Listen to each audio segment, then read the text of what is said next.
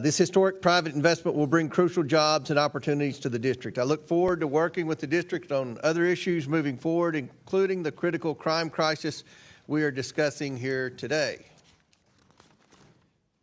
I now recognize myself for the purpose of making an opening statement.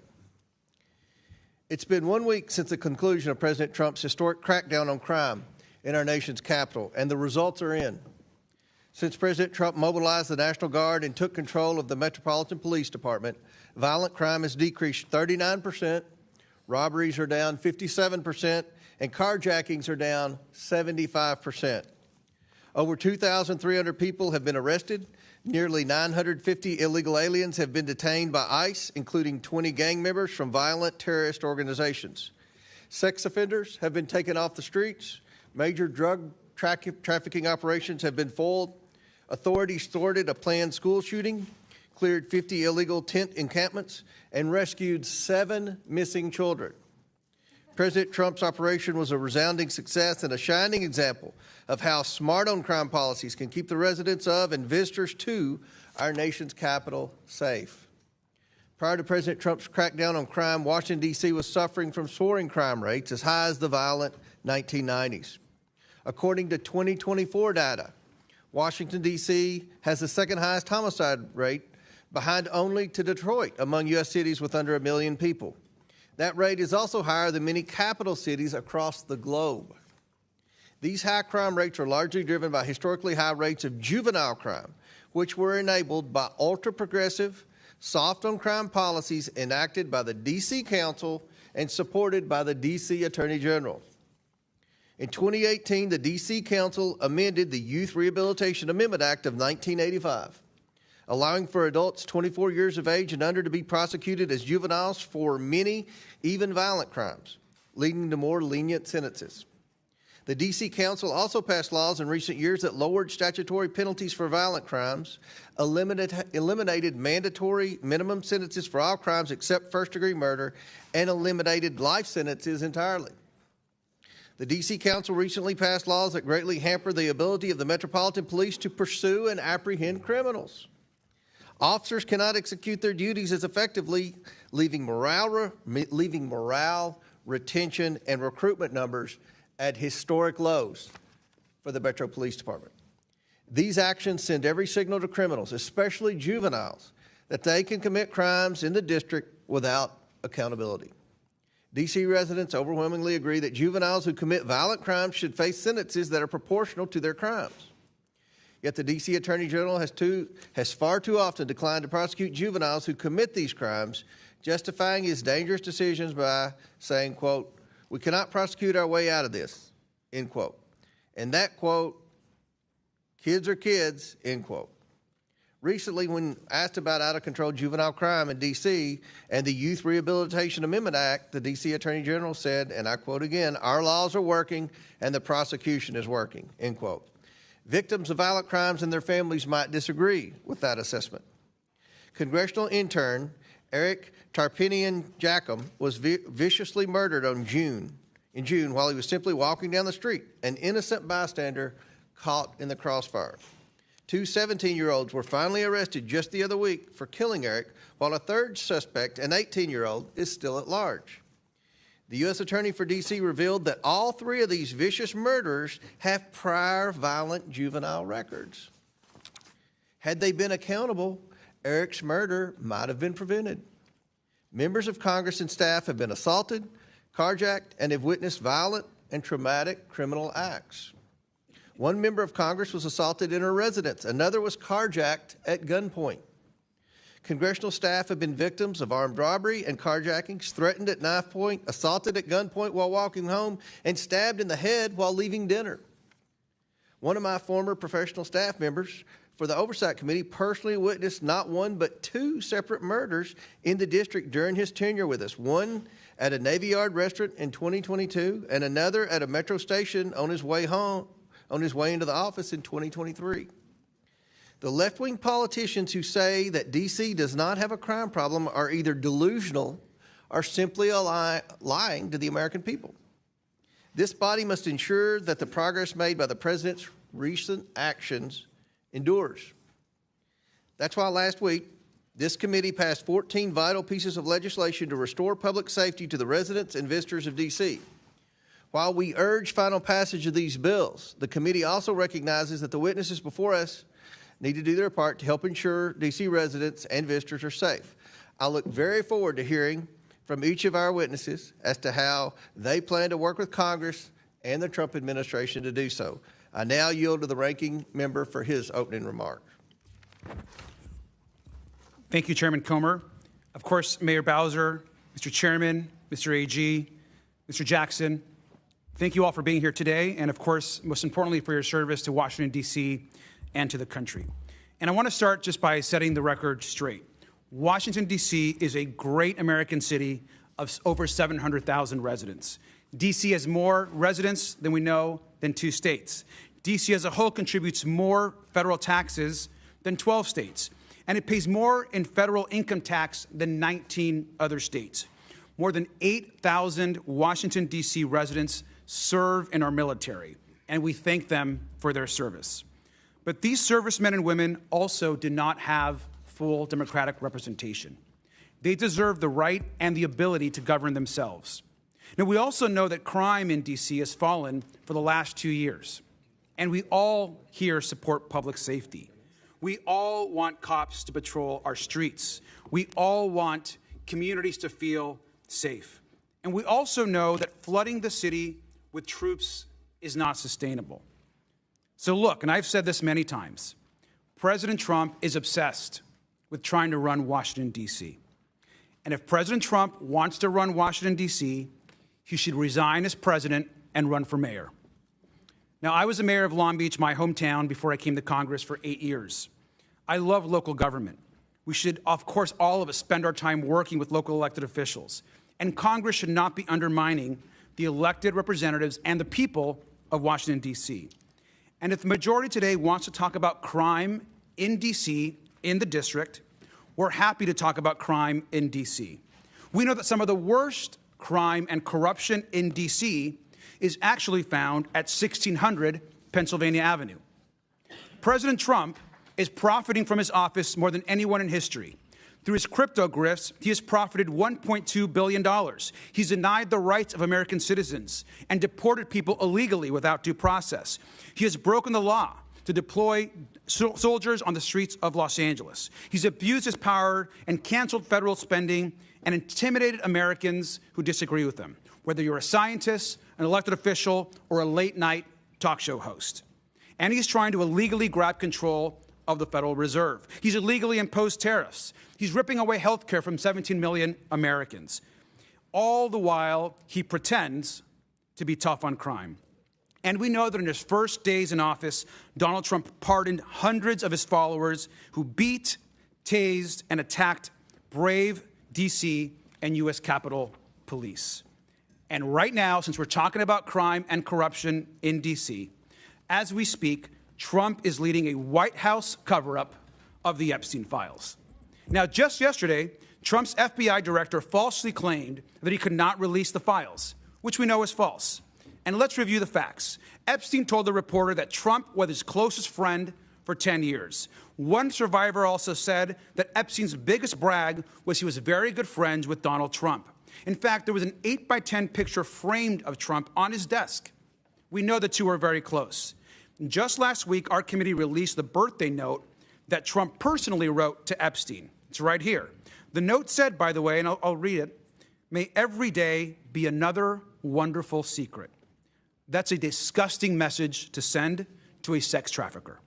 Now, the cover-up of this note might be just as bad as the crime, since we're talking about crime in Washington, D.C. today. Trump filed a $10 billion lawsuit to punish the Wall Street Journal for reporting on the birthday book, which he claimed didn't exist. Now, of course, we've verified that to the world. Now, experts have looked at this. Of course, this is Donald Trump's signature. It certainly looks like the signature to me. At the same time, his administration is cutting deals with a criminal, Ghislaine Maxwell. We know who she is exactly. She's a monster who participated in crimes against up to over possibly 1,000 women. Now, Trump and our Attorney General have not turned over the full Epstein files to our committee, despite a bipartisan subpoena signed by our chairman and this committee. If we want to get tough on crime, if we want to talk about crime in D.C., we need to stand up to where the crime and corruption is happening, and that is at 1600 Pennsylvania Avenue, and hold Donald Trump accountable for his record and his actions. It's time for the House majority and Republicans to stand up for the Constitution and take on the biggest crime happening in this country. It's time to release the Epstein files. And with that, I yield back. Gentleman yields back. Our witnesses today include 3 current District of Columbia government officials and 1 former official from the Biden administration. First of all, we're very honored to have Washington, D.C. Mayor Muriel Bowser here. Mayor Bowser was sworn into office on January 2nd, 2015, and began her 3rd term on January 2nd, 2023. Welcome, Mayor Bowser. Next, we have Phil Mendelson, Chairman, Council of the District of Columbia. He was sworn into office as chair on June 13th, 2012. His 5th term as chair began on January 2nd, 2023. Mr. Mendelson has been a member of the D.C. Council since 1999. Welcome. Next, we have Brian Schwab, Attorney General of the District of Columbia. He was sworn into office on January 2nd, 2023. Welcome, sir. And finally, we have Gregory Jackson. Mr. Jackson served as the Deputy Director of the White House of Gun Violence and Prevention and Special Assistant to the President during the Biden administration. Again, thank you all for joining us. I look forward to this discussion today. I'll say again, the purpose of this hearing is to try to determine solutions to the crime crisis in Washington, D.C., and how we can work together to make sure that the district is safe for all the residents and all the visitors who come here on a daily basis from all over the world. Pursuant to Committee Rule 9G, the witnesses will please stand and raise the right hand. Do you solemnly swear or affirm that the testimony you are about to give is the truth, the whole truth, and nothing but the truth, so help you God? Let the record show that the witness has answered in the affirmative, and thank you all. You may take a seat. We appreciate you being here today and look forward to your testimony. Let me remind the witnesses that we have read your written statement and they will appear in full in the hearing record. Please limit your oral statement to 5 minutes. As a reminder, please press the button on the microphone in front of you so that it is on and the members can hear you. When you begin to speak, the light in front of you will turn green. After 4 minutes, the light will turn yellow. When the red light comes on, your 5 minutes have expired, and we would ask that you please wrap up. I now ask Mayor Bowser to begin the opening statement segment of this hearing. And Mayor Bowser, the floor is yours. Thank you, Mr. Chairman. Chairman Comer, Ranking Member Garcia, and members of the committee. I'm Muriel Bowser. I'm Mayor of Washington, D.C., and I'm joined by the Chairman of the D.C. Council, Phil Mendelson, and the Attorney General for the district, Brian Schwab. I'm pleased to be here today to report on the state of the district. First, a bit of a primer about my hometown. As you know, in 1973, Congress passed the District of Columbia Home Rule Act, creating a local government with an elected mayor and elected city council. We are represented in this body by a mighty warrior, Eleanor Holmes Norton, but she does not have a vote, and we have no representation in the Senate. D.C. residents are full-blooded, tax-paying Americans. We are a donor state. We give more to the federal government than we get back. We have all the responsibilities of citizenship, but not the most important benefits: representation and full autonomy. I'm proud to report that the state of the district is strong, and while we face macroeconomic headwinds, with our continued sound financial management and your help, our economic growth outlook can improve. I recently sent to the Council our 30th consecutive balanced budget with no new taxes or fees, a budget that reflects the sober reality of our time: declining revenues due to the unfortunate continuation of remote work, the reduction and relocation of D.C.-based federal workers, and other macroeconomic shifts. In 2024, we had the fastest growing population in the nations. Our schools grew in enrollment and achievement. Our parks system was rated #1. Over 27 million people visited our city, besting our previous record. Our metro system rebounded faster than other transit systems in the nation, and we drove down violent crime by 35%. Let me say something about our public safety ecosystem. It is unique. Like what happened in most jurisdictions across the country post-COVID, we experienced a violent crime spike in 2023. When I was last here, I explained how we would drive down those trends, and it is working. Today, compared to 2023, burglaries are down 34%, theft, motor vehicle theft, 37%, homicide down 44%, robberies down 60%, and carjackings are down 71%. Overall, violent crime is down 53% compared to 2023. And in the recent federal surge, we accelerated those gains, including a 1-month reduction in carjackings of 75%. In my last visit, I also explained the peculiarities of our system. We are very proud of the men and women of MPD who commit their lives to protecting the nation's capital, and they have my commitment to get back up to 4,000 officers with critical changes to our policy environment, a 13% raise, and enhanced recruitment efforts. MPD makes arrests. Most adult cases, however, are prosecuted by the U.S. Attorney for D.C., who is part of the United States Department of Justice. Our youth offenders are prosecuted locally by our Attorney General, and our Department of Youth and Rehabilitation Services, a local agency, is responsible for their commitment. But our youth and adult offenders are supervised by federal agencies. D.C. Jail is local, but most of our residents who are committed to detention are in federal facilities across the nation. Our judges are appointed by the president and confirmed by the Senate. We currently have 13 vacancies.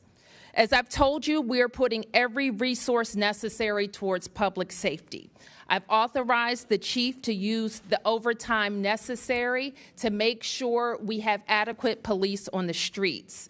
We spent 1.8 million hours of overtime last year at a cost to us of $75 million. I've also reported to you previously that we engage regularly with regional and federal partnerships, including the United States Attorney, the FBI, and the ATF. And that's why we will continue to use enhanced federal resources as outlined in my mayor's order, creating the DC Safe and Beautiful Emergency Task Force. In 2023 and in the years since, we pushed for legislation to rebalance our public safety ecosystem, including the Secure DC Omnibus. I'm out of time now, Mr. Chairman, but throughout the questions, I hope to also explain to you other ways that the Congress can be helpful, including helping us get back to 4,000 officers, fully funding the president's, when it comes, requests for beautification and safety efforts in D.C. to support America 250, helping with our homeless services, especially bridge housing that is working to get people off the streets. And finally, as we were able to do, Mr. Chairman, with the RFK legislation, their finance and economic resilience opportunities, like creating an opportunity zone, or D.C.'s Act 60, like Puerto Rico's, to ensure the economic resilience of the nation's capital. Thank you. Very good. I now recognize Chairman Middleton for his opening statement. Thank you, Chairman Comer, Ranking Member Garcia, Congresswoman Norton, members of the committee. I'm Chairman of the Council of the District of Columbia. Our form of government is nearly identical to yours. The Council's relationship to the mayor is the same as yours to the president. I'm pleased to testify and to finally present our views on matters that are clearly of concern to the committee. We are a beautiful city. Our public parks are well maintained. Our roads are in good condition. We have a world-class public transit system. Our public education system is a leader in the country in terms of choice and a leader among large city systems in terms of growth and academic achievement. Political rhetoric notwithstanding, criminal activity has been on the decline, with violent crime dipping to a 30-year low last year and even lower this year. The percentage of our citizens with health insurance is one of the highest in the country. public lands, public transit, public education, public safety, public health, core functions of government, and we are doing well. And we are well managed. We adopt a balanced budget on time every year. We spend within our budget every year. We've had clean audits every year. We continue to maintain strong cash reserves. All of our pension programs are fully funded, and we continue to maintain AAA and AA plus financial ratings despite Wall Street's expressed concern over the negative economic impact of federal actions. Despite these pluses, we are a city under siege. It is frustrating to watch this committee debate and vote on 14 bills regarding the district without a single public hearing, with no input from district officials or the public, without regard for community impact, nor a shred of analysis including legal sufficiency or fiscal impact. Bills like H.R. 5183, the District of Columbia Home Rule Improvement Act, make the district less efficient, less competitive, and less responsive to the needs of a highly complex, unique local government that serves local, county, and state functions. The SOAR Improvements Act would actually hurt 50,000 school kids in the district by defunding the D.C. public school system by approximately $17.5 million. It also would void a long-standing compromise agreed to by Congress with district officials. H.R. 5140, the Juvenile Sentencing Reform Act, is actually criminogenic. Data suggests that juveniles tried as adults are not scared straight, but rather are more likely to reoffend sooner and more often than those treated in the juvenile system. Moreover, you criticize the council for being soft on crime, but the current age thresholds this bill repudiates were enacted by Congress. Over the last several years, the council has taken steps to strengthen our criminal laws, and I will note that we have been able to pass these bills while Congress has not. For instance, we have strengthened the probability of pretrial detention. Even before we did that, the rearrest rate for individuals released pretrial was among the lowest in the country. We have strengthened, by clarifying and imposing new penalties, the criminal laws including shoplifting, carjacking, strangulation, and felony endangerment with a firearm. We have reinstated police resource officers in our schools, and we have taken a number of steps to support our police, including approving just yesterday a 13% pay raise for police officers, and approving hiring incentives to increase the ranks of our police force. And we're about to adopt a deferred retirement option program to make service more attractive and to incentivize officers to stay longer. Instead of blaming the council, there are tangible actions we need from you because our public safety system is part federal. For instance, the greatest deterrents to crime are arrest and prosecute, but the U.S. Attorney prosecutes our criminals. And the best way to reduce recidivism is prison programming, but the U.S. Bureau of Prisons is responsible for this. And to further reduce rearrests for ex-offenders and pretrial suspects, we need two federal agencies, CSOSA and Pretrial Services, better resourced. If Congress really wants to further reduce crime in the District of Columbia, here's what you can do. Fill USAO vacancies. Double the funding we already provide for MPD hiring bonuses. Adequately fund CSOSA and the Pretrial Services Agency. Fully reimburse MPD for protecting the federal presence. The underfunding by Congress over the last 4 fiscal years totals $83 million. Submit and confirm our judicial nominees. Our courts have a 20% vacancy rate in judges, backlogging the criminal docket. Amend the Federal Privacy Act so that more data can be shared between federal and local law enforcement agencies. Allow our local attorney general to prosecute all misdemeanors because the United States attorney usually does not. And help us pay for a new jail, which houses federal prisoners, just as Congress helped pay for a new forensic lab 15 years ago. Thank you for this opportunity to testify. I appreciate the committee's attention, and I also want to welcome Congressman Garcia as the new ranking member. Thank you. Now recognize General Schwab for his opening statement. Chairman Comer, Ranking Member Garcia, Congresswoman Norton, members of the committee, I'm Brian Schwab, D.C. Attorney General, and I'm pleased to testify about the work my office is doing to advance the district's interests and to make Washington, D.C. safer and more affordable for everyone. I'm a third-generation Washingtonian. My wife and I raised our 3 daughters here. I love this city. Just like your home districts, D.C. is made up of vibrant neighborhoods, hardworking, talented people who are the backbone of our culture and our economy. We are small business owners, veterans, teachers, nurses, and police officers, committed civil servants. We are Americans who deserve the same freedom to govern ourselves as your constituents enjoy. But unlike your constituents who benefit from having you here to advance their interests, the more than 700,000 residents who call D.C. home have no vote in Congress. We do, however, have elected local leaders, including an elected Attorney General. As Attorney General, I am committed to ensuring Washingtonians have a first-rate public law office, enforcing their laws, protecting their taxpayer dollars, and advancing the public interest. My office handles thousands of matters across an array of issues, from enforcing child support orders and protecting domestic violence victims to holding companies accountable for fueling the opioid crisis. We protect seniors and consumers from scams. We go after slumlords. We defend district agencies, including our police department, securing and saving hundreds of millions of dollars every year.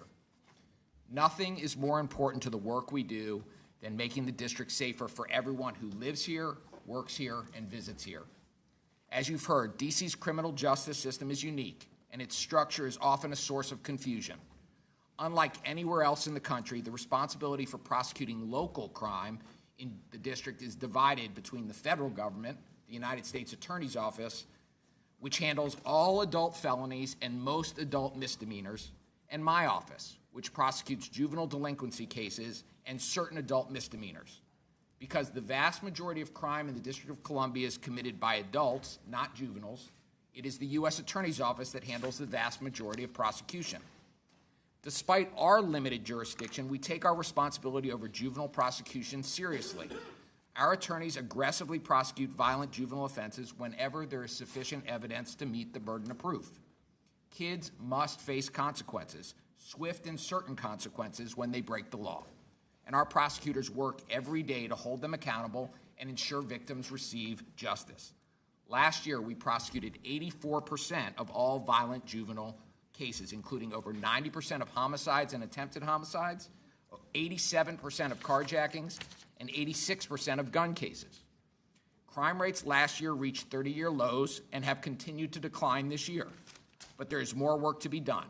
We must continue to pursue a comprehensive public safety strategy. Effective policing and prosecution are critical, so too are preventive efforts designed to stop crime before it happens. Keeping people safe is not a choice between law enforcement or prevention. We must do both. As the nation's capital, public safety in the district has always required a strong working partnership with federal law enforcement, regardless of who is in the White House. We have worked and will continue to work closely with our federal law enforcement partners every day. But declarations of emergency and unilateral federal actions taken without coordination or advance warning do not promote long-term public safety.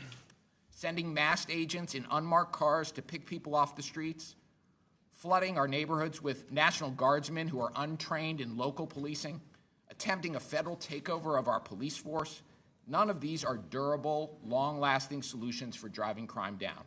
In fact, they threaten to destroy critical trust between local communities and the police, trust which is essential to effective, efficient policing and prosecution. There are constructive ways the federal government can work with us to continue driving crime down. For example, Congress can help combat the flood of illegal guns pouring into our city. 95% of illegal guns that end up on our streets come from outside the district. We also need help filling longstanding judicial vacancies, confirming our highly qualified nominees. The vacancy crisis has led to severe case backlogs, with felony cases being scheduled into 2027, resulting in delayed justice for crime victims and the community. Finally, Congress could help by investing desperately needed services in facilities like a psychiatric residential treatment facility for youth with serious mental and behavioral health issues that often contribute to crime. All of us, D.C.'s elected officials, members of Congress, we have a shared goal of continuing to make durable improvements to public safety in the District of Columbia. I and my office are ready to have serious discussions on how best to do that with anybody who is willing in good faith and in a spirit of partnership to have them with us. Thank you for having me here today. Thank you, General. Now I'll recognize Mr. Jackson for his opening statement. All right. Thank you, Chairman Comer, Ranking Member Garcia, Congresswoman Norton, and the committee for having me. I'm Greg Jackson, a D.C. resident, a survivor of gun violence, and the former deputy director for the first ever White House Office of Gun Violence Prevention. This was an office that coordinated federal resources, implemented life-saving policies, and coordinated with local leaders to achieve a 13.2% reduction in violent crime and a 31% reduction in homicides nationwide in just 2 years. I spent the last decade of my life working to address this crisis, from consoling a mother who lost her 10-year-old who was buying ice cream in D.C. to walking the hallways in Parkland with families that have lost their loved ones to school shootings. And we've seen firsthand how this is destroying too many families in our country. This is now the leading cause of death for youth in America, the leading cause of death for pregnant women in America, and now the leading cause of newly disabled Americans. With 1 in 5 Americans being impacted by this violence, this is also personal for me. I'm a survivor of gun violence. I was shot, the bullet hit 2 arteries. I've also lost my teenage mentee, DeMarcos, from a shooting. And I've also sat with families throughout this district. Despite this crisis we face, the last few years have shown us that we do have solutions that work. In the previous 2 years, D.C. and cities across the country have seen historic reductions in gun violence without the deployment of masked agents or the military. We did this by investing in prevention and intervention efforts to communities at risk and strategically investing in law enforcement to keep illegal guns off of our streets and to close homicides. Recently, even the current FBI director, Kash Patel, celebrated historic levels or historic reductions in violent crime. But we know that's not the product of a few months of troops or FBI actions. They are the result of billions in prevention resources, law enforcement, and community leaders risking their lives every day, as well as the transformative policies implemented over the last few years. Without masked agents and troop deployments, we've seen homicides drop 54% in Baltimore, 20% in Atlanta, 41% in Phoenix, 27% in Los Angeles, and as shared by district leadership, violent crime in D.C. is down by 53%. We got here in major part because Republicans and Democrats came together to enact a bipartisan law that provided historic resources for violence prevention, law enforcement strategies, as well as enhanced our background check system for those under 21, preventing domestic abusers from accessing guns, making the largest investment in youth mental health in history, as well as community violence intervention, and making gun trafficking a federal crime, prosecuting those who are flooding guns into our communities. These strategies, in partnership with local leaders, reduced homicides again by 31% and mass shootings by 20% in our country. As our communities have been fighting our way out of this crisis, we find ourselves at a dangerous crossroad. Instead of adding more federal resources to solutions that work, the Trump administration has dismantled and defunded bipartisan strategies passed into law to reduce violence. They shut down the White House Office of Gun Violence Prevention. They defunded law enforcement, including the ATF. They cut over $1 billion in mental health resources for our schools, terminated $812 million in funding for community violence intervention programs, defunded gun violence research, shut down the CDC Firearm Injury Center, dismantled important regulations like the zero tolerance policy for gun dealers, and now plans to further defund critical resources to address the root causes of violence like housing, employment, and health care. And here in D.C., the administration and Congress's actions have been extremely harmful, withholding over $1 billion of D.C. local tax dollars, undermining our leadership, and flooding our neighborhoods with military to instill fear in everyday Americans. Look, I live in Ward 8, a community that the White House has called a slum. But for us, this is a neighborhood where we walk our dogs, we listen to jazz on Sundays, we grill out during the summers, and most importantly, like any neighborhood, we support each other. But since this D.C. Trump takeover, we hear sirens nightly. We've seen buildings raided daily, like the building of young Mackay, who's sitting behind me. We've seen elderly harassed on their porch, and now even traffic jams from the flood of police and military on our streets. This deployment of federal troops that's essentially making us feel hostage in our own homes is not the federal support we need. And most importantly, it's costly, costing our country an estimated $200 million for one city alone. To be tough on crime, we need a different approach. We need a federal law enforcement that focuses on keeping guns out of our communities in the first place. We need to be tough on crime by fully funding the ATF to catch gun traffickers, to shut down rogue gun dealers, to disrupt dangerous black markets of firearms. To be tough on crime, we need to protect and fund the bipartisan Safer Communities Act that was passed and is working.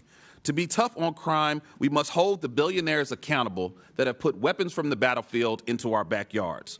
And to be tough on crime, we must fund resources for communities that are most at risk to prevent violence before it happens. We have real solutions to save lives from gun violence and reduce violent crime, and now is the time to protect that progress and continue to build on that momentum. Thank you. And Chairman, if you will, I do want to request, we had a really terrible tragedy last night where 5 officers were shot and 3 were lost, and I would kindly like to request we honor them with a moment of silence, if you will. Absolutely. Join me in a moment of silence.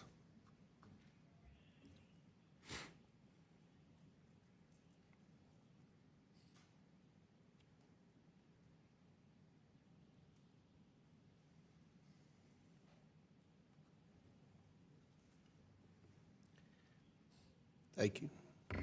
Thank you. Thank you for your statement, Mr. Jackson. That concludes our opening statements. We're now going to proceed with questions. The chair recognizes the gentleman from Arizona, Dr. Gosar, for 5 minutes. Thank you, Mr. Chairman, and welcome, Mayor Bowser. I often say that trust is a series of promises kept, and it's been made clear that Congress can't trust the swamp to enforce the rule of law.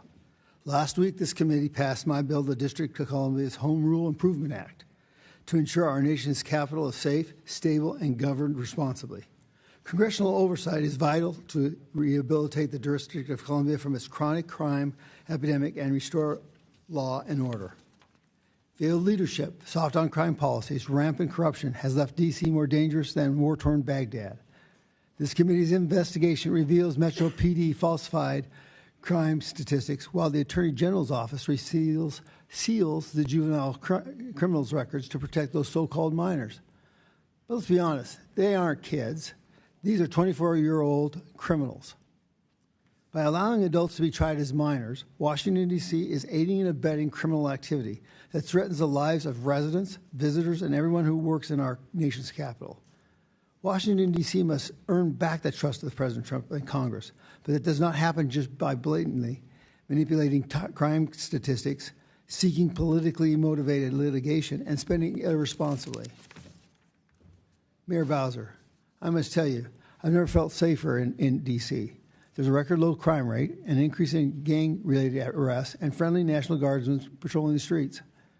Why is D.C. safer now than it was 38 days ago? Thank you for the question, Congressman. And as I explained when we were here 2 years ago, it is true that we experienced, like many places, a spike in 2023. I can say unequivocally, this is not 2023. In each of the past 2 years, we have driven down crime. In 2023, we finished the year 35% down. Last year, we finished the year, I believe, 24% down. And all throughout this year, we were driving down to more than a 20% decrease in violent crime. I have also testified that during the surge, we experienced many hundreds of federal officers and agencies that we typically work with, and we did experience further decreases in all categories. The most substantial was in carjackings. Gotcha. Now, Chairman Mendelson, you voted in favor of the Youth Rehabilitation Amendment Act of 2013, right? Correct. Okay. Now, if this bill allows adults under 25 years old to be prosecuted as minors. In 2023, you testified before this committee that there was no crime crisis in D.C. Now, if there's no crime crisis, then why did you establish the D.C. Violence Fatality Review Committee back in 2018, right before passing the Youth Rehabilitation Amendment Act? In fact, hold on, I'm not done yet. Sure. In fact, this review committee, according to the D.C. Code, Chapter 14A, is tasked with examining crimes against adults 19 years old and older. This makes no sense. So, Chairman, Are 19-year-olds only considered adults when they're victims, not the criminals creating them and creating more and more violent crimes? Your juvenile curfew emergency declaration resolution of 2025 states, since 2023, the district has seen a rise in unruly behavior by juveniles. Which is it? Yes or no? Do you admit that there has been a rise in juvenile crime here in D.C. under President Trump's declared public safety emergency? That there's been a increase in juvenile crime in the last month? I've not seen the data. I don't think so, though. Okay. But let me just say that the Youth Rehabilitation Act doesn't allow adults to be prosecuted as minors. They're still prosecuted as adults. Well, I mean, it's very confusing when you have the definition of a minor is 25 and under.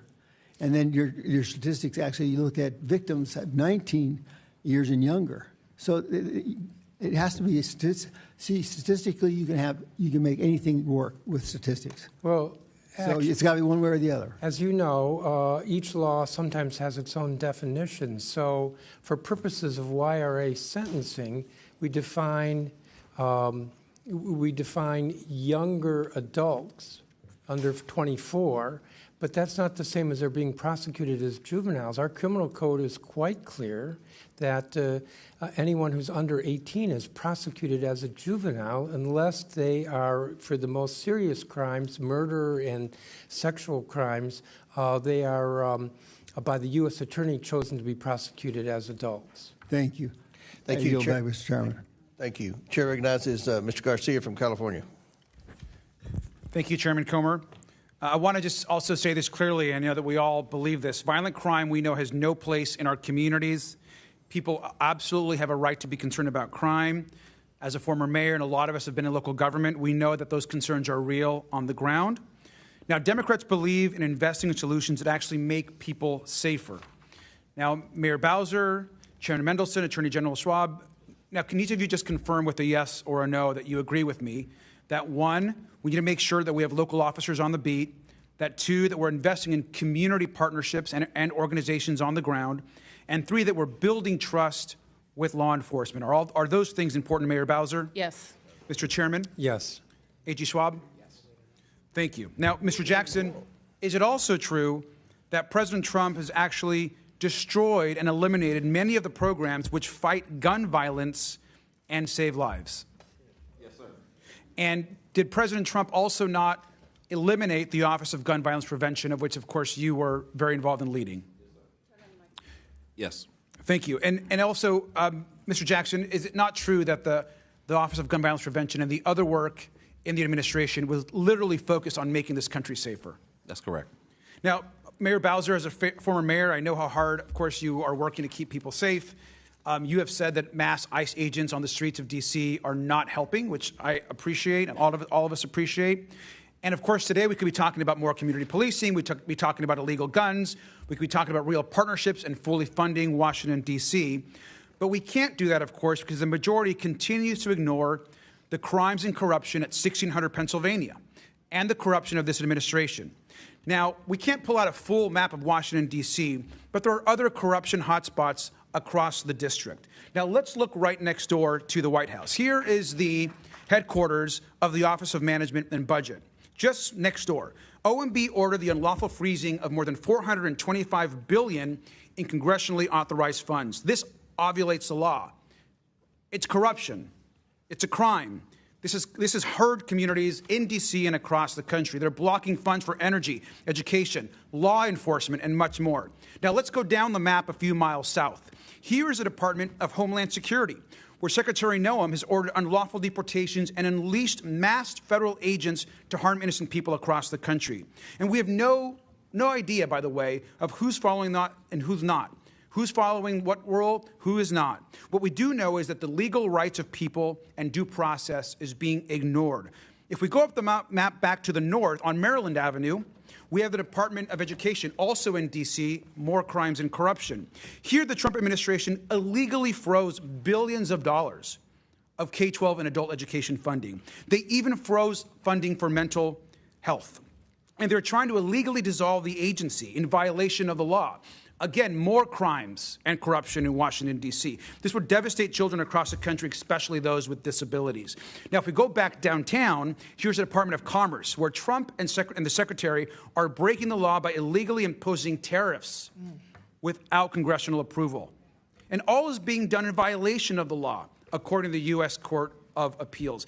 And finally, if we go across the river, another part of D.C., to the Pentagon, Secretary Hegseth is politicizing the military. He leaked classified information, putting Americans in uniform at risk, and he's illegally seized control of the National Guard and ordered soldiers to illegally engage in law enforcement activities.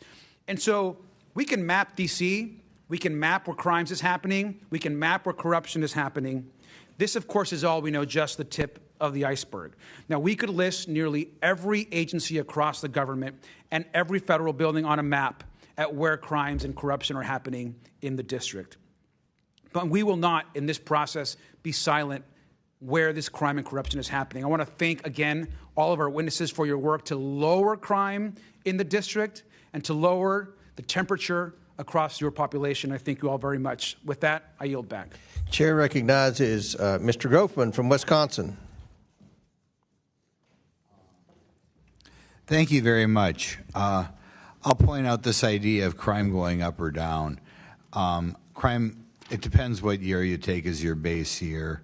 I guess in Washington, D.C., the all-time high was in 1992, where we had 482 murders. That's just almost beyond belief. Last year we had 187. If you go back 10 years to 2014, we had 105. So you could say the murder rate almost doubled, or you could look at what we were at 220 and say it fell dramatically. But in any event, I think the number of murders in Washington, D.C. is an embarrassment. The amount of crime is an embarrassment. I guess the thing is what we're doing to solve it, and we just heard 4 experts apparently on the topic give their opinion. I sometimes, when I'm back in my district, which is not Washington, D.C., do ride-alongs with local police, local sheriffs, local police, what have you. And I ask them what the causes of crime, and almost uniformly they talk about the breakdown in the family and how families are not as strong as they once were, is how they're not fathers in the family. And I think if you look at statistics, which are hard to find on the background of people committing crimes, you frequently look at what I would describe as weak families and fatherless families. Nevertheless, 4 of you in your prepared statements and talked about what we're doing to reduce crime, not one of you mentioned the decline of the role in the decline of the role of the father in the family over the last, it's been just getting worse over the last 60 years. I'd like to ask you, are any of you doing anything to try to keep more fathers at home and being mentors for these kids? The vast majority of murders are committed by males. Are you doing anything along the line to get the fathers back in the home? Congressman, let me answer that by saying and I know that I've focused a lot on our law enforcement efforts, but we commit to and invest in a lot of prevention efforts as well, from incredible and effective funding of our public schools to our... Yeah, I only got 5 minutes. We got to address the topic. What yes. are we doing to get fathers in the home? Well, sir, we take the position that we support families in whatever form they come in, and we make investments that the government is responsible for. Great schools, great health care, safe streets. Mr. Jackson, could you want to try to answer that question? Are you doing anything?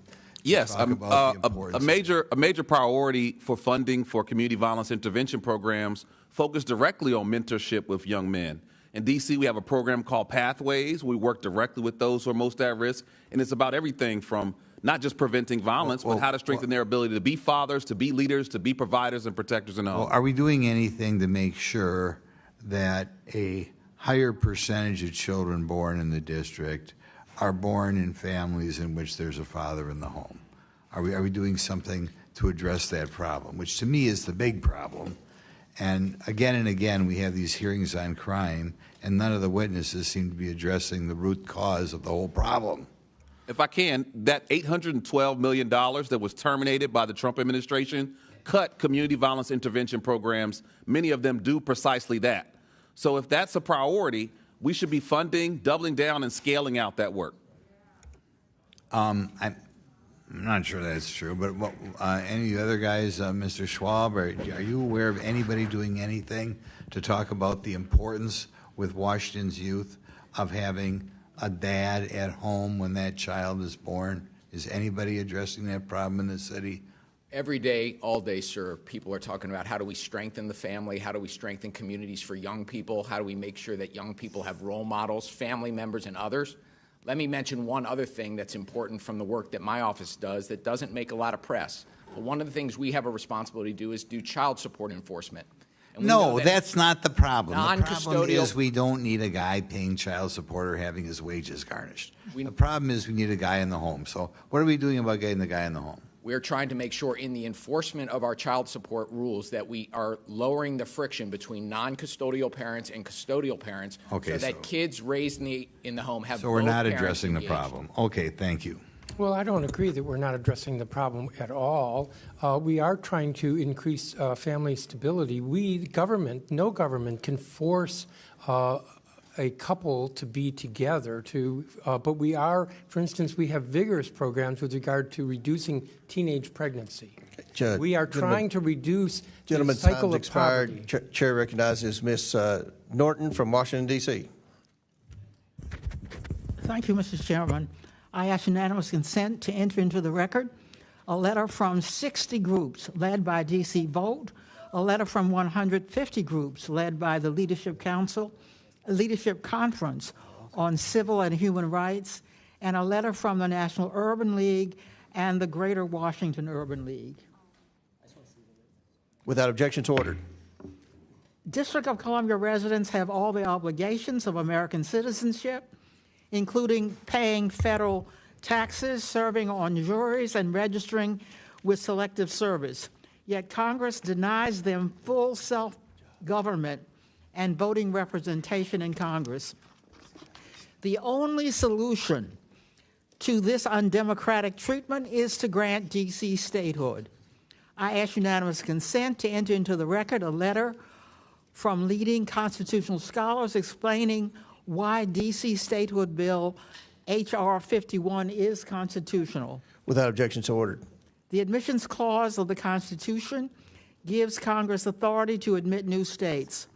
All 37 new states were admitted by Congress.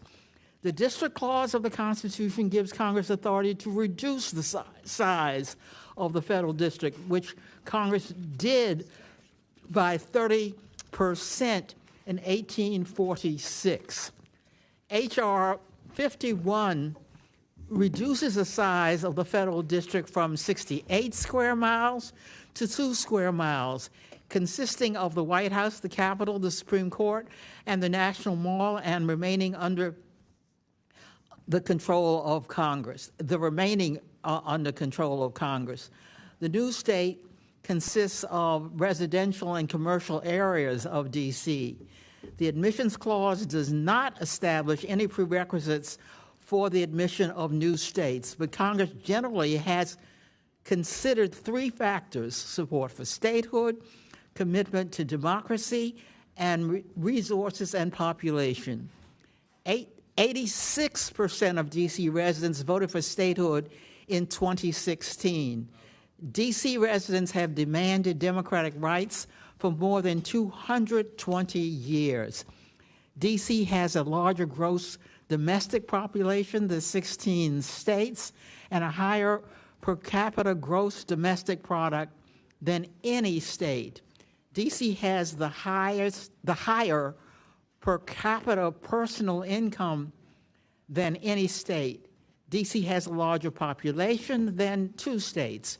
Republicans do not like that D.C.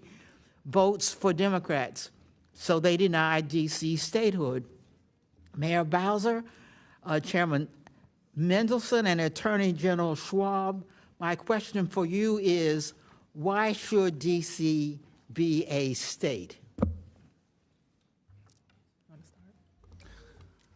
Representative Norton, across the globe, Washington, D.C. symbolizes the power and the virtue of a representative democracy, a government that is of the people, by the people, and for the people.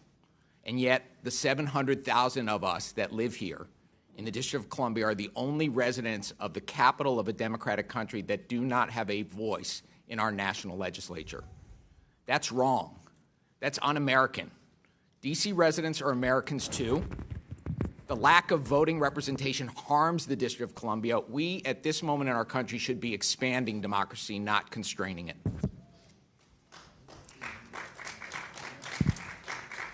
And Congresswoman, if I can add to Attorney General Schwab's remark, because frequently people focus on our lack of representation, and that is certainly an affront to us as tax-paying Americans.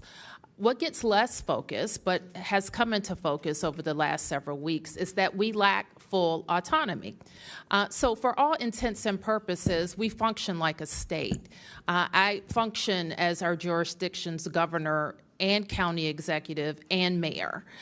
We perform the duties that all states are asked, and we don't do anything less. But we don't have control of our National Guard, and a peculiarity of our home rule charter, a president can declare an emergency in the district. So lack of full autonomy also prevents us from using the money that we raised in taxes, like happened this year. Taxes that we raised in the district cut from our approved budget, which forced us to cut services, including the pay raises that our police officers are due, being delayed until this October. All right. Gentlelady's time has expired. Now the chair recognizes the chairman of the Judiciary Committee, Mr. Jordan from Ohio. Thank you, Mr. Chairman. Mr. Mendelson, is crime up or down in the last month here in D.C.? It's down. Down significantly, right? Robberies down 42%, deadly weapon assaults down 13%, carjackings down 85%, car theft down 24%, violent crime down 25%. That's pretty good, right? Yeah, that's correct. Before last year, before the surge, violent crime was down 26%. After the surge, violent crime was down 27%. Yeah, I thought you would say that before the surge that violent crime was down. But the chairman of the Fraternal Order, in fact, you said, I think you tweeted out, or you put a statement out on August 12th, violent crime in the district is at its lowest levels we've seen in 30 years. Correct. But the head of the Fraternal Order of Police, Mr. Pemberton, said, when our members respond to the scene of a felony offense, inevitably there will be a lieutenant or a captain that will show up on the scene and direct those members to take a report for a lesser offense. Are you guys cooking the books?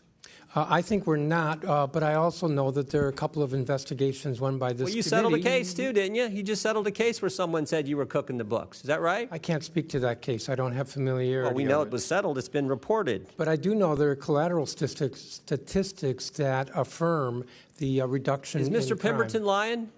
Head of the FOP? Yes. You think he's lying? Wow. Well, let me just read from the court case that was settled. This is the transcript of Mr. Randy Griffin, who's the commander of the Metro Police Department. And he was asked the question in his deposition.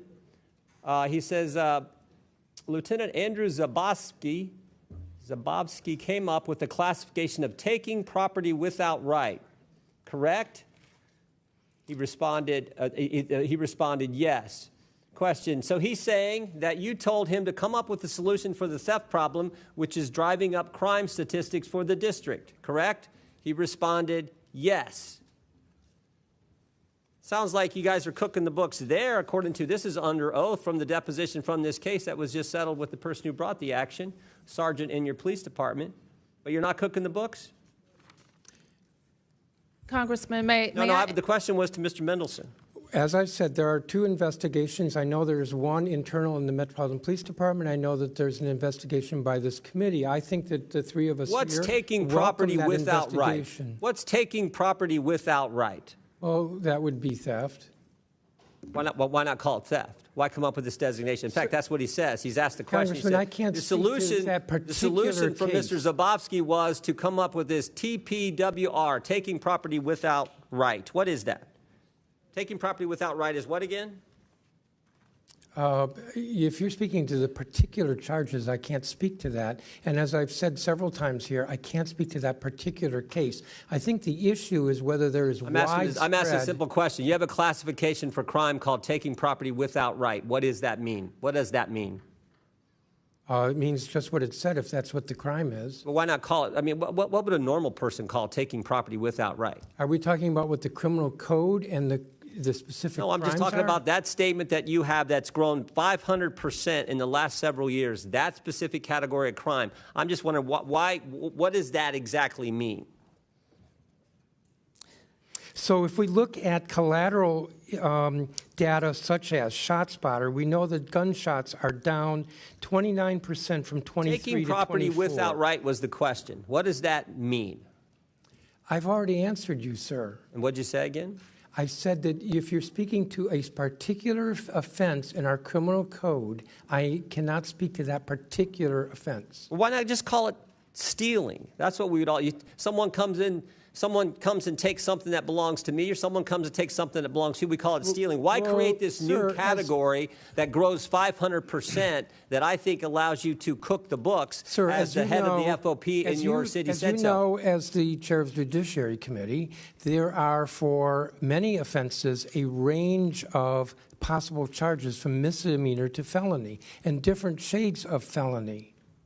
So I am not familiar with that particular offense. Is it a good thing that, are you against having the National Guard here, or do you think that's been helpful to the citizens and the families and the people who live in the D.C. area? We think that the D.C. National Guard is a very valuable and wonderful asset to the city. That's a little bit different than having thousands of Guard troops stationed around the city when they are not trained in law enforcement, and my understanding is that many of them were looking kind of bored with what they were doing. My time is run out. I yield back, Mr. Chairman. Chair recognizes Mr. Lynch from Massachusetts. Thank you. I want to thank the witnesses for your willingness to come before the committee and help us with our work. Mayor Bowser, back in March, the Republican leadership here in the House cut $1.1 billion from the D.C. budget. Yes. Is that correct? That's correct. So I live in Boston. We have about 700,000 people in our city, pretty much the same size as D.C. I know taking $1 billion out of our budget would kill us, in terms of our ability to deliver services and fund a police department. Can you talk about what that meant? It is ironic. It is ironic that the same people who cut $1.1 billion out of your budget 4 months later are saying, we're going to take over the city because you're not taking care of law enforcement. That's correct, Congressman. And it was especially problematic because it came mid-year. To cut $1 billion with 12 months is bad enough, but to cut it with 6 months, it's almost impossible. And Mayor, tell me where that $1.1 billion, where did it come from? It came from every one of our sectors. And when you have to cut that much money... the source, was that from D.C. taxpayers? 100% local dollars. Okay, so they cut $1.1 billion of the tax money paid by D.C. residents. That's correct. They cut that from your budget so that you can't provide as much law enforcement and police officers to patrol these streets. Is that right? That's right. And Chairman Mendelson, you mentioned earlier that it had about $83 million underfunding of the police department directly. Is that correct? That is correct. There's an emergency planning and security fund that Congress appropriates every year for. It is supposed to fully reimburse our MPD for It's work in connection with the federal presence, whether Okay. it's demonstrations or escorts for the. I get it. There's a protest down here every week, every couple of days. So Yes. I And it's been compliment you on your underfunded. ability to try to deal with that. And that's not DC's problem. That's the country, because this is the place we come to exercise our First Amendment rights, to petition our government. So that's a lot of your problem, is the fact that you are our nation's capital, and this is where we come to complain, right? We complain to our federal government, and you have to deal with that. Attorney General Schwab, are you familiar with the Posse Comitatus Act? I am, sir. Your mic is not on. Yes, the Posse Comitatus Act is a law, long-standing law in our country, that makes clear that in our country, military are not engaged in policing American citizens on American soil. Absolutely, but isn't that what President Trump is doing right now, bringing in the military to police the civilian population in this district? That's exactly what he's doing. Is that your view as well? Well, sir, I've filed a lawsuit that involves that very issue in terms of the legality. I read that. That's why I asked you the question. And so while a lawsuit is pending, I'm not going to talk about the specifics of the lawsuit or the merits of it, but I am very concerned about the law of our country being followed, especially when it puts the district and district residents in harm's way. Fair enough. Fair enough. Look, so now we have armed military on the streets here in D.C. because they cut your budget so you can't hire more police, and also to recruit more police officers. That's suffering as well. And yet I see that not only is the military being politicized, coming in here and supporting one president's agenda, but they're also suffering the humiliation of having to go pick up trash and do landscaping and spreading mulch, things like that. That is not what we ask of our sons and daughters when they put on that uniform. We should treat them with more respect than this president is treating them right now.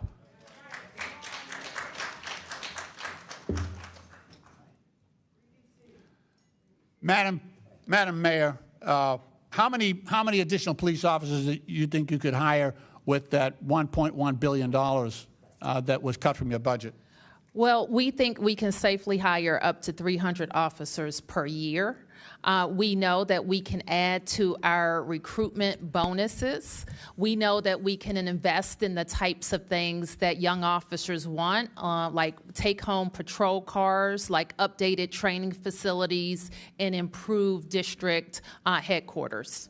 Thank you very much. Mr. Chairman, my time has expired. I yield back. Thank you. Chair recognizes Dr. Fox from North Carolina. Thank you, Mr. Chairman.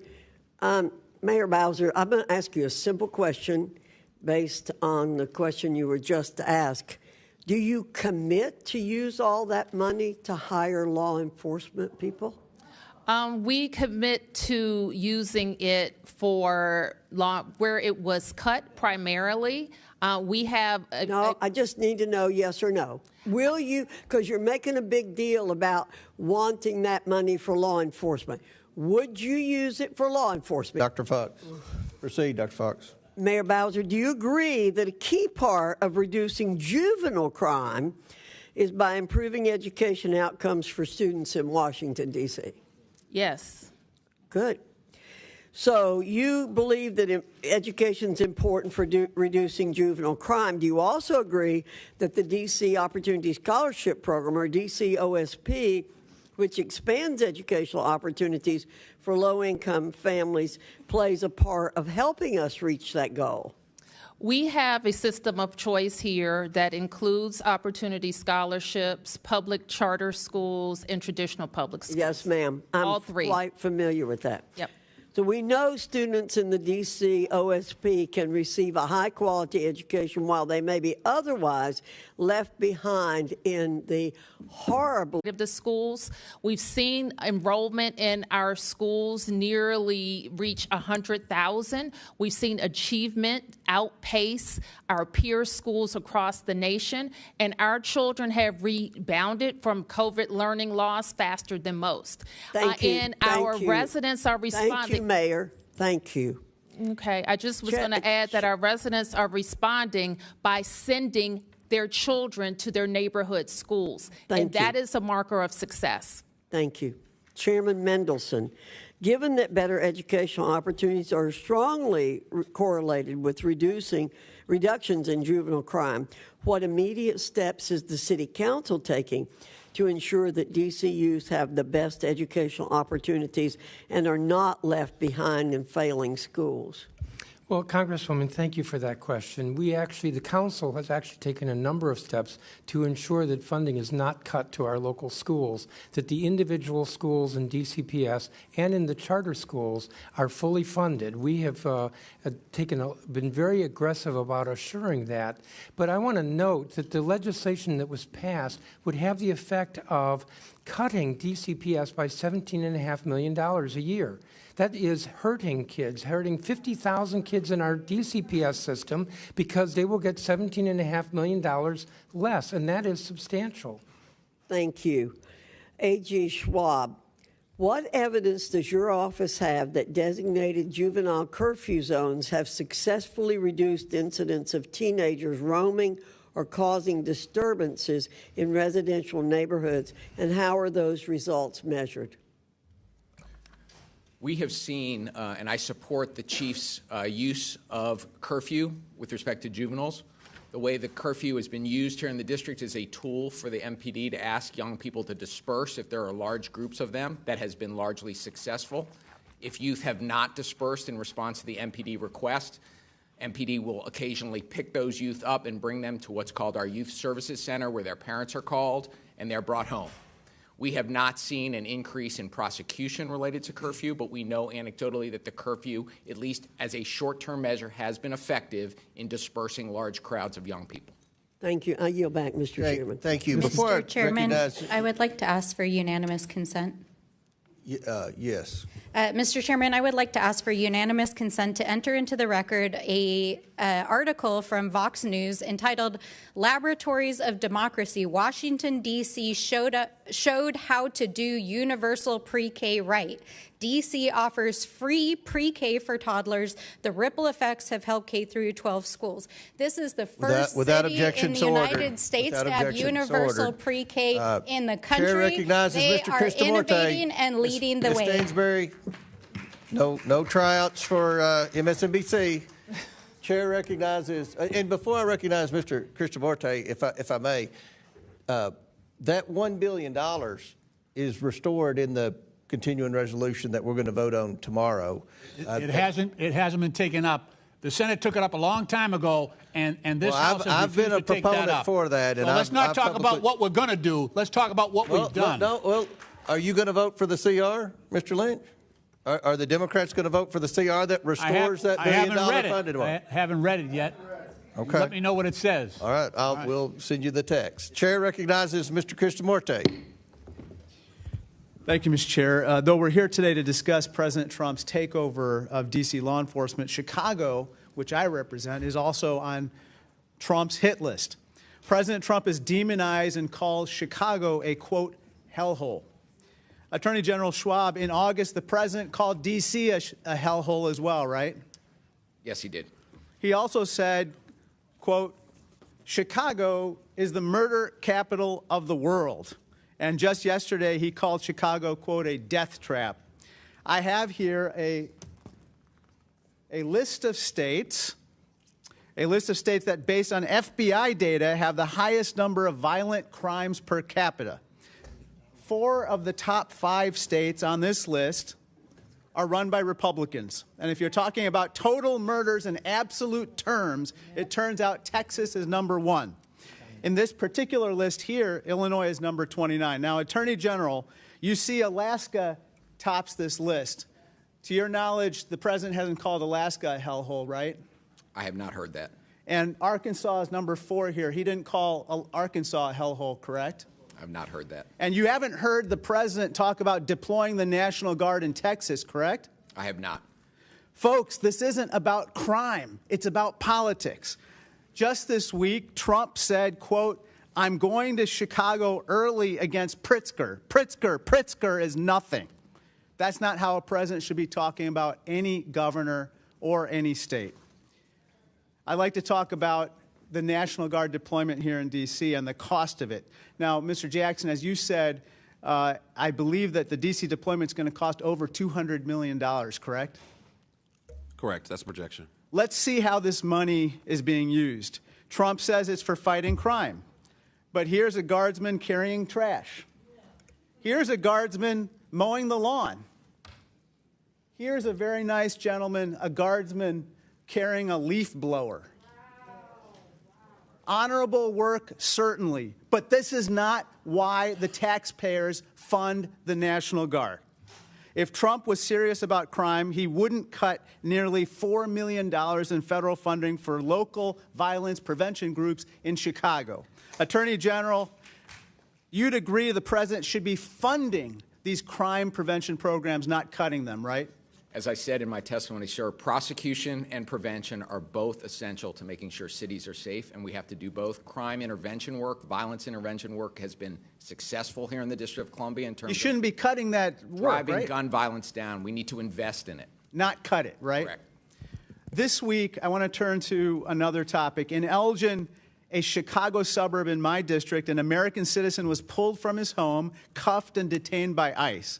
And another U.S. citizen in Des Plaines, also in my district, was tased in the face and detained in another ICE operation.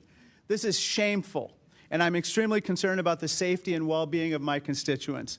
I'm also concerned about the devastating impact that out-of-control ICE raids and the deployment of the National Guard will have on the economy and jobs back in the Chicago area. Let's look at a couple stats. Foot traffic for Chicago's second most profitable business corridor on 26th Street is down 60% since ICE raids began. And this is not just a hypothetical concern that the same would happen with the deployment of National Guard. Let's look at what's happened to D.C.'s economy. Mr. Schwab, CNN has reported restaurant reservations decreased by as much as 31%, and foot traffic in retail stores is down 81%. Those reports show that the president's unilateral deployment of the Guard is hurting the local economy, right? That's consistent. Folks, our economy is softening. Unemployment and prices for necessities like vegetables are soaring. Mr. President, let's put aside politics and hostility toward governors and elected officials. Let's not take actions that hurt families and the economy. I'd like to turn to my final topic, and that's domestic violence. Attorney General Schwab, according to The Hill, President Trump suggested that, quote, a little fight with the wife shouldn't count in D.C. crime stats. You don't dispute The Hill reported this, right? I saw that. But there's nothing little about 12,000 victims of domestic violence in D.C. or nothing little about 50,000 Illinoisans experiencing domestic violence, correct? No. It's a very serious crime. There's nothing little about 12,000 children, more than 12,000 children who witnessed domestic violence in Chicago either, right? It's traumatizing. It's abhorrent that the president routinely dismisses violence faced by women. And given his friendship with Jeffrey Epstein, this attitude, unfortunately, comes as no surprise. Let's be clear. There's nothing little about domestic violence, not the scale of the problem or the courage of the survivors. I yield back. Chair recognizes Mr. Higgins from Louisiana. Thank you, Mr. Chairman. I yield 2 minutes to the gentleman from Ohio, Mr. Jordan. I thank the gentleman for yielding. On August 11th, 2025, the day the president took action here in D.C., Councilman Allen said this: the president taking over local control, the MPD, and putting the U.S. military onto the streets of D.C. under the guise of public safety is wrong. It's an extreme, outrageous, and dangerous move for our city and the safety of our residents. Do you agree with that statement by Councilmember Allen, Attorney General Schwab?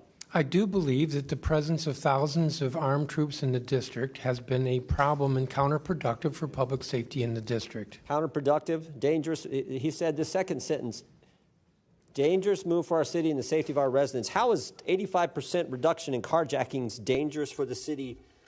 For the city's residents. Believe that Chairman Mendelson, do you believe that do you agree with Mr. Councilman Allen's statement? Well, if the question is about the National Guard reducing carjackings, I don't think the National Guard was involved in reducing carjackings. I'm asking about this statement. Do you agree with Councilman Allen's statement? Could you repeat the statement again? President taking over local control of the MPD and the U.S. military on the streets of D.C. under the guise of public safety is wrong. It's dangerous, outrageous, and extreme move for our city and the safety of our residents.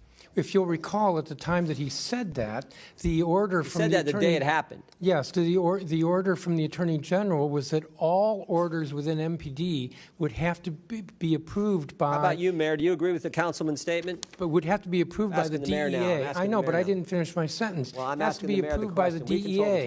Mayor That's Bowser, complete do you agree? disorganization. The mayor. Mr. Jordan, I think this statement is not what happened, actually. So the Home Rule Charter allows the president to make requests of MPD through the mayor. It does not allow the president to take over MPD, which at no time happened. Well, I'll just point out that it seems to me you disagree, because you said just 2 weeks ago, we greatly appreciate the surge of officers that enhance what MPD has been able to do with the city. We know that when carjackings go down, when gun use goes down, when homicide or robbery go down, neighborhoods feel safer. So it's like Councilman Allen doesn't know what he's talking about. Looks like you definitely disagree with him. We, having more officers enhance the effectiveness of MPD allowed us to accelerate crime reduction. Representative Higgins.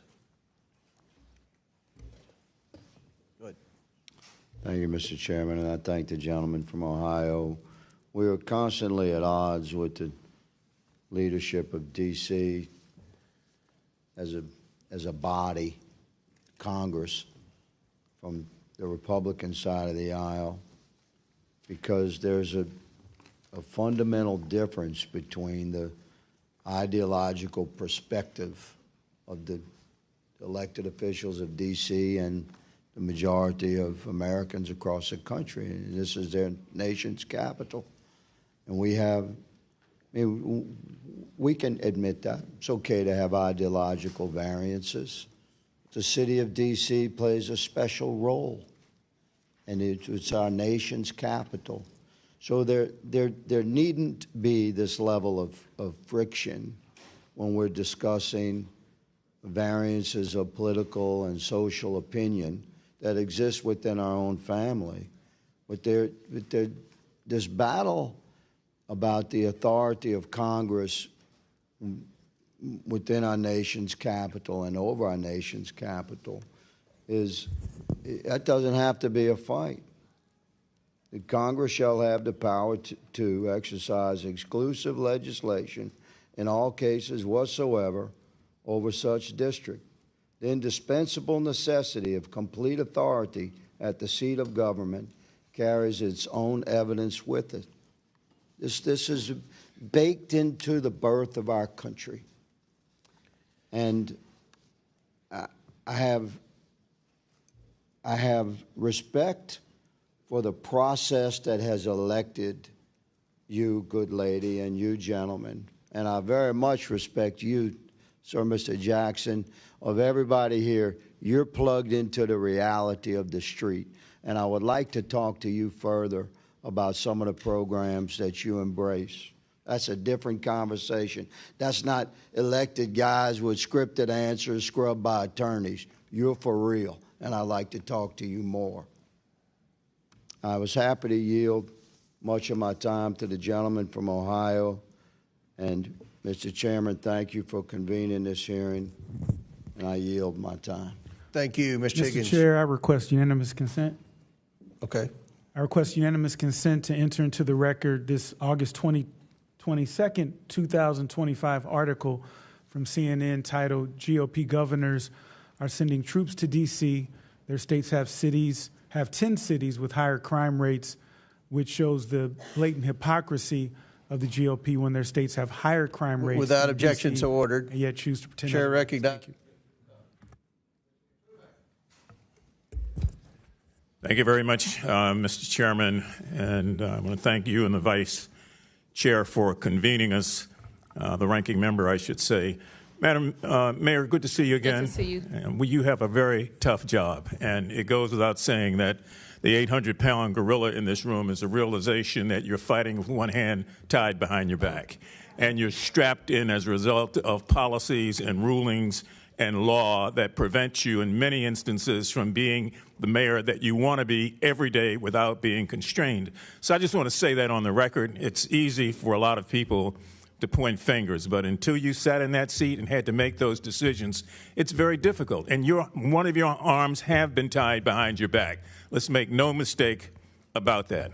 I want to thank all of you who are here, but one thing that I want to do is to go back and underscore the comments of Delegate Eleanor Holmes Norton. I brought this up at the last meeting that we had here on the District of Columbia, and that is the fact that at the end of the day, so much of this can be traced back to the imposition of policy on a governed people without their participation.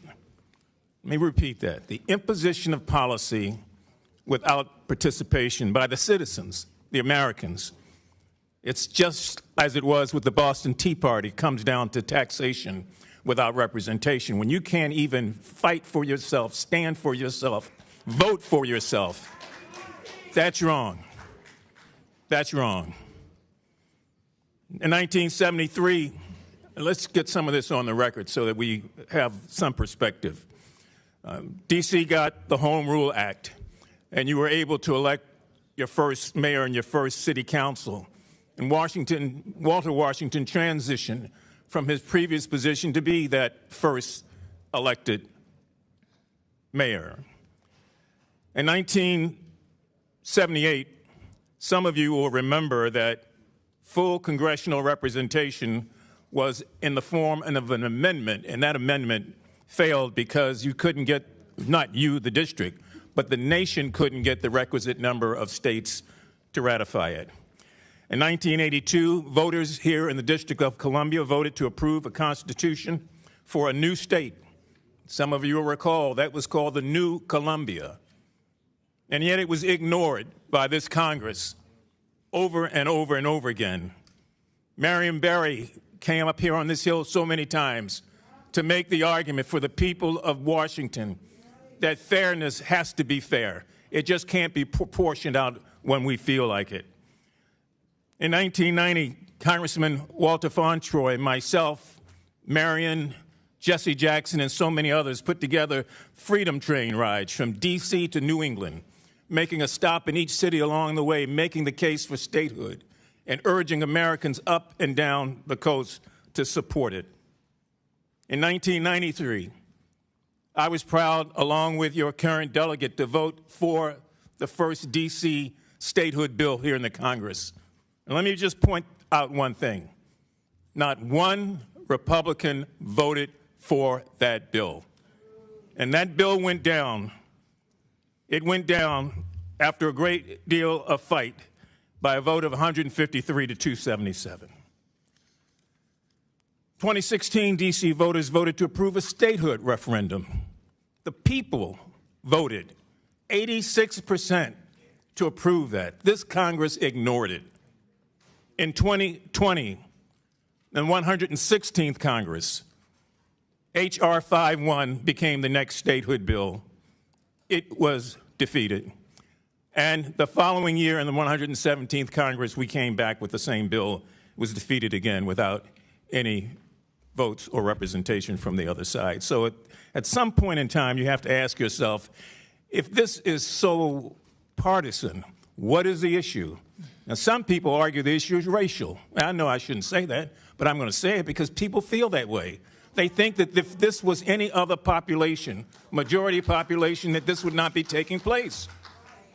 We all know that it's partisan, even though some people will say it's not partisan, because the district tends to vote Democratic. So let's not play games here. Let's be honest and true. And if we are true about making sure that Americans, no matter where they are, but especially here in this district have rights that others don't have. Stop treating the District of Columbia like a donor state. They donate their taxes. They donate their military officers. They donate their brain trust. And they give of themselves. And at some point in time, we as a body have to give back. Taxation without representation is as wrong today as it was when the Boston Tea Party exploded over the same issue. Thank you. Gentlemen's time's expired. Thank you, Mr. Mfume. Chair recognizes Mr. Biggs from Arizona. Thank you, Mr. Chairman, and thank you, all of the witnesses, for coming in today. Attorney General Schwab, do you remember the case State of Maryland and District of Columbia versus Engage Armament, LC, et cetera? I do. And in that case, just for anybody who's not aware of it, the district joined Maryland and sued 3 Maryland firearm retailers for allegedly making straw purchases. In your lawsuit, you engaged 2 outside counsel, one firm, I think it's called Every Town Law, and another was Perkins Coie. Do you remember that? I do. And how much did you pay Perkins Coie, and how much did you pay Every Town lawsuit? Both of those outside firms are on a pro bono basis, so no money has been paid to them. You didn't pay him anything. Okay. You filed that lawsuit was baseless, right? You'd agree with that now after you've read the verdict of the district court, and I'm going to go through that with you pretty clearly. Well, Mr. Biggs, as you know, that case has been dismissed and is on appeal, and given the fact that it is still part of active litigation, you don't want to talk about it. I don't blame you. I'm not going to talk about the merits while it's in active litigation. Right. I don't blame you for not wanting to talk about it, because I go through here and at least 10 times the judge said there's absolutely no basis. There's no factual basis for bringing that lawsuit. So that's pretty damning. And not only that, under Maryland law, and basically Arizona's the same way. Most cases is every bit of deference is going to be given to a party who's defending against a motion to dismiss or motion for summary judgment, right? I mean, that's normal. That's Maryland law, right? Yes, that's the standard. Yeah. And in this particular case, the judge made some very interesting comments. This is what he said. Ordinarily, leave to amend in Maryland is freely granted, particularly when a case is in an early stage, unless leave to amend would be futile or inappropriate for other reasons. This case presents such an occasion to deny the request, close quote. I don't know, I used to practice. I used to do a lot of trial work. I don't remember ever seeing something like that. That's pretty damning stuff from the court. And then it goes on, the judge goes on to say, at bottom, in the court's view, the plaintiffs hope to use the discovery process in order to construct a case. And the court correctly notes, through that discovery, the plaintiff wants to find sufficient facts to state a viable claim for relief. But right then, in the complaint, failed to state any claim for relief. And so, the question that's begged here is, why wasn't a Rule 11 sanction brought against you and the other plaintiffs' attorneys? Was a Rule 11 sanction brought? No, sir. And while we obviously disagree with that ruling, we are pursuing an appeal as the rules allow us to do, and I'm confident that we'll get it turned around at the Court of Appeals. Yeah, of course, you were confident you were going to win the case when you didn't have jack squat, but you went after 3 FFLs because you had a political agenda. There were no sanctions. Did you have to pay attorney's fees or costs? Were any of those ordered? I didn't see them ordered in here. I assume they weren't ordered. There were no sanctions. There were no costs. So, the important thing is we were working as hard as we can in this city to keep illegal guns out. No, the important thing is. And sir. No, listen to me for a second. Listen to me for a second. The important thing, Mr. Attorney General Schwab, the important thing was that you were using your office to abuse gun FFLs because you don't like them, and that's the deal. Because as the judge said, you basically didn't have a case whatsoever. But you decided to use your power and your authority and make the process the punishment. That's what you chose to do. That's what you chose to do, and there's no question before you. That is not true, sir. That's exactly what this says. And that's a shame, because that's an abuse of power right there. And so you come in here, sit here, and tell us all this righteousness about power. But I'm telling you, when you're using the process itself to go after political opponents, which is exactly what you're doing. This is a philosophical issue that you have. And you used them, and you used two firms that you know and I know that that's their motive. The law firm, every state, that is their job. That's what they want to do. They solicit funds to go out there and sue FFLs because they don't want the Second Amendment to even exist. Read their statements, and you joined with them. Mayor Bowser, it's good to see you again. I know you do have a tough job. I'm the first to admit it. Thank you. But it's good to see you again. Thank you. And I'm out of time, so I can't ask any questions. But I do have some things I want to, Mr. Chairman, I have some UCs. Yes, proceed. First of all, I wanted to introduce the memorandum decision and order from the case State of Maryland, D.C. versus Engage Armament et al. Without objection, so ordered. The letter from the committee to the Honorable Brian L. Schwab dated June 11, 2025. Without objection, so ordered. Which we're still waiting for answers for. This one, Mayor Muriel Bowser says Trump's surge of federal law enforcement has lowered crime in D.C. Without objection, so ordered. Trump's D.C. crime crackdown busts another alleged Tren de Aragua gang member. Make D.C. safe again. Without objection, so ordered. This one, Trump's executive orders target D.C. crime as the city hits 12 days without a homicide. Without objection, so ordered. This one is radical D.C. officials treated officers like crap, police leader says. Without objection, so ordered. Murdered congressional intern's mom says Trump should take over Washington, D.C. Without objection, so ordered. Yes, prosecuting and arresting criminals would have immediate impact on D.C.'s crime. Without objection, so ordered. Thank you, Mr. Chairman. Thank you. Chair recognizes Ms. Brown from Ohio. Thank you, Mr. Chairman, and thank you to our witnesses for being here today. So we want to talk about abuse of power, huh? Well, let me start here. President Trump's only expertise on crime is committing it, not preventing it, enabling it, not ending it, and covering it up, not cleaning it up. He is a convicted felon. He has illegally frozen federal funding. He has assaulted the rule of law at every turn. He has consistently violated constitutionally protected due process rights, and he has unleashed a corporate agenda to enrich himself and his wealthy donors. Right now, as we sit here, Trump is bending over backwards to protect Ghislaine Maxwell, a convicted sex trafficker who preyed on children, and blocking the release of the Epstein files to shield criminals from accountability. In the last 10 months alone, he has pardoned countless white-collar fraudsters who ripped off the American people, often conveniently after they cozied up to him. And let's not forget, Trump pardoned every single person charged or convicted in the January 6th insurrection. That included 172 people who pleaded guilty to assaulting law enforcement.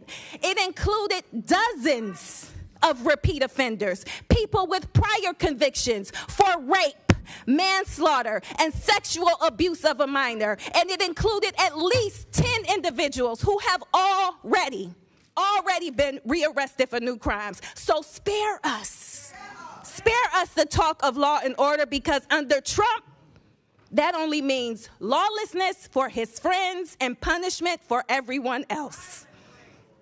Now, let me be clear.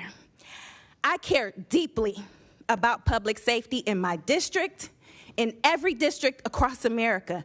Every person deserves to feel safe in their neighborhood, at their job, and their school. And if I may, there is some good news. Violent crime has been consistently decreasing across America. And yes, we have more work to do, but we also know what works to keep it that way. So if you are really serious about public safety, let's increase funding for violence prevention programs. Let's pass common sense gun safety bills. And let's provide additional federal resources to our local partners to recruit and train local law enforcement.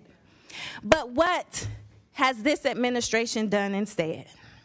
Rolled back gun safety reforms, gutted DOJ programs tasked with addressing violent crime and blocked funding to local law enforcement and community violence prevention agencies like the one you served, Mr. Jackson. Earlier this year, Cleveland Peacemakers Alliance, a local violence prevention organization, had its community violence prevention grant funding frozen by this administration.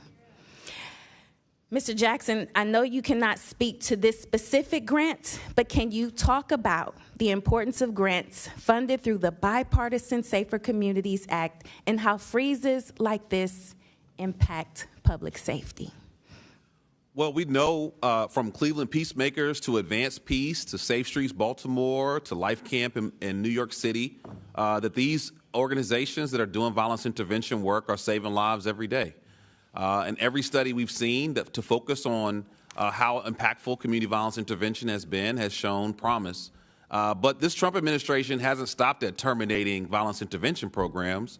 They also terminated $1 billion in youth mental health resources that we know can help our youth that are in crisis before a school shooting, before a suicide attempt, before any violent harm. They've also made major cuts to the ATF. And we know that the ATF now has lost 2/3 of its inspectors. So they don't even have the capacity to inspect gun stores to decide whether or not they're violating the law. He also reversed their zero tolerance policy for gun dealers, where they violate the law, they lose their license. And even if you go to the Department of Justice website, there's an invite for previous violating law gun stores to come back and get their licenses again.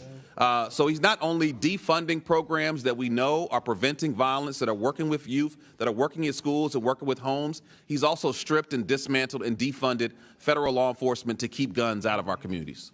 Thank you so much. Instead of funding proven public safety solutions, my Republican colleagues want to pull political stunts like weaponizing the National Guard against the American people. Let's be clear.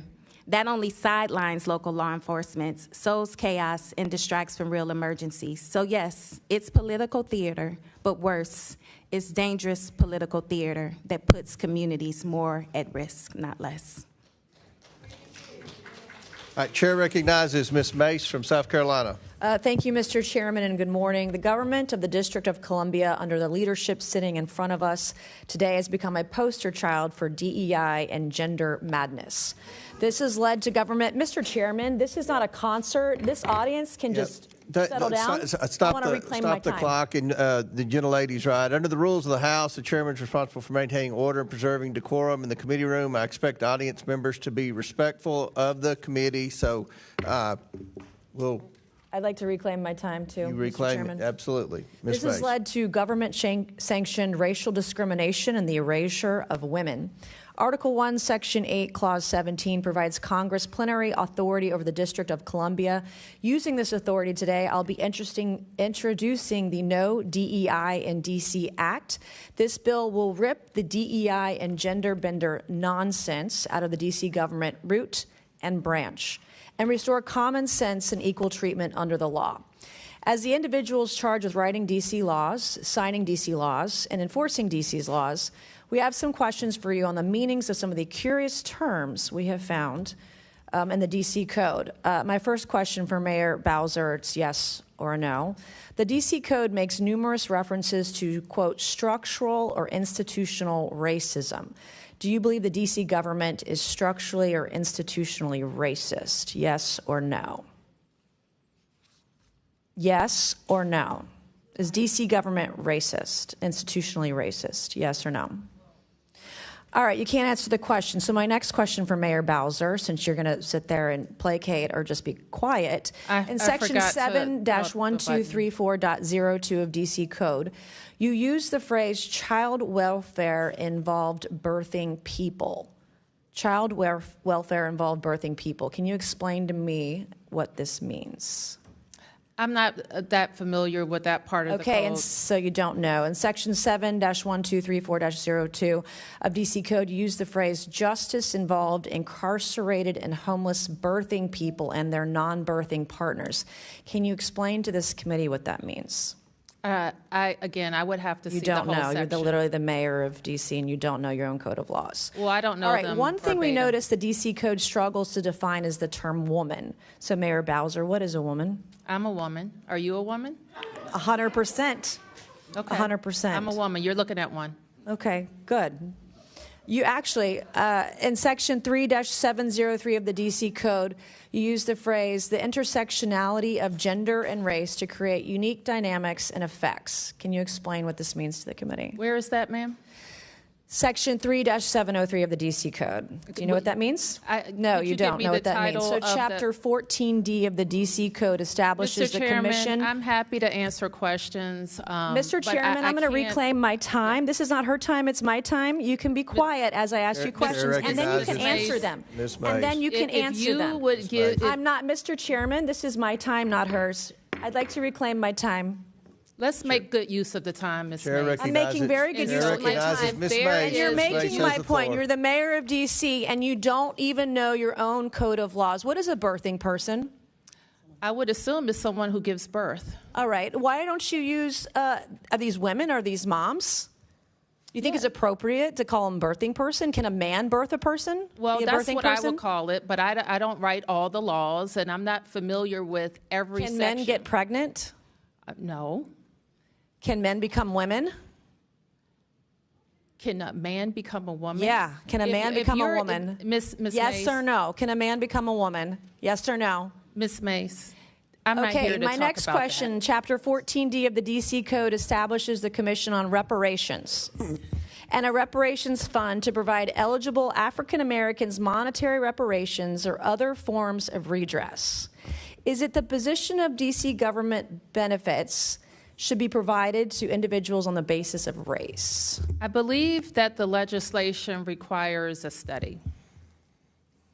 Okay, I'm asking you, is it the position of the D.C. government that government benefits should be provided on the basis of race? If you're is the referring to question. that legislation, I believe it requires a study. Okay, I'm asking you a question. Do you believe that government benefits should be given out on the basis of race? That is the question. This is the third time I'm asking. We have any number of benefits programs, and eligibility is established. You're not answering any of these per program. questions. I'll give it to you. You're slick. In Section 2-1383 of the D.C. Code, you use the phrase social value of the LGBTQ community business economy to the district. Can you explain what this means to the committee? It means that LGBT businesses provide economic benefit to the district's economy. Do you think all businesses provide economic benefit to the D.C. economy? They should, or they would be out of business. Yeah, of course. All right, thank you, Mr. Chairman. I yield back. Thank you. Chair recognizes Ms. Stansberry from New Mexico. All right. Well, good morning, everyone. I just want to take a moment to decompress after that. And I do want to just take a moment of personal privilege for our witnesses and for the members of the public who are here today to apologize for the behavior of my colleagues, for the disrespectful language that has been deployed, for the personal assaults on your character and professionalism. We know that you are representing the people of this city and doing an excellent job, and we support you. Thank you. Now, I want to turn to where the ranking member went at the beginning of this hearing and talk about the real crime wave here in D.C. I think it's very demonstrable, and the data shows that the largest crime wave that we've had over the last 9 months began on January 20th. And the epicenter of that crime wave, one might call it a white collar, or in this case, an orange collar crime wave, is the White House. Because we have seen a slew of illegal firings that have resulted in millions of Americans being without vital programs, the withholding of millions of dollars of funds, violations of the Constitution, rule of law, separation of powers, due process rights, illegal arrests, illegal deportations, hundreds of lawsuits, grift that's resulted in billions of dollars in crypto schemes lining the pockets of the president and his family, government contracts to his friends, and an epic cover-up of the largest known sex trafficking scandal in American history, with the director of the FBI lying under oath in this chamber just yesterday. And I just want to say this, that it is a felony under the U.S. Code to lie under oath in front of Congress. So if you want to talk about crime in D.C., then look no further than your own damn hearings.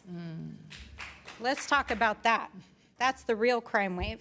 Now, Mr. Jackson, I really appreciate you bringing forward as part of this discussion this morning the impact that it's had on real people in the community.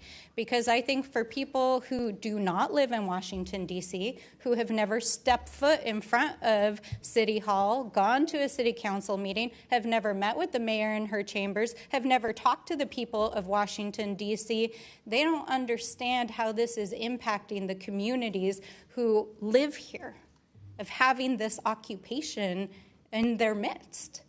And this is not about public safety. You know, last week we heard our colleagues accusing us of not wanting to solve crimes, not wanting to address public safety issues. I mean, I'm trying to swear less, but that's just total bullshit. I mean, that's just a lie. That's just not true. We care a lot about addressing public safety. It's one of our top priorities. But that's not really what this is about, because if this was really about addressing public safety, you wouldn't have had the vice president and Stephen Miller walking into Union Station, making fun of, deriding, and putting down the people of D.C. while they're deploying National Guardsmen from across the South to stand on street corners to talk to their friends and be on their iPhones all day. I mean, I want to be real. Like, this is not law enforcement. I come from a veteran family. I support our law enforcement. I support our military. But this is not about law enforcement. And if you talk to any cop on the D.C. streets right now, you know, thank them for their service. Because in addition to actually dealing with real crime on the streets as trained law enforcement professionals, they had to spend the last month dealing with the bullshit of the Trump administration and a bunch of people who are standing around in the way of them actually doing their jobs. So if this administration actually wants to address public safety issues, stop holding the city of Washington, D.C. hostage. Now, this is just exhausting to listen to this all day. And so I would love to hear from you, Mr. Jackson. You've shared already this morning. With my remaining time, I would love to hear from you what you think Congress can do to help support the communities that you work with in D.C. Just first of all, it's devastating what's happening in our communities. The first day of the D.C. takeover, we had to go into our communities and teach young people how to navigate law enforcement when their rights might be violated. Instead of teaching them about going to school and studying math and playing sports, they're trying to figure out how to navigate masked agents raiding their neighborhoods multiple times a day. Elderly folks that are getting arrested for petty crimes, 55 and plus, are now coming to us and saying, what can I do when these masked agents run into my neighborhood? And that's not how we solve crime. We don't scare and incarcerate our way out of this issue. We tried that in the 90s. It failed. The way that we address a public health crisis is we invest in prevention strategies. We look upstream to keep guns from pouring into our communities. You know, 95% of guns in this city come from outside of the district. We only have one gun store, but yet the FBI director is bragging about apprehending guns in D.C. while President Trump's son is literally profiting with the smart gun company. And so what we really need in this moment is for federal government to do its job to keep guns from getting into our communities by cutting down on gun traffickers, by going after rogue gun dealers, by holding the gun manufacturers accountable, and being tough on crime, specifically on those who are profiting off of the pain and death in our neighborhoods. Thank you, Mr. Jackson. Time's expired. Chair recognizes Mr. Cloud from is it Palmer or Cloud? Cloud from Texas. Oh, the great state of Texas, as we like to say. But thank you for being here. Thank you, Chairman, for holding this committee. There's a lot of consternation today about President Trump deploying the National Guard to help crack down on crime. I can remember it wasn't that long ago where the Biden administration had deployed the National Guard to block access to the people's capital. I would much more be in favor of helping solve the crime situation here in D.C. There didn't seem to be a lot of consternation coming from the left during COVID when our capital was surrounded by barbed wire and the National Guard were camped out. over the last 3 weeks is pretty undeniable. I mean, I remember what D.C. looked like, and it was just a couple months ago when Trump was elected. You can go by Union Station. There were homeless camps camped out. We had 2 staff members who had to deal with situations at gunpoint where they were accosted at gunpoint. We had another staff member who had to move out of their apartment after being threatened.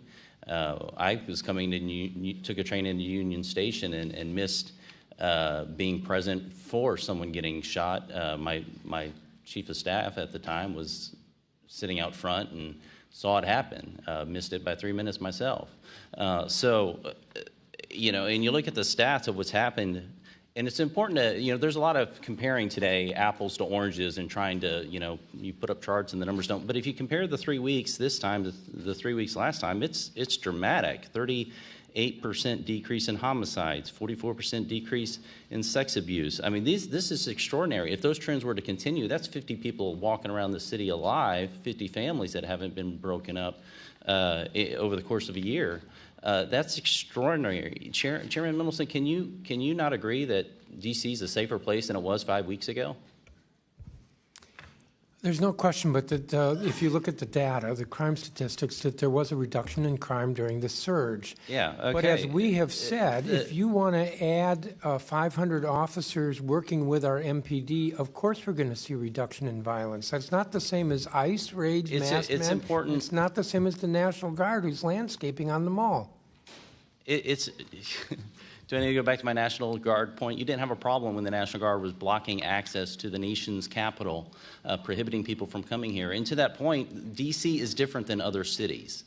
D.C. is unique. Our founders, there was mention of the Boston Tea Party, the ones who were actually there, wrote the Constitution and said that D.C. should not be a state because it houses the federal government. And it would be important for a state not to give undue influence over the federal government. If we saw this during COVID. Excuse me, I'm talking. They say nothing about denying us the franchise. Sir.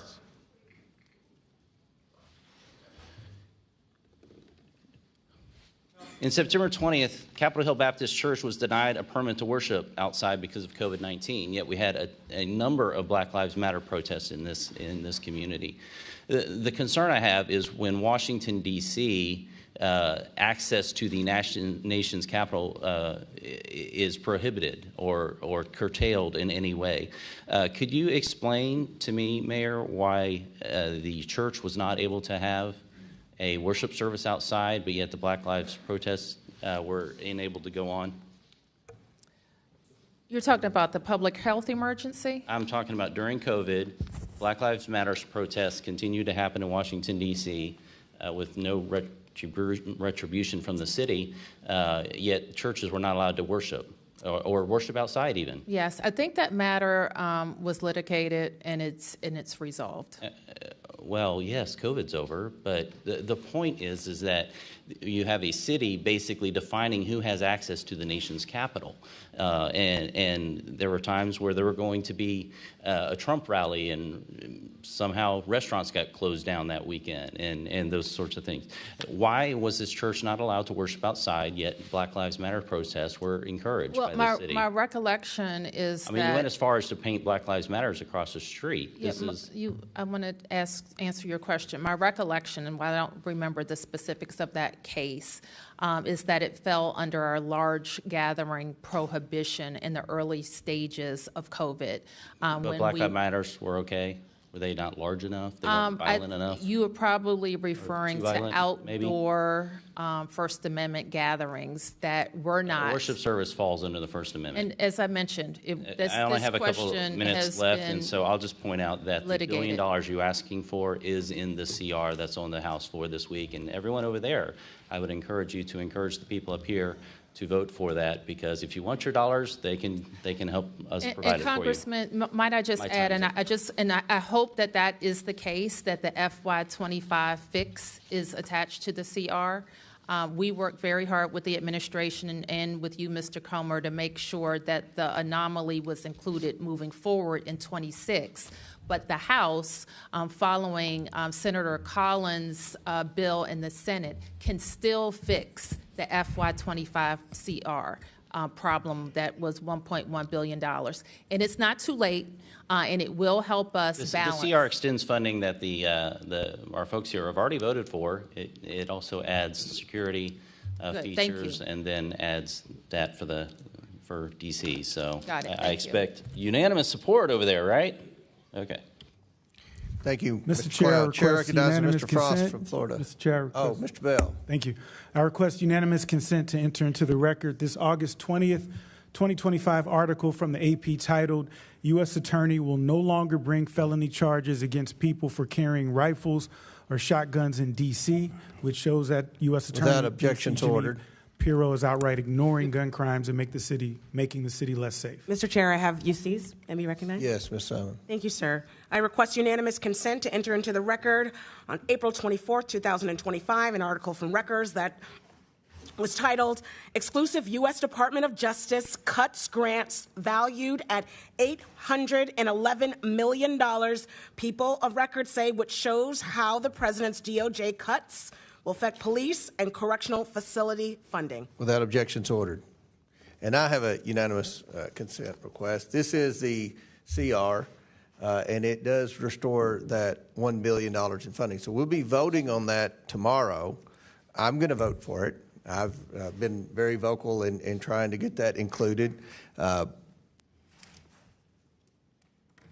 know that my colleagues on the other side of the aisle have mentioned it several times. So there are a lot of people in Washington, D.C. I assume this is on TV in Washington, D.C. Are you all going to vote for it tomorrow? I mean, that's a question I think the people in Washington, D.C., especially the people that are testifying here today, would probably like to know. But I'm going to vote for it.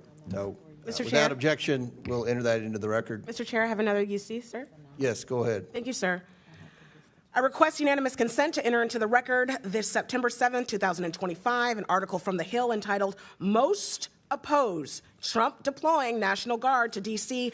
Other cities. Polls say that 57% of respondents said that they are against Donald Trump's decision to deploy the National Guard into the nation's capital. Thank you, sir. I'll get back. Chair recognizes Mr. Frost from Florida. I yield 10 seconds to Mr. Mfume.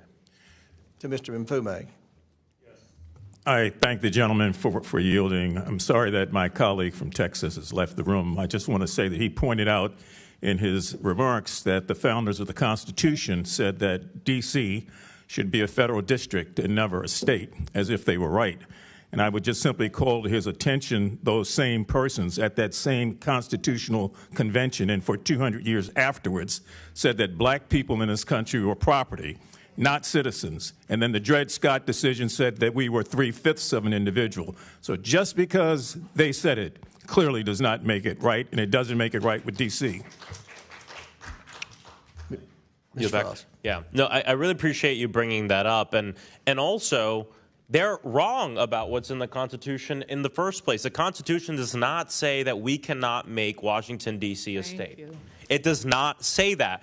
You claim to know the Constitution, and you haven't read it. Nowhere in the Constitution does it say that we can't do that. What it says is there should be a federal district. And the legislation put forth by Representative Norton and supported by House Democrats would make the federal district encompass the places that we work, the White House, the United States Congress, the Supreme Court, and not include the 700,000 people who live in D.C., who pay taxes but don't have proper representation. That's right. You know, usually when we're talking about D.C. in this committee, it's, you know, usually we have just folks who can watch in the audience. But I'm happy that today's different because we have representatives from the district's local government and Mr. Greg Jackson Jr. here to give voice to what's going on in Washington, D.C. Greg, you've called the district home for decades. You bring the perspective of the D.C.'s people to this committee. You bring years of expertise and experience in crime reduction to this hearing. And, of course, a survivor of gun violence yourself. Before President Trump started playing dictator with the people of D.C., he started dismantling important community safety and violence crime prevention programs, most notably the White House Office of Gun Violence Prevention. Not a partisan office, an office that worked at reducing crime in all of our districts. As a former deputy director of that office, can you describe some of the important work that has stopped due to this administration?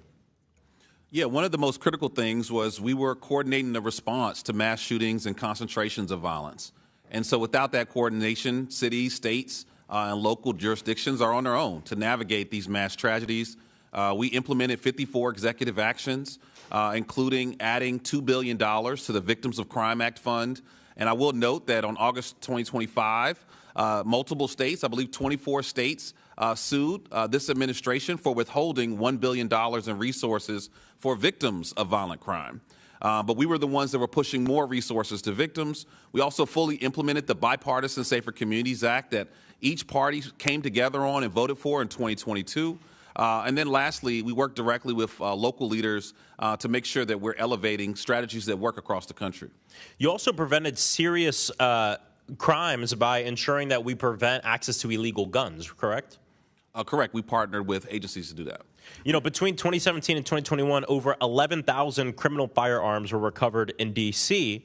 Most of them, as you noted before, come from outside Washington, D.C. And an interesting statistic, too, is a third of those guns traveled over 300 miles.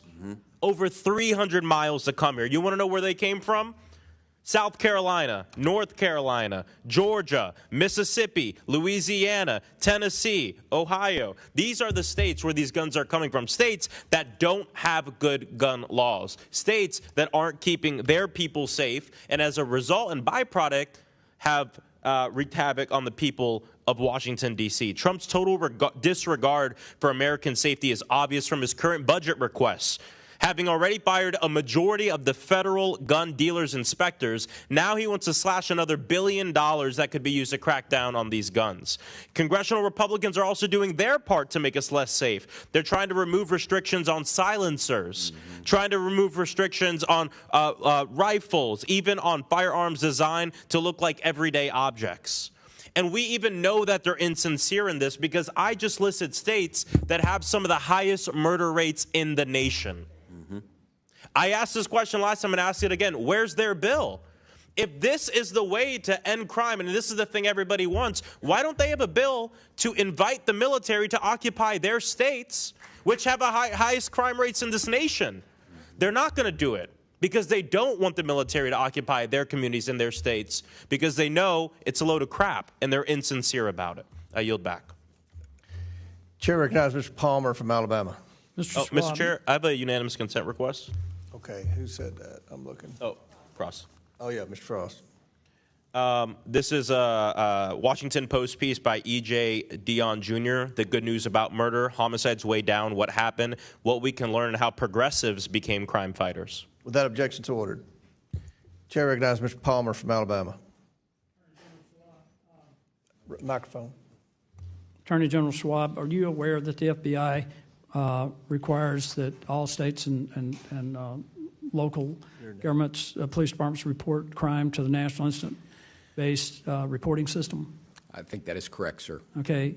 Washington, D.C. has not done a good job at that. As a matter of fact, you've been accused of cooking the books, and it's not just a problem in Washington.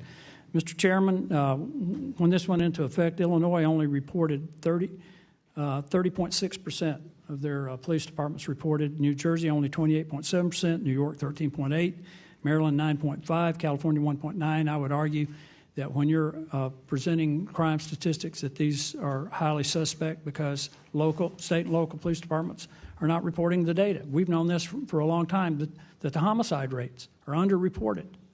The FBI has made that clear. I want to move to something else. We do have a crime surge, violent crime, property crime, particularly vehicle theft.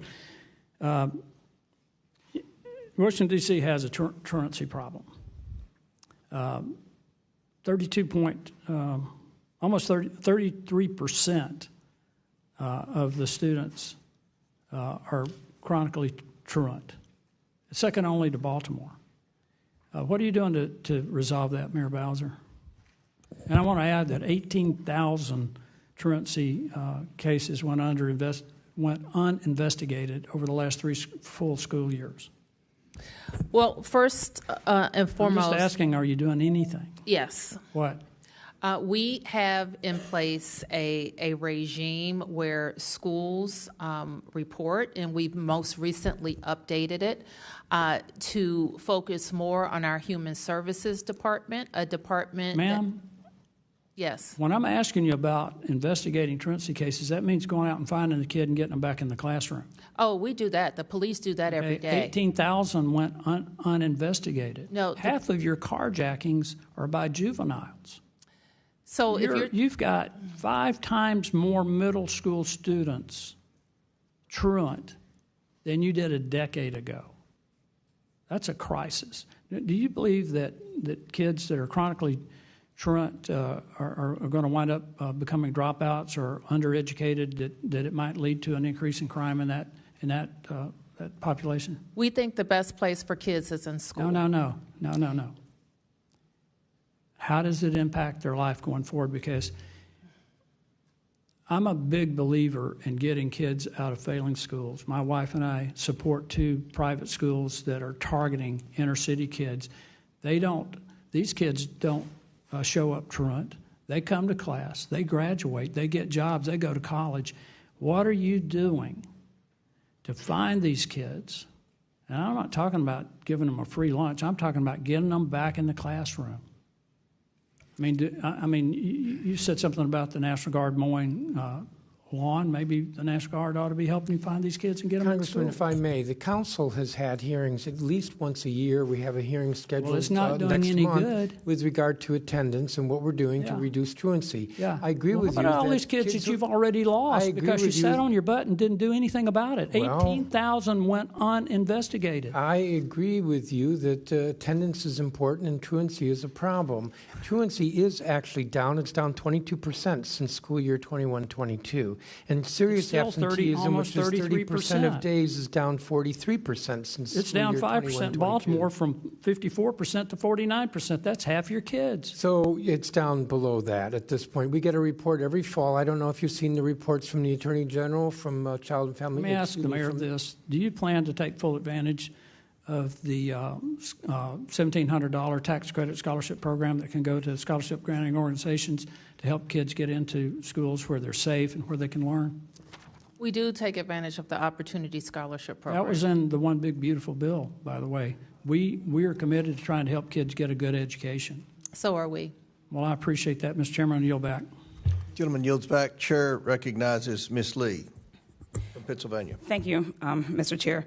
Every single time the Republicans call one of these overseer hearings on the district, we get the same paternalistic, infantilizing, just racially coded drivel. We are hearing the same old fear-mongering, the same misdirection and misinformation today, off-topic claims, including getting rid of DEI in D.C. And it's crazy to say because you can introduce DEI laws, but at the end of the day, you are not going to erase black people from the District of Columbia or any other place. And I just wanted to start with that. And let's be real, that's what's at the heart of all of these same conversations that we keep having about crime and underfunded and under-resourced black communities while they ignore crime in the White House and in their own houses. So I just wanted to establish that as we go through this. But Washington, D.C., we know is in a unique situation, especially vulnerable to Trump's power-hungry overreach. Their elected officials don't have the same resources and also don't get the same respect, incidentally, from members of this panel that they would give to their own elected officials. But you don't have the same protections, congressional voting power or representation as other states. That's why Trump is using D.C. as a test kitchen for all of the horrible policies that they're cooking up. As members of Congress representing those other states and cities, we need to be concerned about where he's going to target next, and we cannot roll over, shrug our shoulders, and say that at least the National Guardsmen are gardening, are picking up trash. We have to push back on this right now, in this moment, before he comes for all of our districts. To be clear, none of Trump's actions have made D.C. any safer. And just as a reminder, crime had had already been dropping in the district without his involvement.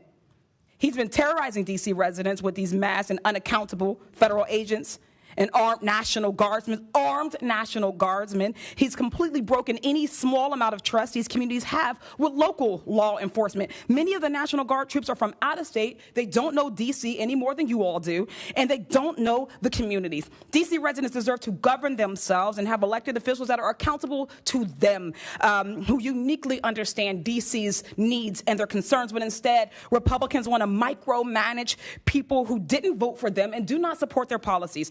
Chairman Mendelson, we marked up 14 bills on D.C. last week, 13 of which you opposed. Was the D.C. Council consulted on any of those 13 bills? We were not. Have you taken any of the members on this committee on a full tour of D.C. neighborhoods? I have tried to meet with different members without success. Yeah, because we all know they talk a lot about D.C. and they pretend to know D.C., but the reality is that very few of them have ever left any of the communities that are in walking distance of the Capitol itself, and I bet they've probably never even been. I remember last term we had a member talk about, well, the unique part of D.C. is that you all get access to every member of Congress, but I've never seen a member of Congress in any of the carryouts in D.C. I ain't seen them at any of the Ethiopian restaurants or at a Caribbean joint, but that's neither here nor there. Do you think it's necessary to work with local officials to improve public safety? Absolutely. Has the Trump administration reached out to the council to ask you all what you need to help keep D.C. safe? They have not. Crime is especially easy to exploit and use as a political tool. Everyone, regardless of how they vote, cares about safety. We care about community safety. That's why I launched the Community Safety Agenda and Caucus, because we have community-based, evidence-backed solutions that we know work. But instead of offering real solutions to prevent crime, to respond to people in crisis and stop violence, which D.C. and many other cities have invested in, Trump's scare tactics and political theater only makes these communities safe. These proactive investments in communities that actually bring down crime. The data could not be any clearer. It's the programs that work to stop crime before it can happen rather than just responding afterwards. Yet D.C. is struggling to fund these types of programs because y'all have not restored and passed the $1 billion that Congress owes them. Attorney General Schwab, you've made stable housing for D.C. a priority, correct? I have. You've implemented programs that improve nuisance properties, after-school programs for kids, victims of domestic violence, and the goal to make D.C. safer, correct? I have. Mayor Muriel Bowser, we know that these litany of proactive investments actually drive down crime. Has Trump promised you any funding for any of these things? No, not yet. Great. The cost of having a National Guard is about $1.8 billion a day. We're up to about $40 billion. They say about $200 billion. A bunch of that these out-of-state guards in the Roman industry is not a sustainable solution. That is not more sustainable than actually investing in these things, investing in our communities. We know that if you really want lifelong safe communities, then we need to invest the same way that these people invest in their people, and their communities, and their loved ones. Invest in these folks the same way, and stop talking about crime and fear-mongering these people. With that, I yield back. Chair recognizes Mr. Perry from Pennsylvania. Mr. Chairman, I have a unanimous consent request. Okay, yes. I request unanimous consent to enter into the record the January 30th, 2025 article from NPR. It's titled, Criminal Records of January 6 Rioters Pardoned by Trump Include Rape, Domestic Violence, which highlights how President Trump released January 6 rioters with records of violent crime back onto our streets, including Without objection. Sexual assault of a child, production and possession of child pornography, Without objection to order. forcible rape, and conspiracy of murder of federal employees and threatening federal officials. Without objection to order. Chair recognizes Mr. Perry from Pennsylvania. Thanks, Mr. Chairman. Mayor, thanks for being here. Thanks for being in the arena. We know it's difficult. I think the case that we're trying to make today is that there's a crime problem, and when you prioritize solutions, you can actually make a difference. And I'm just going to quantify that statement because I think that Washington, D.C. has a crime problem. Shouldn't just say that, but if it's true, it'd be evidence. And the House Budget Committee reported in early 2024 that crime surged by nearly 40% last year, which is 2023, with over 270 murders, 950 carjackings, and 106 children shot, reminiscent of the 1990s crack epidemic. And of course, you've heard the stories of staff members here. We all kind of, believe it or not, know somebody that has been a victim of crime right in the nation's capital, right? As of October 2023, The violent crime rate in D.C. hit 664.2 per 100,000 people. For comparison, New York City had a violent crime rate of 184.4 per 100,000 people. So that's dramatic, right? 184.4 versus 664.2 for D.C. Dramatic. In 2024 in Washington, D.C., 72% of all property crimes were larceny, theft, and motor vehicle theft, burglaries, etc. Washington, D.C. had 3,693 offenses per 100,000 people, which would rank it first among all states in terms of highest property crime rates per USA Facts, and that's if it were a state. So that's what I'm saying. I think D.C. does have a crime problem. And look, there's been a lot of complaining here, not necessarily by you, about, what the president's actions are, the Guard being in D.C. In one case, they're, claiming that they're policing D.C. In the next case, they're, blowing the leaves away. It's one or the other, but it's not both. But let me ask you this. You got a problem. You're the mayor. You probably know. You're living here, too. Did you ever reach out to the president, to any president, and say, look, we've got a problem here. Will you deploy the Guard? Will you help us with police? We're not handling it. We can't fill our ranks. We can't afford to. Have you ever done that? I have called on the National Guard in D.C. I called on them during COVID. I've called on them in other weather emergencies. But what about as a general, look, the crime stats I just related to you are ongoing. Right? Mm-hmm. This is not just a surge. This is just not a momentary COVID thing. Yes, this is a daily thing for the people of Washington, D.C. to endure, and the people of the country that want to come to their nation's capital who are afraid to come to endure. So have you ever done it on a consistent basis, saying to the President of the United States, this is the nation's capital, you reside here, can you send me the Guard to help assist with law enforcement or assist with policing? Have you ever done that other than episodically? No, I described to you the times that we have done it, and it's just episodic. And so my point is that the problem has to be focused on, and it has to be fixed. Mr. Perry, can I answer you a different way? Yes, ma'am. Because we don't regard the Guard as a law enforcement agency. It's not a law enforcement agency. And so we wouldn't call on them to police our neighborhoods. But you would agree that right now crime has dropped dramatically since they've been present. Mr. Perry, what has worked is not the National Guard in helping enhance MPD services. What has worked is more DEA, more FBI. So you're saying the Guard has had no impact in D.C.? No, what I'm saying is the Guard is not, as has been described to us, has not. Can you quantify that? I can't quantify a causal relationship. You can't quantify it, so you can't make the claim. But I can quantify something. Listen, I want to talk to you about something else, which is... But I do want to make the point. I want to ask you this question. I'm running out of time, and I want to be respectful of everybody here. But I don't think the Guard has made any arrests. I want to ask you. So you've employed a bunch of traffic cameras. Can you, a whole pile of them, hundreds and hundreds of them, are traffic cameras for safety or for revenue generation? They're for safety. But it says here that you plan to fill a $580 million revenue hole in your budget shortfalls using traffic cameras, right? You said that. No, what we said is that our budget includes revenue generated from traffic cams. Expected 580. You said this, ma'am. We want to drive. It's per the Fines and Fees Justice Center. Let me just, because I want to quantify this as well. In 2006, you had 43 fatalities, traffic fatalities.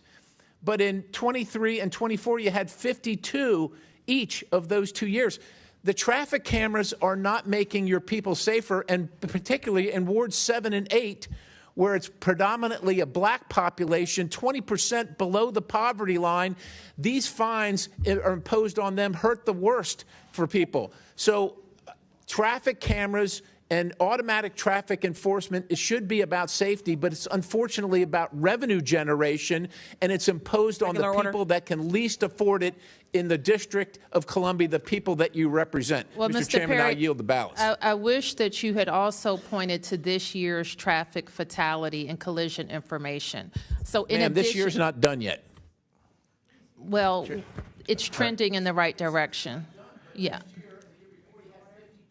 Yes, but the trend is so that we would be at well below those numbers. And our traffic cameras are a part of that equation. The traffic cameras, ma'am, with all due respect, you have the worst traffic in the country by city as regarding according to Consumer Reports, and that includes L.A. And not allowing people to turn right on red is a contributor to that, and then fining them, especially in the places where people can least afford it, is grifting on the people that support your city, and it shouldn't be done. It should be about safety only. The fourth most populated city in the country, Hoboken, has 0 cameras and 0 fatalities, ma'am. I yield. Thank you. Chair recognizes Ms. Simon. Thank you, Mr. Chair, and thank you, Ranking Member. Before my remarks, I just have a couple of questions. My first question is to the elected AG of the District of Columbia. Can you talk very briefly and educate all of us on the victim services that your office provides to victims? In virtually every case where we have a victim that's been harmed, we're working with them not just to make sure they access the services they need, both economic and financial support, as well as emotional and counseling support to make sure they're taken care of. And AG, would you say that your Victim Services Division is equitably funded? We can always use more money to make sure that we're providing that critical service, but the team I have is doing an extraordinary job with what we have. And what you all provide is not only protection for witnesses, is that correct? We certainly do more than just protecting the witnesses, yes. Is it also making sure that victims of domestic violence have opportunities to leave their abusers and save their own lives? One of the things that we do every day is making sure victims of domestic violence are getting protective orders and making sure that they are protected from people who may be putting them in a dangerous place. Isn't it true that you work with mothers of murdered children? We do. Isn't it true that you provide burial and counseling assistance for folks in our communities who have been victimized by violence? We do. And I want to thank you for that work. AG, would you also say that in the District of Columbia, the young people that you are prosecuting do not have readable access to mental health supports in the District of Columbia? We know that we have a job to do, which is holding young people accountable when they commit crimes, and we are doing that every day. But too often we see the young people that are coming into the criminal justice system struggling with terrible trauma, mental health, behavioral health challenges. And we can't ignore that need, too. We've got to do both. And while we will do the prosecution work, and we will continue to do that, we can't ignore the fact that there are causes that lead to repeat offenders, violent offenders, and sometimes it's the mental health and trauma that young people are carrying around. If we don't ignore it, and if we do ignore it and don't address it, we are going to be continually fighting this issue. Wouldn't you also agree, AG, that reentry services create opportunities for young people who have been convicted and have served time in the juvenile detention facility, the opportunity to stop the pattern of committing crime? 100%. Would you agree that the defunding of reentry services increases the likelihood of young people not being able to do the rehabilitative work to be able to maintain their civility and their opportunities to do the right by all of us? Well, if we don't take care of kids after they have been committed, after they've faced consequences with getting back into community and making sure that they have healthy, hopeful pathways, kids with hope are safer. And that's not soft. I would say that that's not soft on crime. Would you agree that if you have to charge every 14-year-old and put them in an adult cage, that when they get out, because they will get out, that they will be worse than when they came in? We know that to be true. We know that to be true. Over 40% of young people who are charged as adults, they do get out and they are more likely to offend than if they were processed and rehabilitated in the juvenile court. Is that not fact? We need to make sure that young people, when they commit crimes, are held accountable with swift and certain consequences, and we are doing that. Long prison sentences or putting kids into the adult criminal justice system does not make us safer in the long run, and that's what I'm committed to. I want our D.C. to be safer now and into the future, and we can do both. One of the reasons why I abandoned my my prepared remarks, I spent almost 30 years working with some of the most troubled young people in my community. And in the programs that I developed and implemented, we reduced crime and recidivism by almost 70% of young women who are in the juvenile justice system. And that work was not done by prosecuting them as adults and putting them into cages to rot. What we did was invest deeply in their rehabilitation, but also in their accountability and ensuring that the victims were made whole. So I want to thank you all for your assertion that D.C. not only can govern itself, but if we were to do right by victims and right by children and right by families, we would fund education, we would have free child care, we would ensure that every person who was seeking health care could get it. We are so far from that vision. So instead of problematizing the elected leaders of this city, I would hope that in the future, that folks who have no experience in law enforcement on this body listen to the experts. Thank you so much, and I yield back. Thank you. The witnesses have requested a recess, but we're going to recognize one more member, then we're going to have a 15-minute recess. Chair recognizes Mr. Crane from Arizona. Thank you, Mr. Chairman. I want to say thank you to the guests for showing up today. Since I only have 5 minutes, my first question is going to be a yes or no. Does D.C. have a crime problem, Mayor Bowser?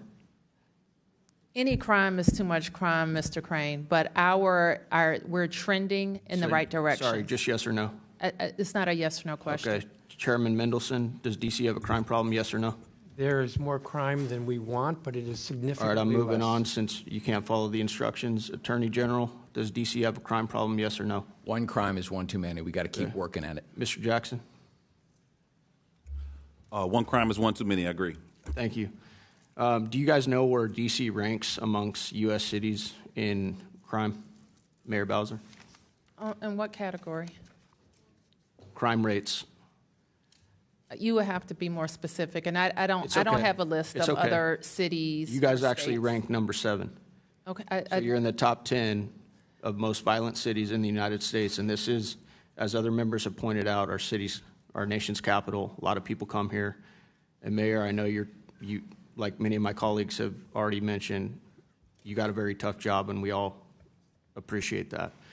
It all depends on how you crunch the numbers. Hold on a second. I didn't ask you a News question. And World Report didn't Has place us in crime the gone top down? 25. Hey, hold on a second. I'm asking the questions here. Has crime gone down since the president deployed the National Guard and other federal agencies, Mayor Bowser? I already mentioned, Congressman, the numbers during the federal surge. So it has gone down? It accelerated, yes. Okay, thank you. Mr. Mendelson, you said in criticism to the National Guard being present in D.C., you said that they looked bored. I'm going to ask you a question, sir. Would you rather have National Guardsmen standing posts around D.C. looking bored but driving down crime, or continue to be ranked in the top 10 in the country in violent crime? Well, with as no I was guardsmen? trying to say, depending upon how you look at the data, we don't even place in the top 25. Now, in my testimony, I outlined That's definitely not the ways- reporting that I've seen. You Well, guys are US ranked, News you and guys are World ranked number Report. 7.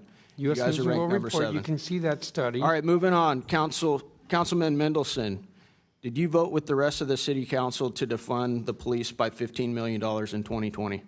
I don't believe that's the correct amount, but I did vote Yeah, you for the did. budget then. You did. Okay, Councilman, did you call the police in July 2025 because of a protest outside of your home? I called 911. Okay. It was at midnight. In fact, it was 12:30 in the morning. Right. And it was a Okay. number of individuals who were actually breaking the law, the Residential Tranquility Act, with how Right. loud they were. Okay, so you voted to defund policing by $15 million in 2020 with the rest of the council. This is what the police union, police officers had to say about your interaction I know what with you're the going to police. say, and I've already said yeah, to Mr. Pemberton. well, I'm going to say it, so you're not going to interrupt me. Over the weekend, Chairman Mendelson called the police because there were peaceful protesters at his house, because he decimated the police department with horrible legislation, and our staffing has now 800-plus vacancies. There was a delay in responding to his home. Because of the delay, Chairman Mendelson called and screamed at OUC and MPD staff. There is now a permanent security detail at his home staffed by an MPD officer who should be handling more important matters. We currently have 3,100 total sworn members, the lowest in 50 years, and we now have to dedicate one of them to be a security blanket for a man who hates cops, while other people calling 911 for real emergencies will have to wait. This nonsense must end immediately. So that's what the police department had to say about you in that union, incident. not police department. Yeah, the sir. police union. The union that I'm aware of represents that police statement, officers. and it's false on Do they numerous represent points. police officers, Mr. Mendelson? The police union? It's the union Thank president. you. Okay, Attorney General Schwab, do you agree that all legal measures should be on the table to combat crime and lawlessness in the city? I do. Okay. Then why historically has the D.C. Attorney General declined to prosecute crimes? According to media reports, D.C. declined to prosecute crimes in 67% of arrests in 2023 under A.G. Graves. The D.C. quarterly clearance reports from your office show a similar trend in 2025 through Q1 and 2. You are only prosecuting 53% of gun-related homicides, 50% of sex abuse cases involving a knife, and 37% of non-fatal shootings. There is also an ongoing investigation into if the D.C. crime data was manipulated under Joe Biden so that historic level of crime didn't look as bad on paper. And I look forward to the outcome of this investigation. Now, Mr. Crane, if I can going answer back to your initial question? answer, is that doing everything you can to protect this city? The statistics that you just read are the statistics not from my office, but from the federal U.S. Attorney's Office. The prosecution rates from the Office of Attorney General have been in excess of 84% for violent crime over the last 2 years. So the statistics you rely on to malign my office don't come from my office. They come from the federal U.S. Attorney's Office. So you're prosecuting all of these crimes, is what you're saying? The jurisdiction of the Office of Attorney General in the District of Columbia is to prosecute juvenile delinquency crimes, and last year we prosecuted more than 84% of the violent juvenile crimes that MPD brought to us. We prosecute every violent crime where we have sufficient evidence to meet our burden of proof. Kids need to face consequences and be held accountable, and we are doing that. The rates speak for themselves. Are you in support of moving the age of minors here in D.C.? That's one of the bills that we have this week. The residents of the District of Columbia, the 700,000 of us who live here, know more and care more about how we're going to make our city safe than anybody else. You didn't answer my question. The residents of the District of Columbia and their elected officials do not believe we're going to make ourselves safer. Why do you think the rest of the country? Why do you think the rest of the country considers somebody at 18 years old no longer a minor? Yet, what is it here in D.C.? The age of anyone younger than 18 is a juvenile in the District of Columbia, just like the rest of the country. Don't you guys consider people that are 20, 25 and below minors? I think you misunderstand the gentleman's time's the law, expired, sir. but feel free to answer that, General. Well, I think you're misunderstanding the law, and I think you're referring to the Youth Rehabilitation Act. But in our city, youth younger than 18 are treated as juveniles. The Youth Rehabilitation Act involves a totally different set of adult defendants in criminal cases and involves a different issue that the city has confronted. And I think that issue has been conflated in some of the laws that this body has put forth. And I really wish we could have had a conversation beforehand so we could have explained better what the YRA does relative to all of the other laws that we have in our city that we're working every day to help drive juvenile crime and violent crime down. Thank you. So you support the Youth Rehabilitation Act? I think that was the question. One of the questions he was asking. You support that? The question was whether or not. Do you support the Youth Rehabilitation Act? That's part of what we're repealing. 2.5 minutes over. Okay. All right. Time's expired. We pursuant to the previous order, the chair declares the committee in recess. Subject to the call of the chair, we plan to reconvene in 15 minutes at the request of the witnesses. Committee stands in recess. Did you request? I didn't request.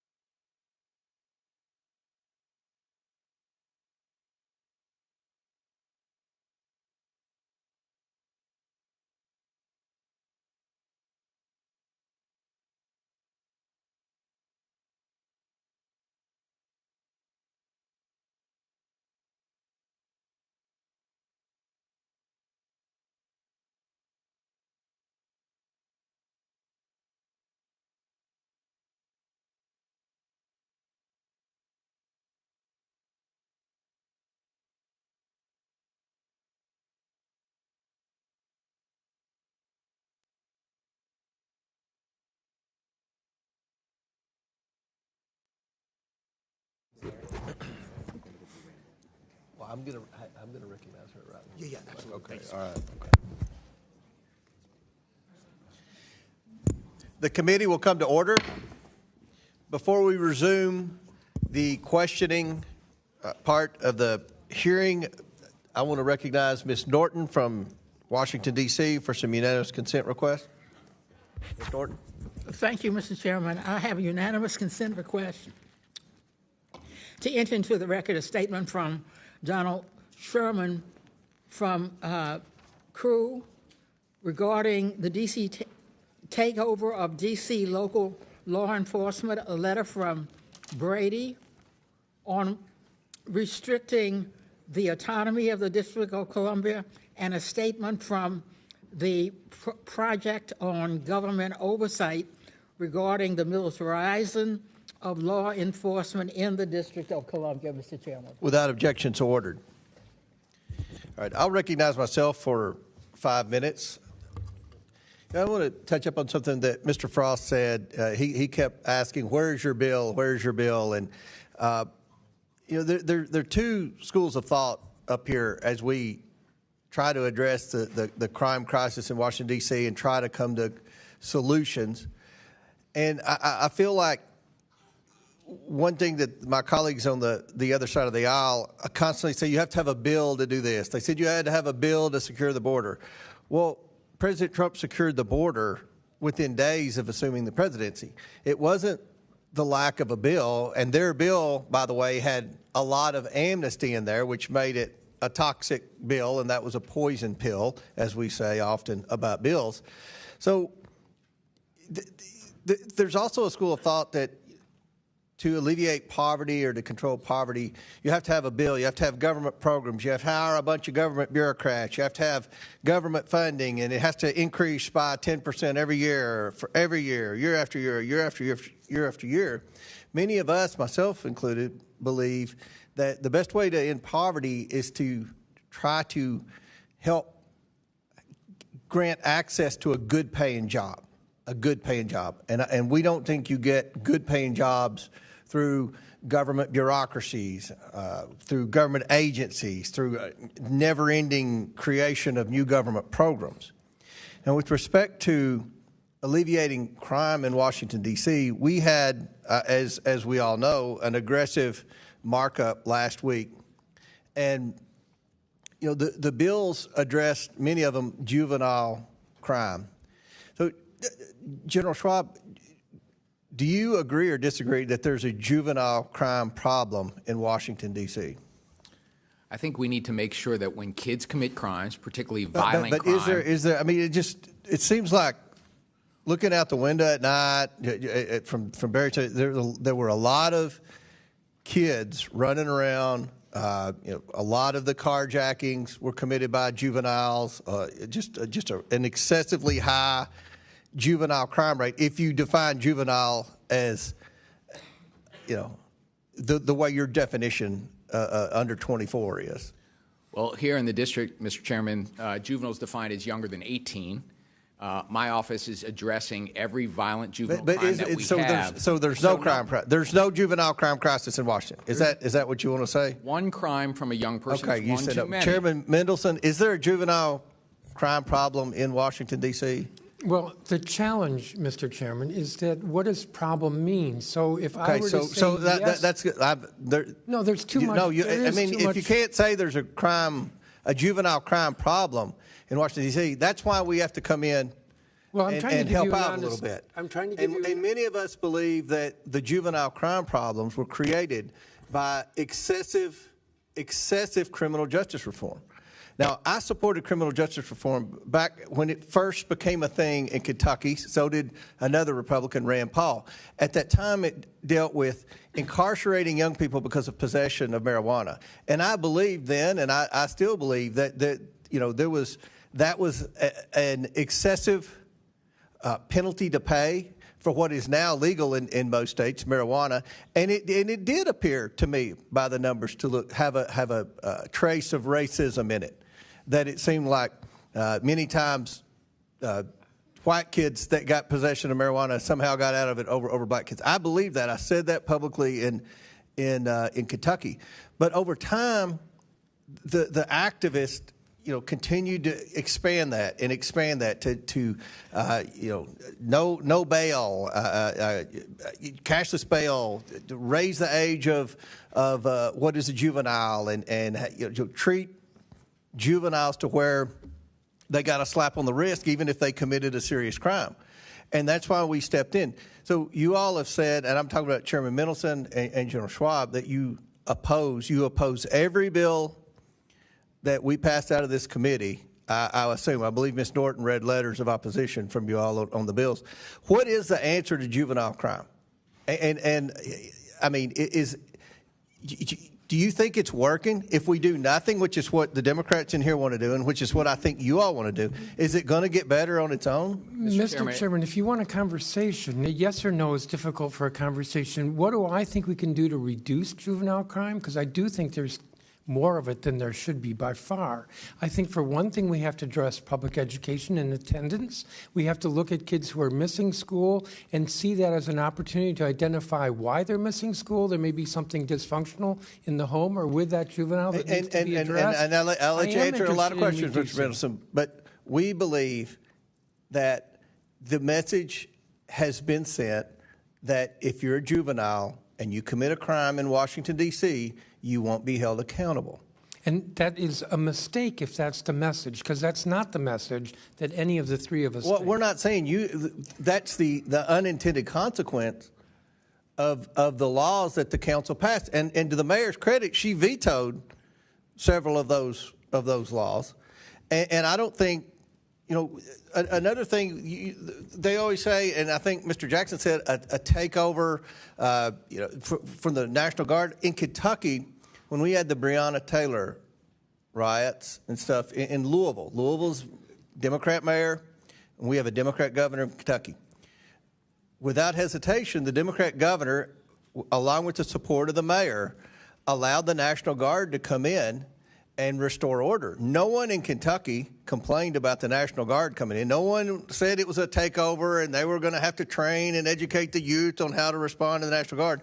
That was just what was done to restore order.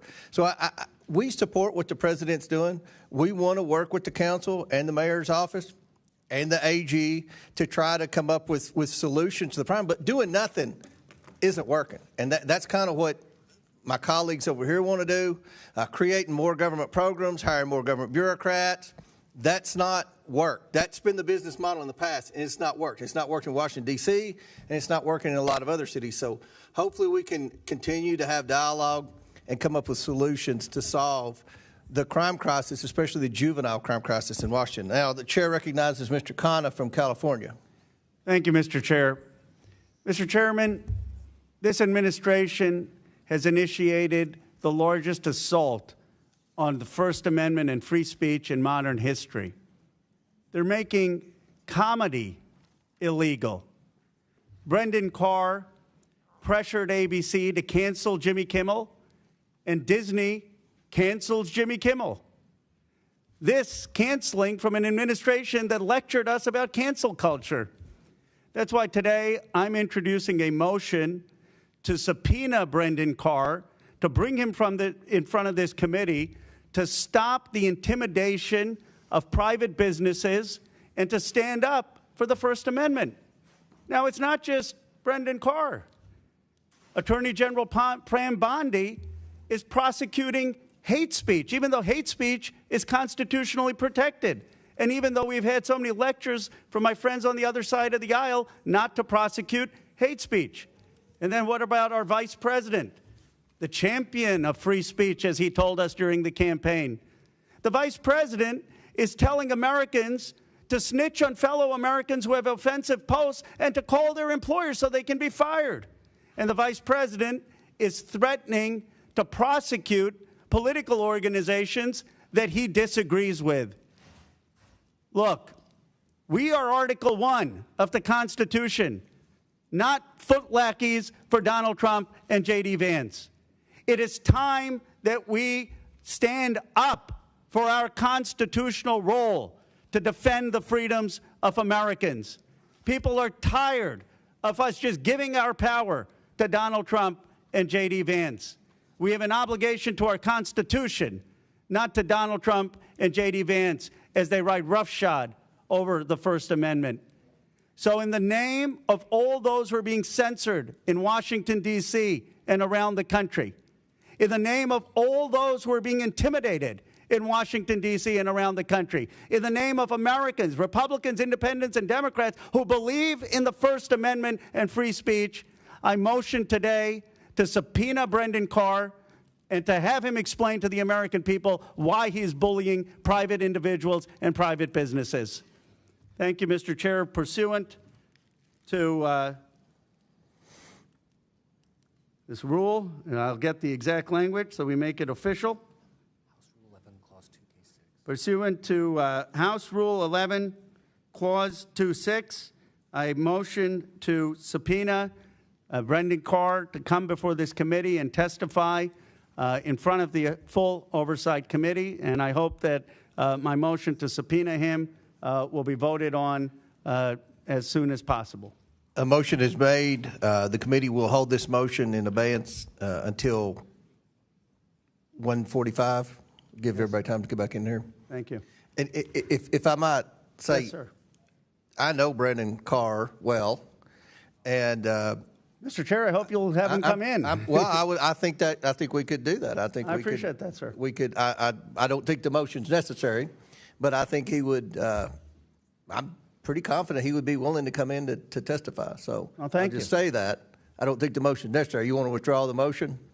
I still want the motion, sir. Well, right. You know, we'll do it, and he can come in. But I'd appreciate, you know, I've appreciated your working with our ranking member on Epstein, and I've appreciated your collaboration with him. Of course, I appreciate our ranking member's leadership on this issue, and he deserves a lot of credit for our subpoena today. But, you know, if you want to work with our ranking member on a collaborative process on that, like you have been on Epstein, I'd appreciate it. Yeah, I'd also like to second the motion. Thank you, Congresswoman. And first of all, thank you, Representative Khanna. And Mr. Chairman, I think that's a great offer. I think we're very interested in what's happening, and if we could come to an agreement, I know we have another 30 minutes or so before we actually take this vote. But if we can come to an agreement prior to that, I'd like to talk to Mr. Khanna and to you, because I think our goal and clearly yours is to get him in front of this committee. I think it would be very productive. And I think he would want to come. Well, nobody wants to come in front of the committee, but I think he would be willing to come in front of the committee. So I think we have. We'll make sure our staffs are in communication, and we'll see. But your motion is recognized, and we'll see if we can come up with something before 1:45. If we can't, we'll vote on it. Thank you, sir. Thank you, Mr. Chairman. Chair now recognizes Mr. Sessions from Texas. Mr. Chairman, thank you very much. Mr. Chairman, I first want to thank the members of the panel who've taken their time to be with us today.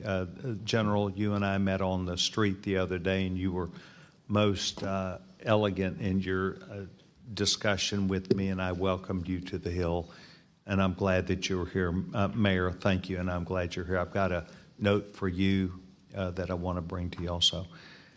I think it's important for us to understand where we are coming from as Republicans, perhaps.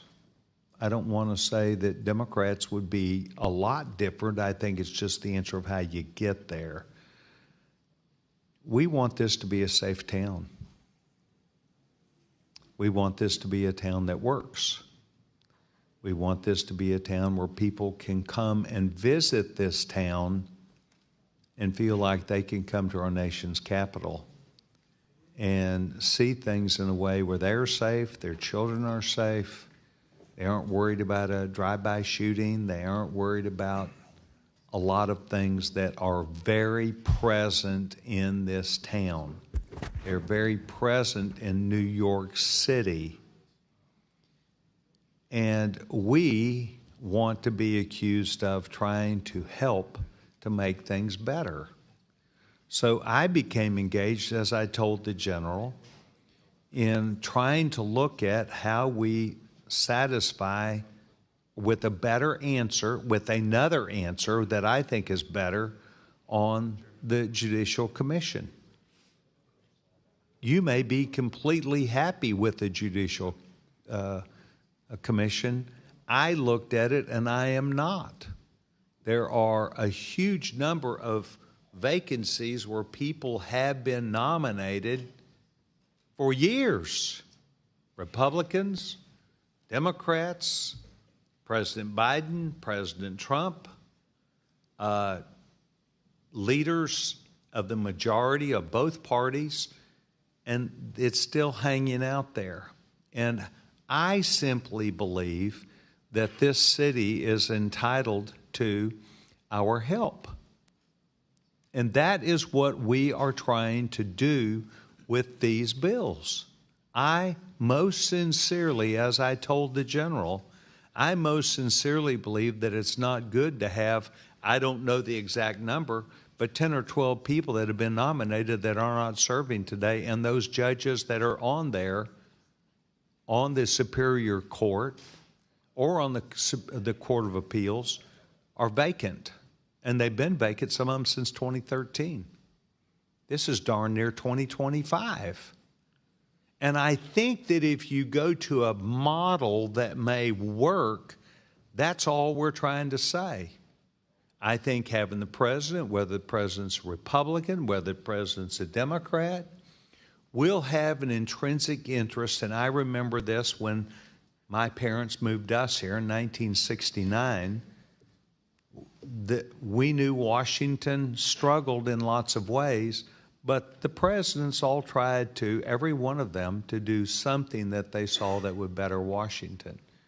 I believe that if we come and try and help with the most sincerity that our young chairman has, that I think our members have, it is not about trying to sparse words together about whether it's a local judge or not. It is a Superior Court judge that we're not going to replace any of them. We're trying to move forward to fill those seats of a Superior Court judge or of a appeals court, Superior Appeals Court judge. And on the floor, this thing got pitched as you're trying to make things that are simple about local judges. There's not much local about this in some respects. It is a national treasure. So it is my hope that you would perhaps look through some of the words that are said here and just accept the sincerity by which we come to you. And that I do, and I think our chairman, and I think the others do, we are trying to help. So, General, I looked you in the eye. You were most genuine with me. I want to be most genuine with you and say, maybe your feedback about what we do you might disagree with, but please give us at least credit. We're trying to leave it for any Republican or Democrat to make the decision, because they'll take the responsibility to get the judges. Representative Sessions, I want to appreciate very much your spirit of working with us on this issue, because the vacancies on our court are having a very significant impact on our public safety system and our economy. But the problem with getting judges on our court is not sitting with the JNC. The way to solve getting judges on our court, and I appreciate your willingness to think about solutions, would be to allow our mayor to nominate judges and have our council confirm judges the way it's done in your state and states around the country, and we would get that vacancy on our Superior Court fixed right away. So there are multiple ways of getting it solved. I don't think the JNC is the problem. I think the problem has been in the White House and in the Senate, and we could solve this problem together if you would be open and your colleagues open to changing the law to allow the mayor to nominate, the council to confirm, just like states around the country do. And I appreciate your spirit of cooperation. Yes, sir. And my only counter to you is, like a lot of things here, they have been in control of the council or the mayor, and we slightly disagree. We slightly disagree about the crime bill. We slightly disagree about a lot of things. I'm trying to fix it. Lastly, Mr. Chairman, I thank you. We believe that if a president has some skin in the game in this town, Republican or Democrat, they will follow through and get those judges confirmed. I want to thank each of you, Mayor. I'm going to walk down and give you something, just a note. General. Could I answer for just a second? I think the problem is, if Mr. Chairman, may I just... Go ahead. Thank you. This is part of good dialogue, sir. I agree.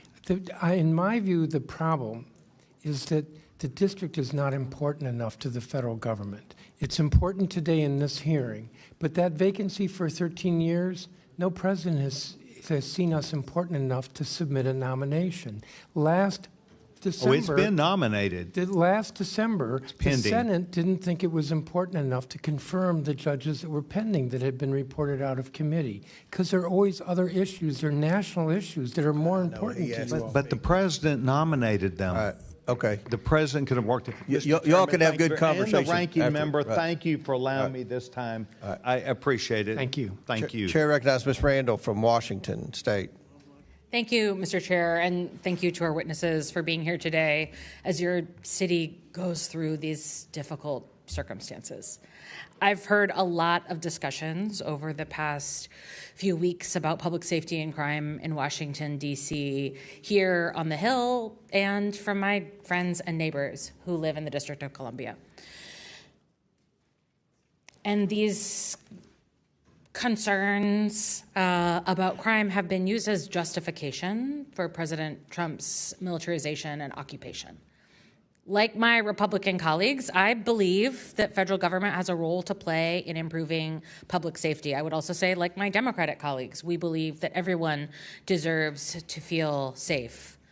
Where we seem to differ is that I prefer to focus on proven, not performative solutions. Proven solutions are those that invest in community, but my Republican colleagues arbitrarily cut $1 billion from the DC budget in March of this year, which has impacted the city's ability to fund the police, firefighters, and other public safety programs. And then, while holding these funds hostage, the president deployed National Guard in the name of public safety, instead of giving DC the funds necessary to provide safety. And at the same time, Donald Trump and congressional Republicans have made the largest cut in history to Medicaid, regardless of the fact that Medicaid expansion under the ACA led to a significant drop in violent crime nationwide. What we're seeing from this administration is unlawful, undemocratic, and follows the playbook of an authoritarian government.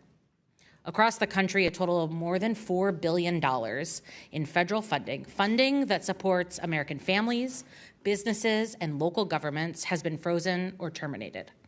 Withholding these federal government funds that have been constitutionally appropriated by Congress can and will be used to coerce other American states and cities into cooperating with this rogue administration in fear of having their cities occupied too. In Pierce County, in my district, they have nearly $200 billion of federal funds that could be at risk, which includes $706,000 grant from the Department of Homeland Security's Targeted Violence and Terrorism Prevention Program that was abruptly terminated. These funds were dedicated to implementing, like the name says, targeted violence threat assessments in our schools to mitigate youth violence and radicalization. The Department of Homeland Security's letter stated that the grant was being terminated in part because the department, consistent with President Trump's direction, is focused on advancing the essential mission of enforcing immigration laws, securing the border, and combating anti-Semitism. Consequently, grant projects that support or have the potential to support activities not aligned with DHS's current focus do not effectuate the agency's current priorities. What is so explicitly clear to me is that this administration's excuses of sending the National Guard to local cities in defiance of the local governments in order to address crime and improve public safety are an absolute sham when they are canceling funding left and right that would actually help our local governments address these very issues. Mr. Jackson, could you speak to how public safety is affected when you defund programs like targeted violence and terrorism prevention grants? Yeah, I mean, a critical resource of our federal government has been helping states prepare to identify and intercept targeted violence across the country. In fact, the Department of Homeland Security was required to work with state government on that. But those resources through CISA and other preparatory agencies or departments are under siege. But what we're also concerned about is just the direct federal law enforcement resources for agencies like the ATF that are specifically focused on intercepting guns from getting into our communities. And Again, with cities like D.C., where 95% of the guns are coming from outside the state, that federal law enforcement is crucial, but are now experiencing over 40% cut. Would you say, in your experience, that local investments, like funding for local law enforcement, funding for targeted violence and terrorism prevention, funding for ATF programs, would have a greater effect on public safety than the militarization of our cities? It's a fact. And frankly, that's what we've seen over the last 2 years with a 31% reduction in homicides. This year, we're still tracking for another 20% reduction in homicides. And we think that's a direct result of the resources to prevent violence before it happens. Thank you for your answer, for your work. And Mr. Chairman, I yield back. Chair recognizes Mr. McGuire from Virginia in the corner. Thank you, Mr. Chairman, and thank you to our witnesses for coming here today. You know, as a Navy veteran, as a freshman member of Congress, I love our country. And I love Washington, D.C., the history, the people, the culture. This is America's city. And I represent Virginia's 5th Congressional District. People from the 5th Congressional District come here for vacation or for work every day, and people from around the country. I think we should all agree, though, that whether you live here or visit here, you should be able to walk down any street in America and Washington, D.C. with your little girl or your little boy and be safe. And I think we'd be less than honest if we said that has not been a problem. And I want to say that the actions of this administration with President Trump have lowered crime and lowered murder rates to record lows. And so I want to start by saying, thank God, President Trump put your security and your safety, law and order, above other divisive ideas. We would not have a country without our men and women in law enforcement, and I see a lot of them around here right now. I just want to thank you. Each of you in your written testimony emphasized the importance of the work of the Metropolitan Police Department is doing to keep the residents of D.C. safe, and the need to increase funding for the department. And I have a very simple yes or no question. Do you disagree with defund the police movement? And I'll start with Mayor Bowser. Yes or no? Do you disagree with defund the police? Yes. Mr. Middleton? Yes. And Mr. Schwab? Yes. And Mr. Jackson? Frankly, I think you should ask the president that. That's a yes or no, sir. All right, Mr. Middleton, in your written testimony, you stated the following. Since 2020, police departments across the region and the country have faced challenges in recent years to hiring and have failed to hit their hiring targets. Can you tell me what major event happened in 2020? The murder of George Floyd. Well, Mr. Middleton, in 2020, the D.C. Council voted in favor of a budget that defunded the MPD by more than $15 million. In the years that have followed, crime has skyrocketed in D.C. Do you still stand by this decision? I will remind you that this is a simple yes or no. Well, as I said to I just said a yes or no. I've got a very limited time with all due respect. I realize that, but all right, Mr. Middleton, these hundreds of questions are more MPD law complicated enforcement than a yes officers or no. have left the department since 2020 because they don't feel they have support from D.C. Council. In fact, the council not only voted to defund the department in 2020, you also went so far as to put a target on your officers and their families by releasing body camera footage with the officer's name attached. For all witnesses, let's talk about D.C.'s fiscal policy. Do you believe D.C. does a good job at managing their budget? This is just, I don't have much time with all due respect. Yes or no? So Mayor Bowser, yes or no? Yes. Mr. Middleton? We do an excellent job. Mr. Schwab? Yes. Mr. Jackson? Yes. I find that interesting. I'm going to list a few of the programs funded by the city's approved fiscal year 2025 budget. $5 million to support D.C.'s hosting of the World Pride 2025. Regardless of party, race, religion, or creed, I love you, but your number one goal should be to keep the citizens safe. Not that. $1 million to support the construction of an LGBTQ+ community center in Shaw.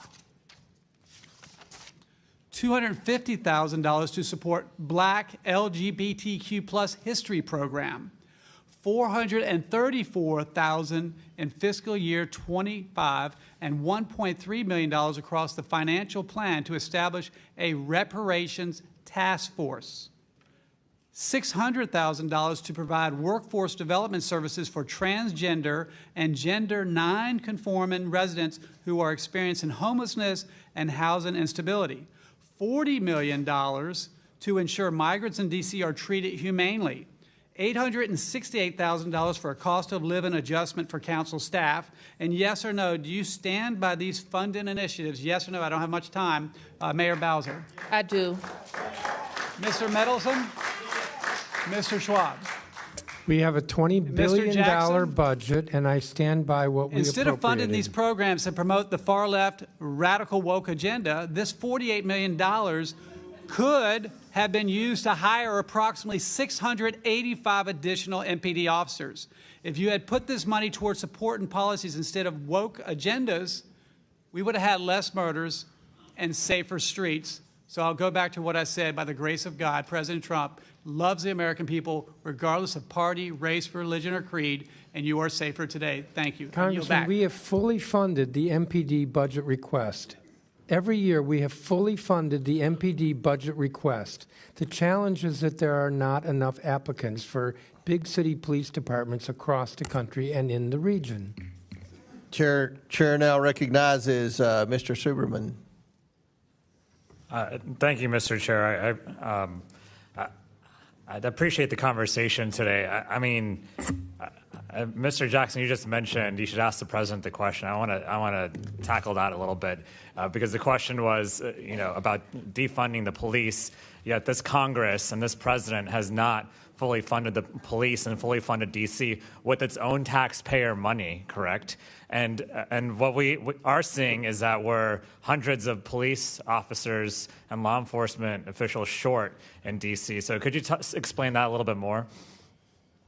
I was referencing a little bit broader than D.C., but this Congress has made the largest defunding of law enforcement, I believe, in American history. Under Republican leadership and under Trump's advisement to cut ATF, to cut DEA, to cut FBI, and then the remaining officers that are left, as opposed to putting them to their jobs to intercept guns that are being trafficked into our communities, they are now patrolling impoverished communities like Ward 8. And so when we talk about defunding the police, we should look right into the eyes of President Trump and ask him, why are you defunding the federal law enforcement that is supposed to protect our communities from the flow of illegal guns? Mayor Bowser, would you agree with that? With defunding the federal law enforcement apparatus? Just say that this administration and this Congress has not fully funded law enforcement. I would agree with that.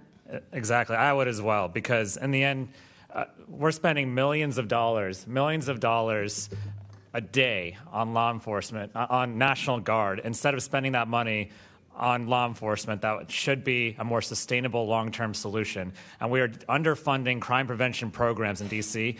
And what the National Guard is doing here is they're getting bored, actually. They're at street corners just hanging out, and they're not trained to be in law enforcement. And we're spending millions of dollars a day instead while they pick up trash.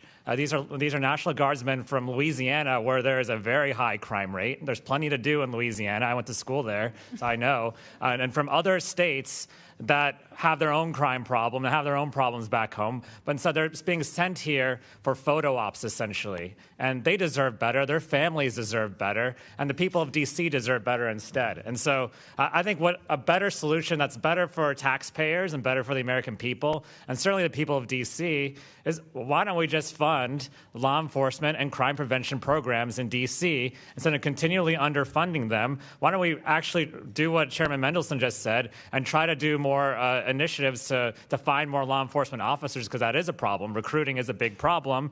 Instead, we're sending the National Guard in. And I've got constituents, I'm in Northern Virginia, who work in D.C. every single day. And one constituent in Warrenton said, I work in the district, and now I'm in fear of my safety to come to work and go home. With military roaming the streets with possible unchecked authorities, there are many opportunities for harassment and abuse. I'll tell you, it's not just opportunities. People have been harassed and abused. And I've never felt unsafe before, but now I am becoming terrified. And I've gotten story after story about that. Mayor Bowser, have you gotten stories like that as well?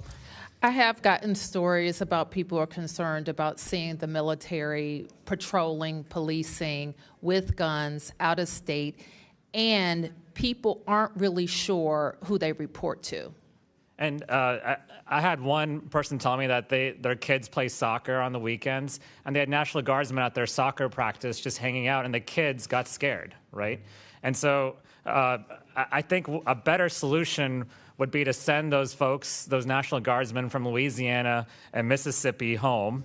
And instead, why don't we fully fund DC's crime prevention programs and its budget instead, and actually move forward with these programs that have been working because crime was going down. And then my constituents can come and work in DC, make that long commute that I make every morning, and we can actually get to work and not be fearing that at every street corner we might get harassed. One more constituent said that they worked in D.C. for over 30 years and still go frequently. He never felt unsafe until now. And it is a dangerous power play that this administration is doing.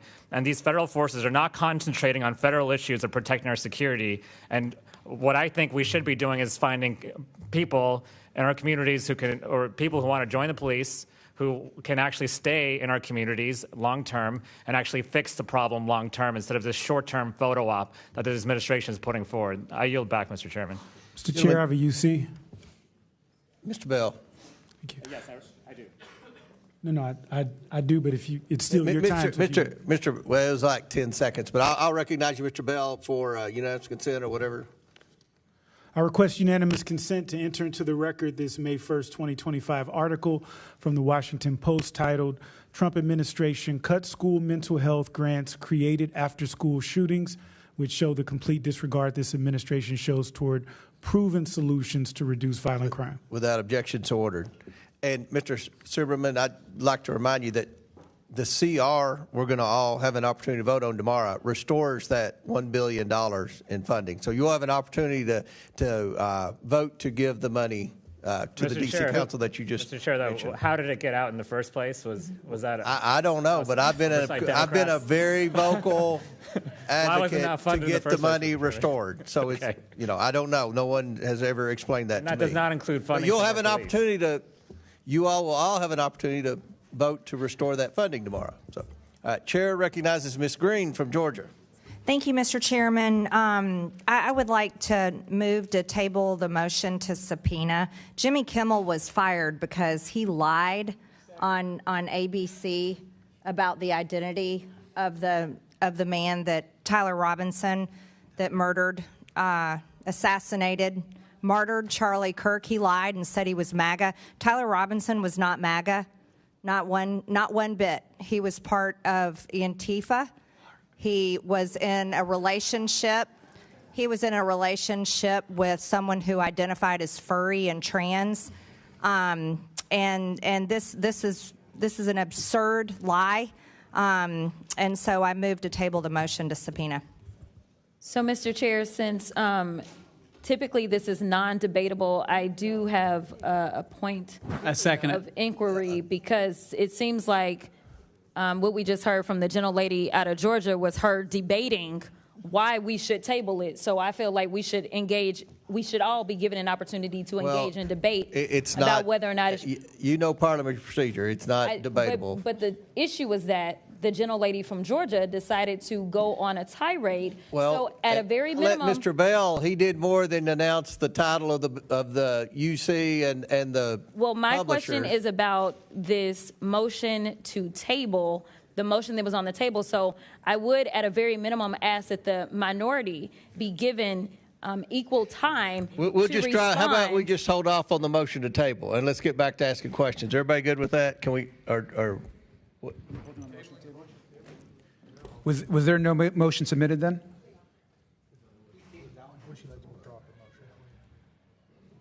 On a point of order.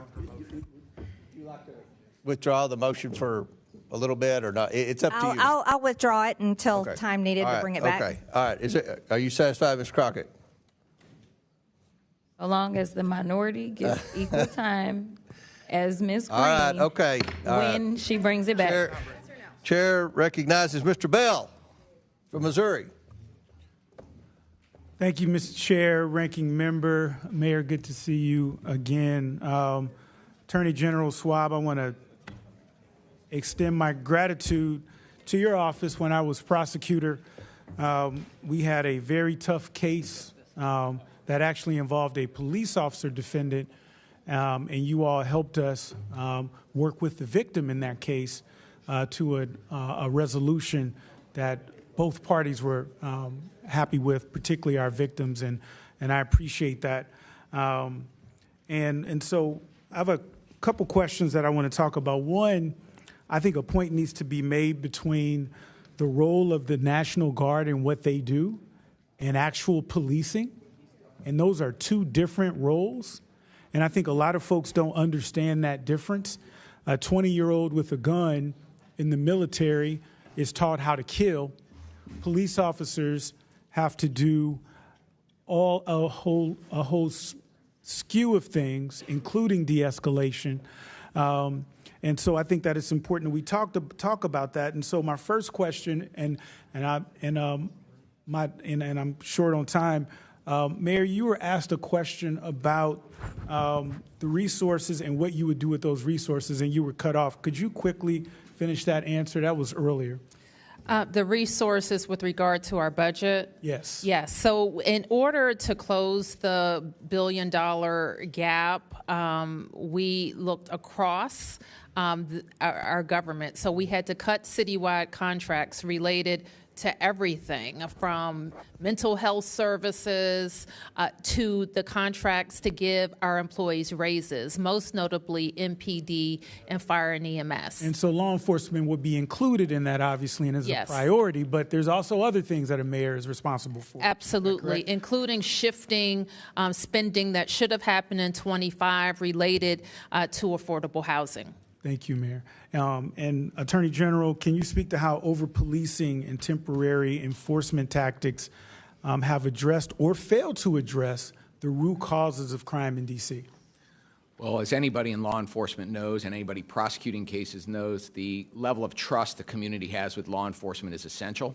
We need witnesses to feel comfortable coming forward. We need victims to recognize that they can come forward. And that trust between law enforcement, our MPD, and communities all around our city is something that we have worked very hard as a city to build over time. But like so much, it can be broken very quickly. And I worry very much about the distrust that has been caused by the recent events to communities who worked very hard to trust their MPD and vice versa. And I think people also have to understand the cost of sustaining the National Guard in a major city like D.C., or now we're hearing even in my hometown of St. Louis, is astronomical.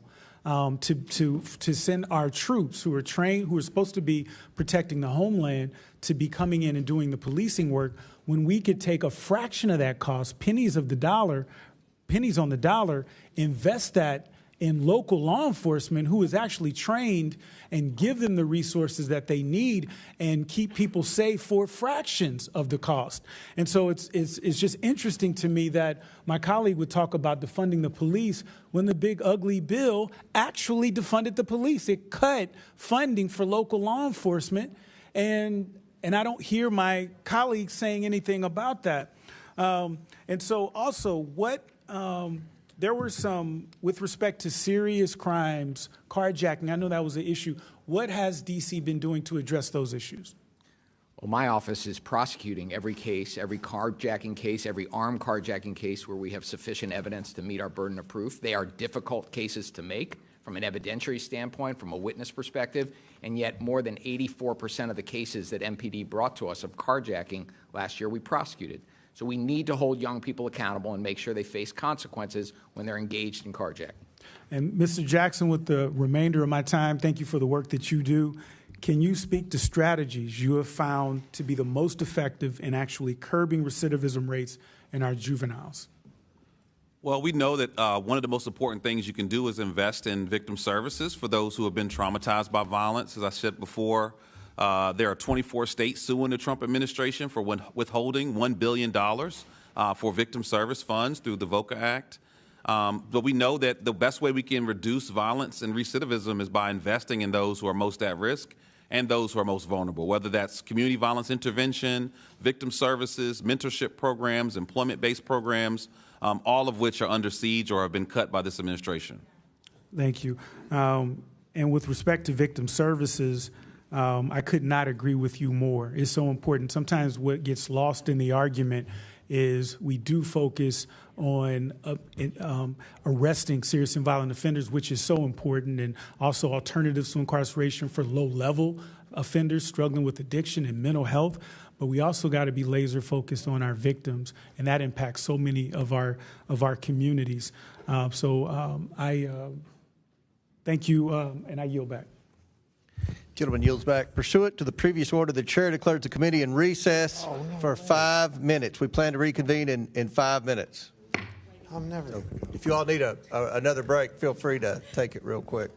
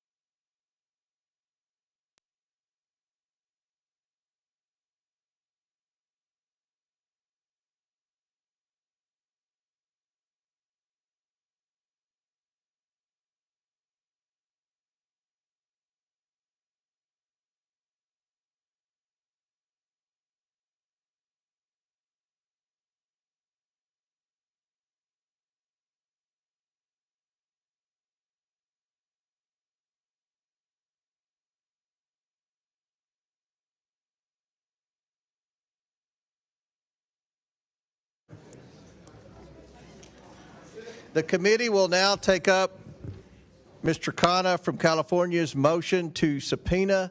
I recognize Ms. Green. Mr. Chairman, I move to table the motion to subpoena. Okay, the motion is not debatable. As many as are in favor of tabling signify by saying aye. Aye. All those opposed signify by saying no. No. In the opinion of the chair, the ayes have it. The table is agreed to. The committee will now resume. Request a recorded vote, please. A recorded vote is ordered. The clerk will call the vote. Mr. Jordan? Yes. Mr. Jordan votes yes. Mr. Turner? Mr. Gosar? Yes. Mr. Gosar votes yes. Ms. Fox? Yes. Ms. Fox votes yes. Mr. Grothman? Yes. Mr. Grothman votes yes. Mr. Cloud? Yes. Mr. Cloud votes yes. Mr. Palmer? Aye. Mr. Palmer votes aye. Mr. Higgins? Mr. Sessions? Aye. Mr. Sessions votes aye. Mr. Biggs? Aye. Mr. Biggs votes aye. Ms. Mace? Aye. Ms. Mace votes aye. Mr. Fallon? Aye. Mr. Fallon votes aye. Mr. Donalds? Mr. Perry? Aye. Mr. Perry votes aye. Mr. Timmons? Mr. Burchett? Aye. Mr. Burchett votes aye. Ms. Green? Aye. Ms. Green votes aye. Ms. Boebert? Aye. Ms. Boebert votes aye. Ms. Luna? Aye. Ms. Luna votes aye. Mr. Langworthy? Aye. Mr. Langworthy votes aye. Mr. Burleson? Mr. Burleson votes aye. Mr. Crane? Aye.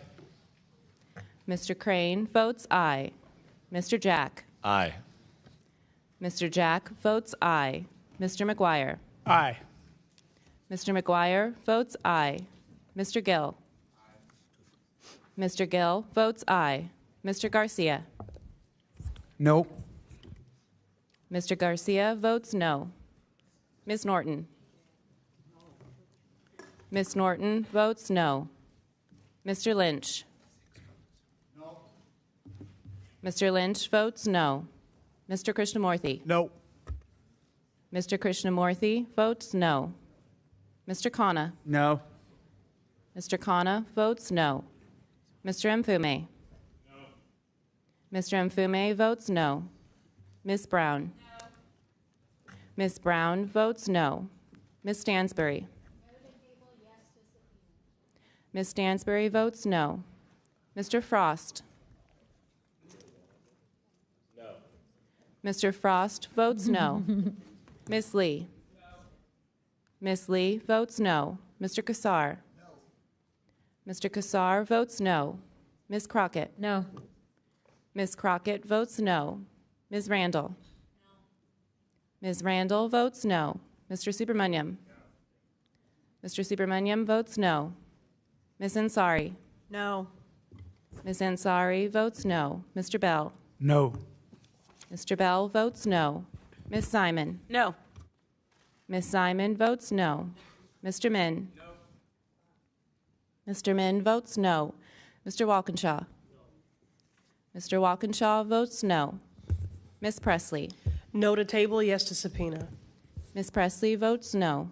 Ms. Tlaib? Ms. Tlaib votes no. Mr. Chairman?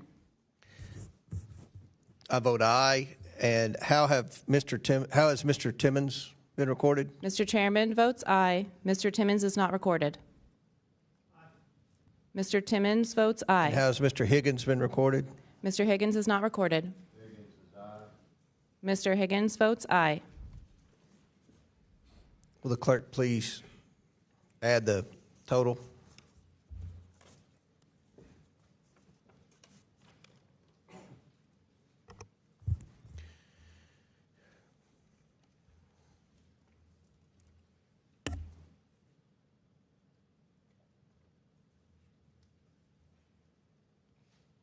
Mr. Chairman, on this vote, the ayes are 24, the nays are 21. The motion is tabled. Before I recognize Ms. Green, I'm going to recognize the ranking member. Thank you, Mr. Chairman. Obviously, I want to thank Representative Khanna for the motion, but I also just want to just say that the chairman and I have been talking throughout the last 30 minutes or so, and we're both going to try to work together on an effort to bring in Mr. Carr in front of the Oversight Committee. And it's of interest to both the majority and the minority. And so we're going to try to move forward in a bipartisan way to get in front of the committee. So I thank you, Mr. Chairman. Yep. Mr. Chair, have a UC? I do too. I'm going to recognize Ms. Norton for unanimous consent. Mr. Chairman, I have a unanimous consent request. I ask unanimous consent to enter into the record an article on the cut to D.C.'s local budget, Mr. Chairman. Without objection, so ordered. Mr. Chairman, while I know you oppose the cut, Republicans keep saying today that their fiscal year 2026 continuing resolution fixes the $1.1 billion cut they made to D.C.'s local budget, which consists entirely of local funds in the March CR. They are misleading the public.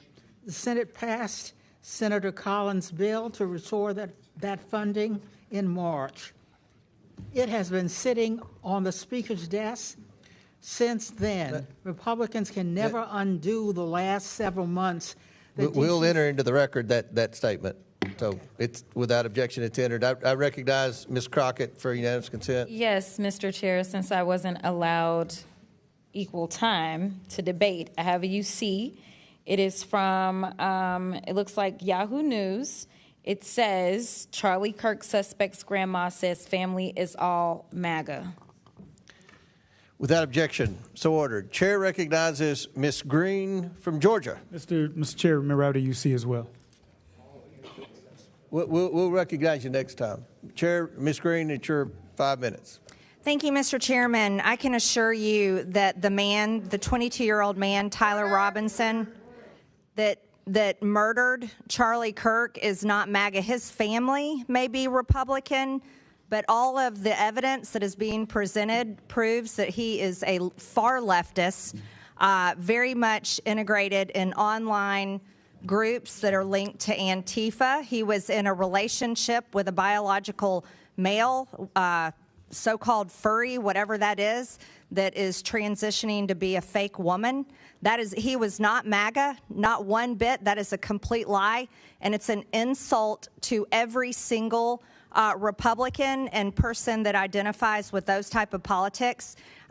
We will not tolerate it, and that is the exact type of language that is getting many of us death threats day after day, and led to shootings on the baseball field where Steve Scalise was shot.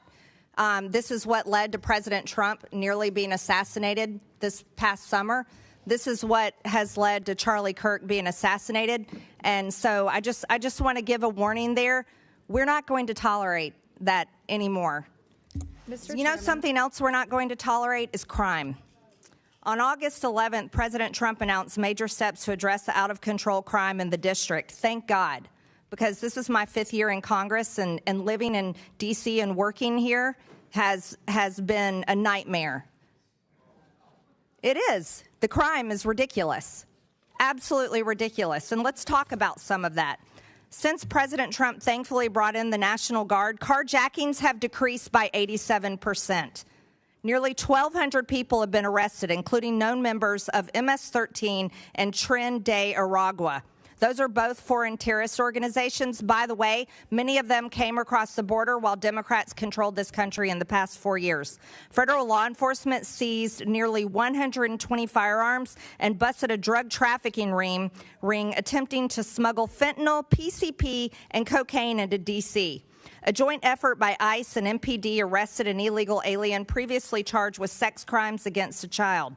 D.C. went 12 days without a single homicide. Can you imagine that that's something that the National Guard had to be here to do? It's unbelievable to anybody that is right-minded. U.S. Attorney Pirro reported that 88% of arrests made between the start of the federal deployment on August 11th and August 25th resulted in charges being filed.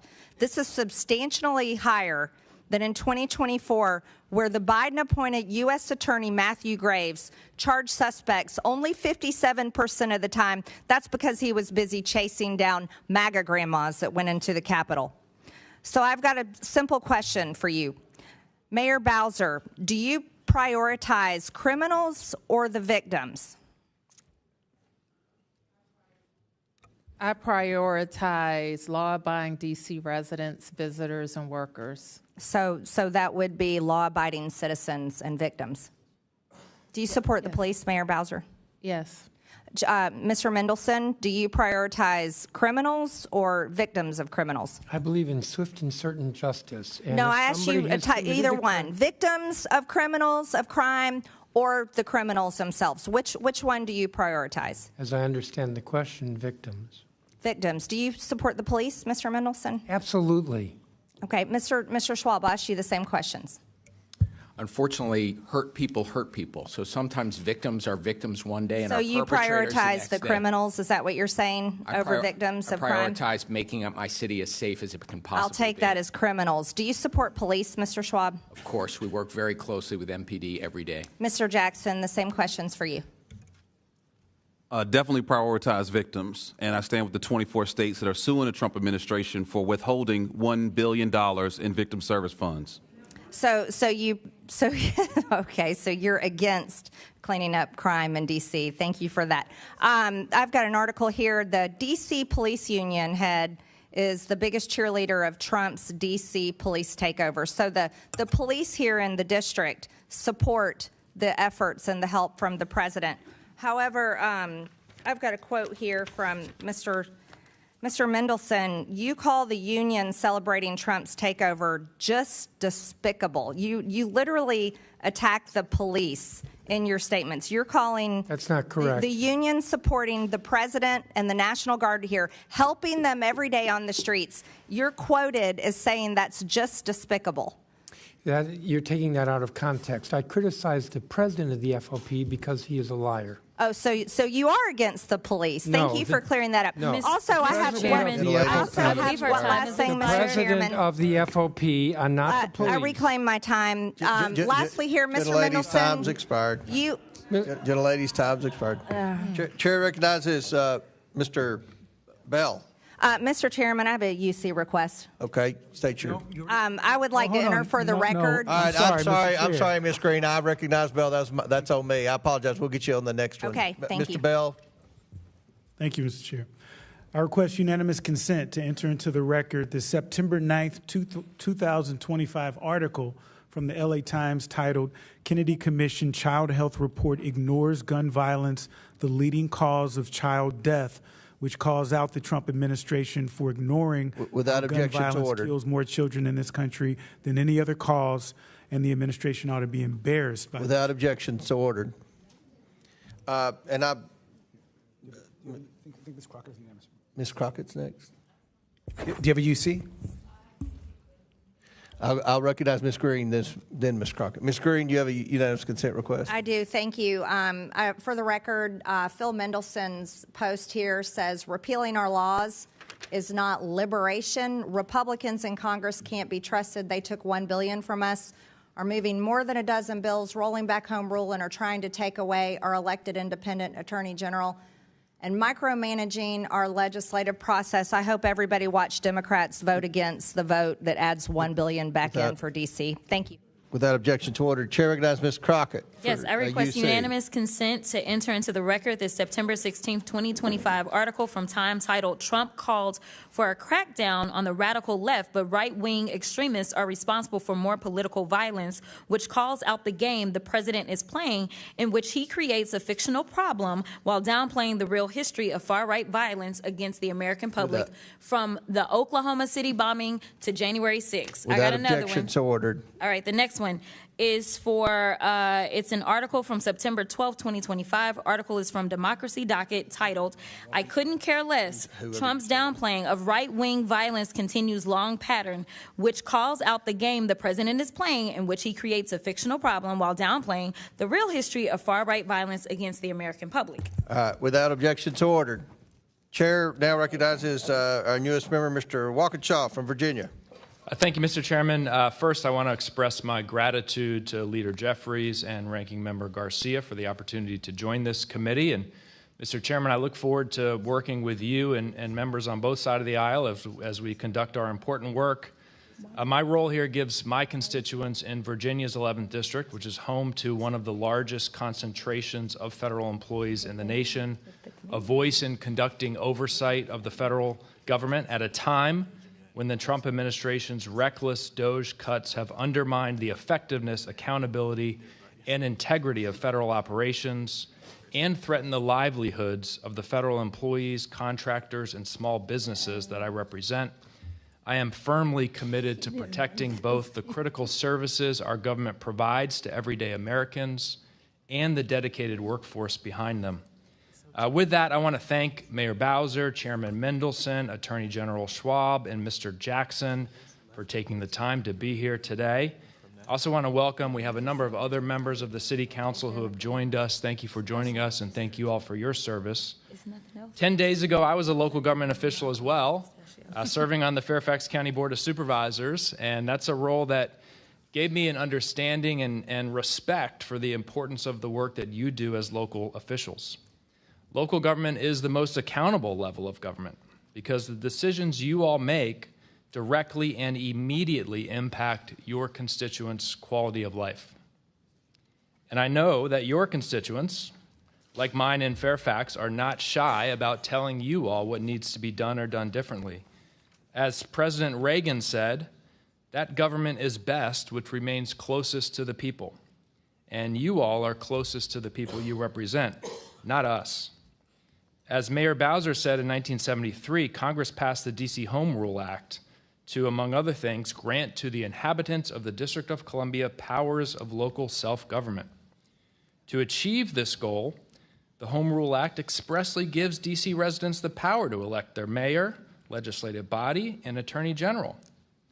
Some of my colleagues, however, while praising the benefits of local autonomy and authority elsewhere, seek to strip that autonomy from D.C. residents as part of an effort to support a federal takeover of our nation's capital by President Donald Trump. Another stated purpose of the Home Rule Act, and I haven't heard this mentioned today, was to, quote, relieve Congress of the burden of legislating upon essentially local district matters.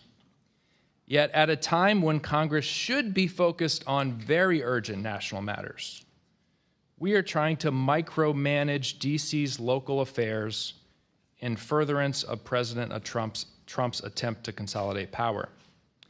The American people are facing serious challenges. Our economy is faltering. Inflation is rising. Tariffs are driving up prices, and job growth is stagnant.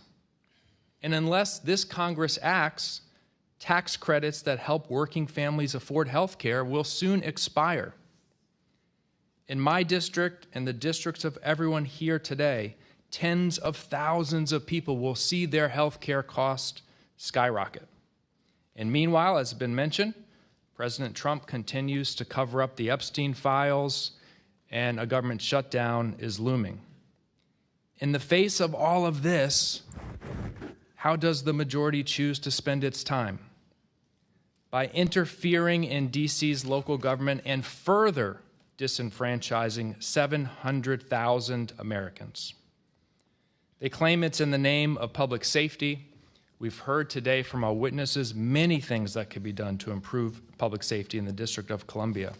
This is really part of a broader plan to help President Trump tighten his grip, to help him feel like he is in control while distracting from failed policies. Our constituents, Mr. Chairman, with the exception of Delegate Norton, are out there across the country, and they are wondering why this Congress and this committee seemingly has no time to solve the real problems they face in their communities, but seemingly all the time in the world to cosplay as mayors and council members for the District of Columbia. I yield back. Chair recognizes Mr. Timmons from South Carolina. I appreciate our new colleagues' prepared remarks. I've lived in Washington on and off over the last 15, 18 years for about 10 years. And up until 2 months ago, this city was in disrepair. It was unsafe. There were thousands of homeless people that were plaguing our public spaces. There were rampant mental health issues with these people that were living in squalor. There was incredible drug use. There were muggings. There were carjackings. There were just immense unnecessary violence because our city council here in Washington, D.C. refused to do their job. They refused to keep us safe. They refused to enforce the rule of law. They have a law that says you can't sleep in federal property, that you can't sleep in the streets. You know what? Zero enforcement. Zero. So, yes, President Trump took extraordinary measures which were necessary to keep this city safe because this is our nation's capital. And yes, we will delegate responsibility to local government, but when they violate the very premise that we delegate their authority for, which is keeping us safe and running the city in a safe and efficient manner, they have violated their obligation to us. And I have been working on this for the last 6 years. I've worked with the mayor. I've worked with many members of city council to try to solve this problem because a lot of it is complicated. But you know what's not? What's not complicated is enforcing the rule of law. And I hate to pick on the Attorney General, but we're going to have a little conversation. You remember criminal law. Back in the day, you went to law school, I went to law school. The two principles of justice are deterrence, which is you have a criminal justice system that says if you do this, this is the consequence. Hopefully that will deter you from doing it. Whether that's carjacking, whether it's going into CBS and stealing something, whether it's killing somebody. Deterrence is one of the principles of justice. The second principle of justice is retribution, meaning if a loved one of mine is hurt, killed, I do not take matters into my own hands because I know that the government, that those that we have elected in positions of authority will hold them accountable to whatever degree that our society deems appropriate. I was a prosecutor for 5 years. You're the chief prosecutor now in D.C. Do you believe that the D.C. criminal justice system meets the two principles of justice that we learned week one in law school, deterrence and retribution? Well, thank you for the question. Apparently, I also learned incapacitation and rehabilitation are other things that we think about our criminal justice system delivering. When you talk about homelessness, which we all need to continue to work as hard as we can to drive down, we have to separate out conduct from status. And I know this is something you also learned in law school. All right, we're going to do specific examples. So in 2021, two teenage girls brutally murdered their Uber driver. They literally called the Uber, they lured him in, they ran over him with his own car, and when they turn 21, they will be let out. So they're going to get 3, 4, 5 years for murdering someone intentionally. Do you believe that 3, 4, 5 years for murdering someone intentionally, and by the way, I think they won't have a criminal record when they age out. Do you think that that is justice, and do you think that the victim and his family have gotten retribution? Our system has to hold young people accountable when they commit crimes and hurt people. And when they are held accountable, they should face swift and certain consequences. Do you think 4 years is enough for murder? Because that's what we do to try to make our city safe. Do you think 4 years is enough for murder? Under our system, long punishments are not what has been proven to deter crime. All right, that is why you are going to lose a lot of power. So again, that is why you're going to lose authority. You're going to lose power. Instead of doing that, what you should be doing, you should be negotiating with the U.S. Attorney for D.C. and say, all right, we're going to create systems through which we're going to have deterrence. We're going to say you don't get to commit a crime and come out of jail hours later. You don't get to kill someone and have no criminal record in 3 or 4 years. That is not justice. And if you think that that is appropriate, you will have zero authority. And I'm telling you right now, you got to change your ways.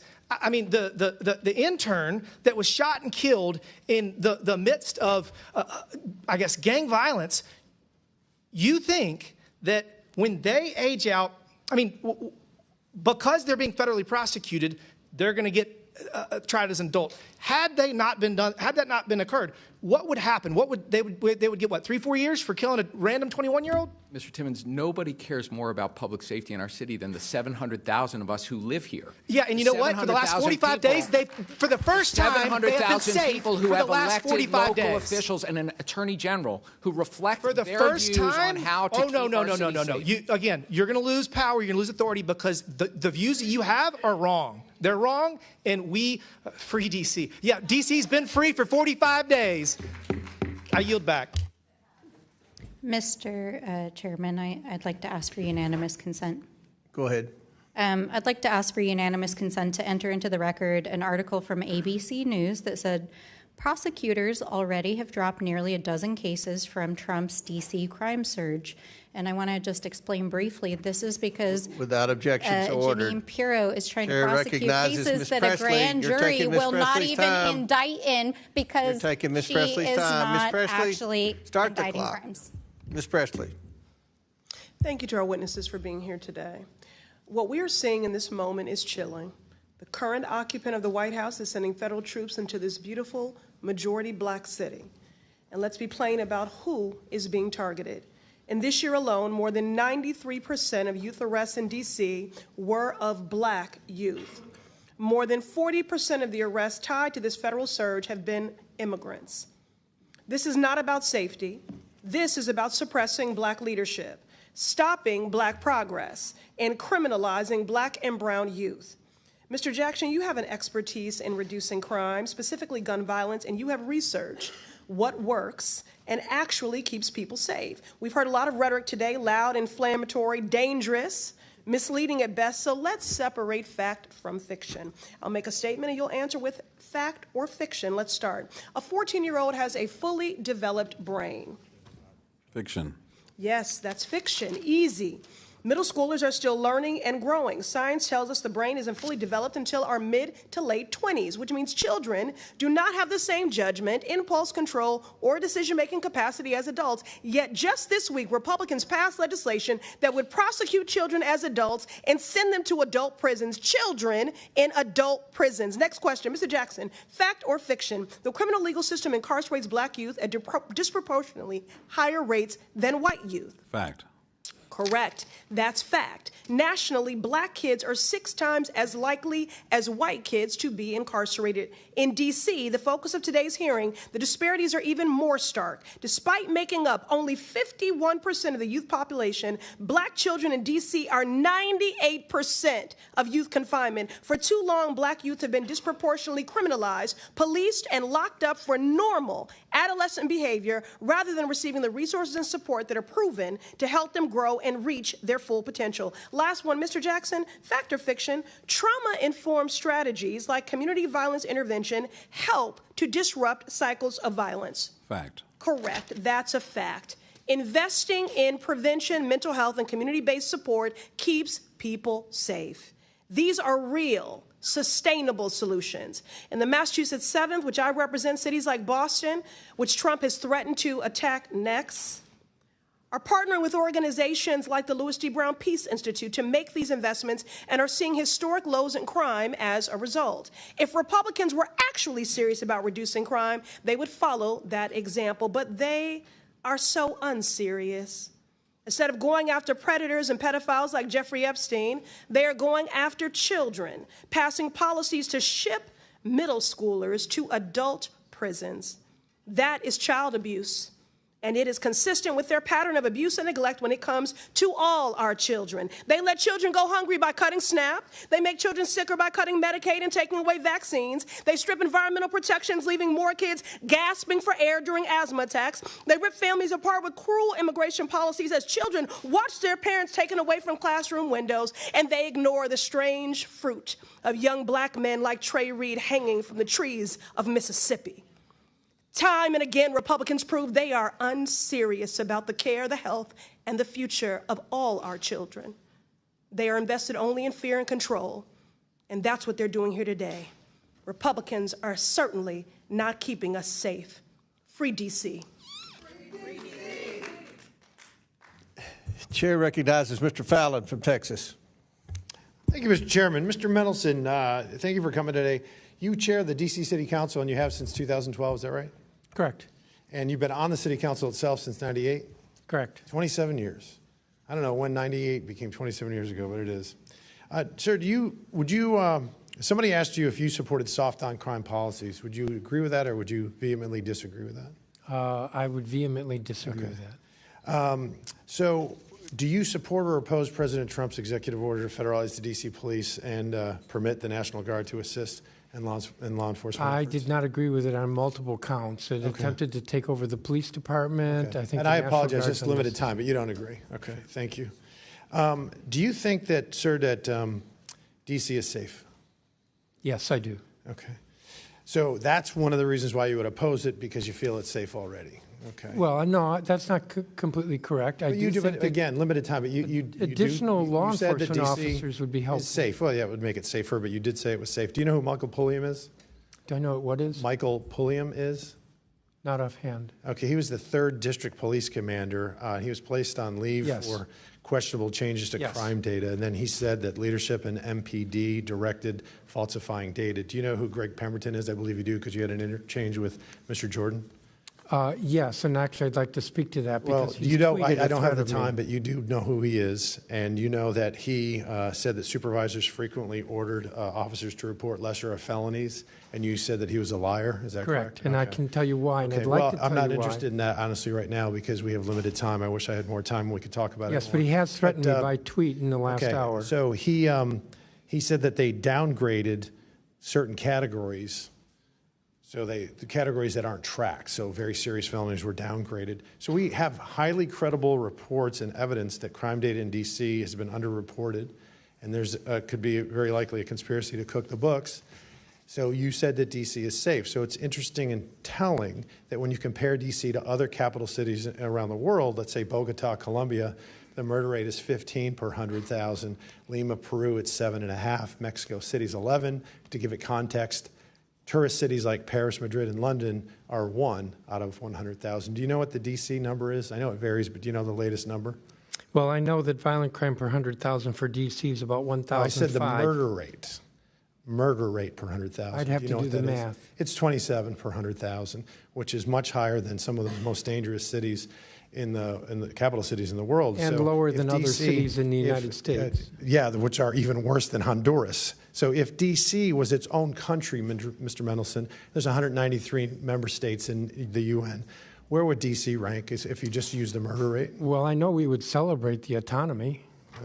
You'd celebrate the autonomy, and you'd be the 5th most dangerous country in the world out of 193. Sir, I live in the District of Columbia, this is my time, Mr. safe. Chairman. I reclaim my time. 5th most dangerous country in the world. And the only ones that would beat us would be countries like Jamaica, Ecuador, Haiti, and Honduras.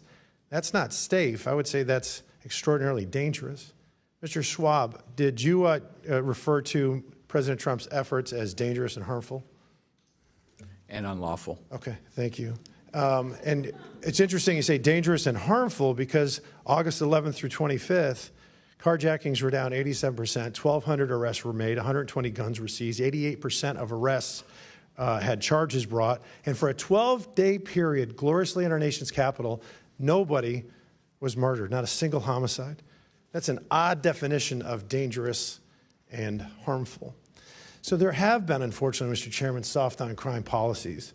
No cash bail. 89% of defendants last year were not held while awaiting trial, allowing adults as old as 24 to be treated as minors during sentencing. All of these policies, Mr. Mendelson, that you supported, and according to D.C. and statistics in the FBI, violent crimes in D.C. when you took over in 1998 compared to last year were up 46%. The precise numbers right here. So it is a dire problem. It is an emergency. There is a clear and present danger to the good and law-abiding citizens of Washington, D.C., and not just them, the tourists and all Americans, because this is a unique city. It belongs not just to the residents, but to all Americans. And it would be the 5th most dangerous country in the world. If this was its own country, Mr. Chairman, the United States would issue a travel advisory. That's how bad it is. So I would applaud, and I do applaud, President Trump's bold actions for MDCSA to make D.C. safe again. Mr. Chairman, I yield back. Thank you. Chair recognizes Ms. Tlaib from Michigan. Thank you so much, Mr. Chairman. I think it's really important. I mean, we're talking about, 700,000 people that live here, and I feel like their voice gets completely just dismissed. And so, if I may, Mr. Chair, ask unanimous consent to enter the record the Washington Post poll of D.C. residents found 8 out of 8 in 10 opposed Trump's taking over of their local police and sending in federal troops. Without objections ordered. I think it's also really important to understand, the incredible kind of slanderous, defamation. I don't know what to call it. They're just burying Washington, D.C. You just heard them speak about our nation's capital in that way, in a way that I feel very much like that's not what I see.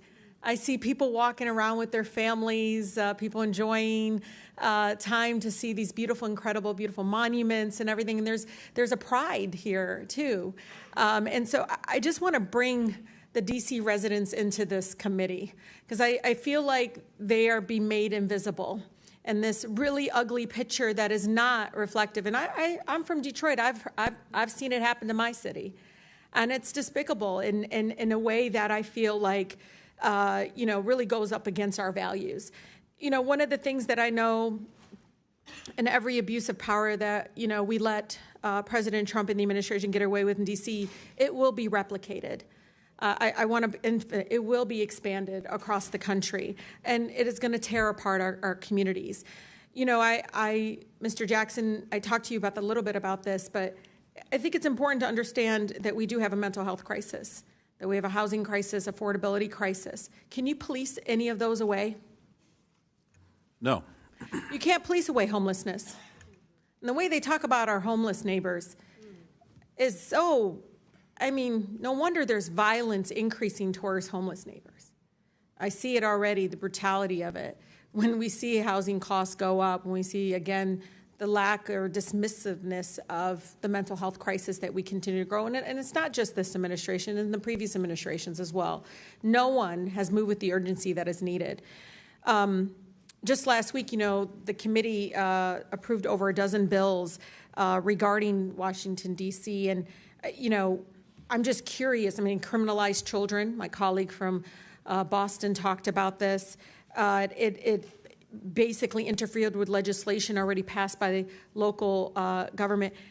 Was anyone on this panel consulted? Any of you? Raise your hand if you were consulted on any of these bills.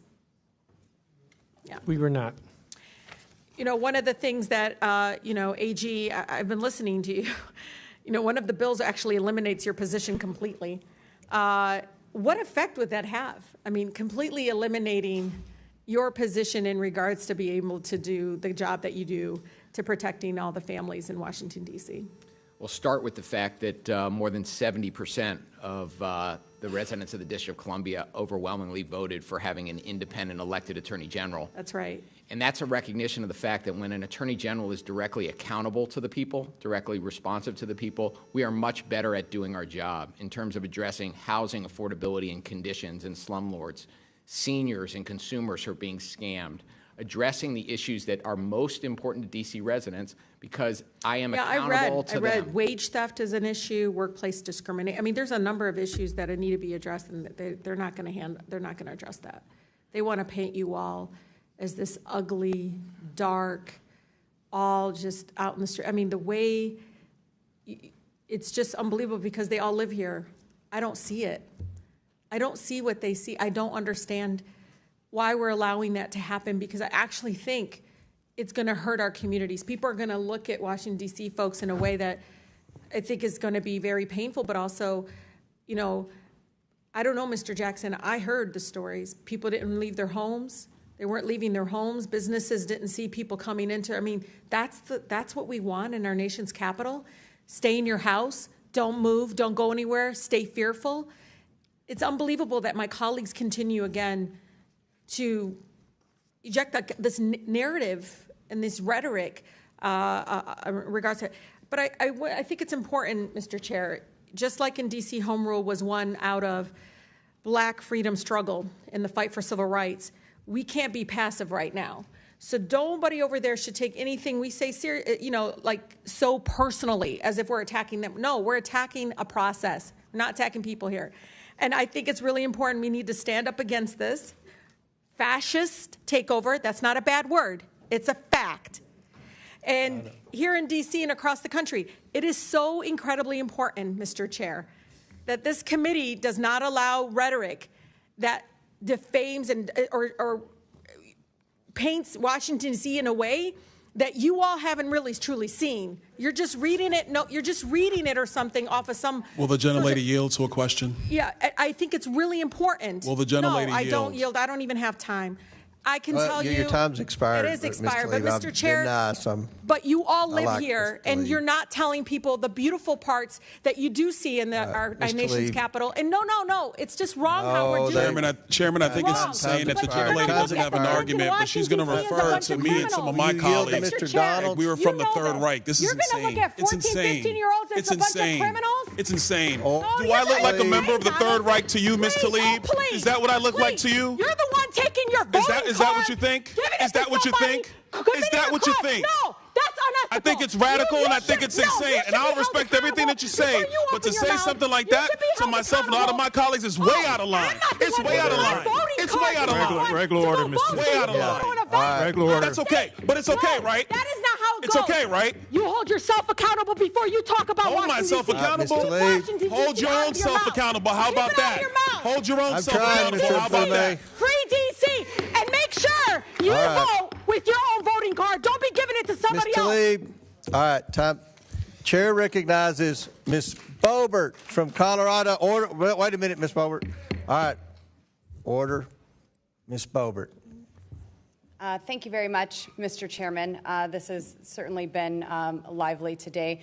Madam Mayor, I appreciate you being here today, and I have a few questions for you. Do you believe in regard to crime, D.C. City Council is moving the district in the right direction or wrong direction? The city council and I are working. Right or wrong direction? We're moving in the right direction. Now, okay. Why in 2023 did you veto the council's updates to the criminal code to eliminate most mandatory minimum sentences, reduce mandatory maximum penalties, and allow jury trials for misdemeanors? Well, I made clear at the time my objections to the rewrite of the criminal code. The criminal code does your need to be objection was updated. this bill does not make us safer. Is that correct? That's what I believe. Yes, ma'am. Mayor Bowser, as we know, City Council overruled your veto, and the criminal code changes went into effect 2023.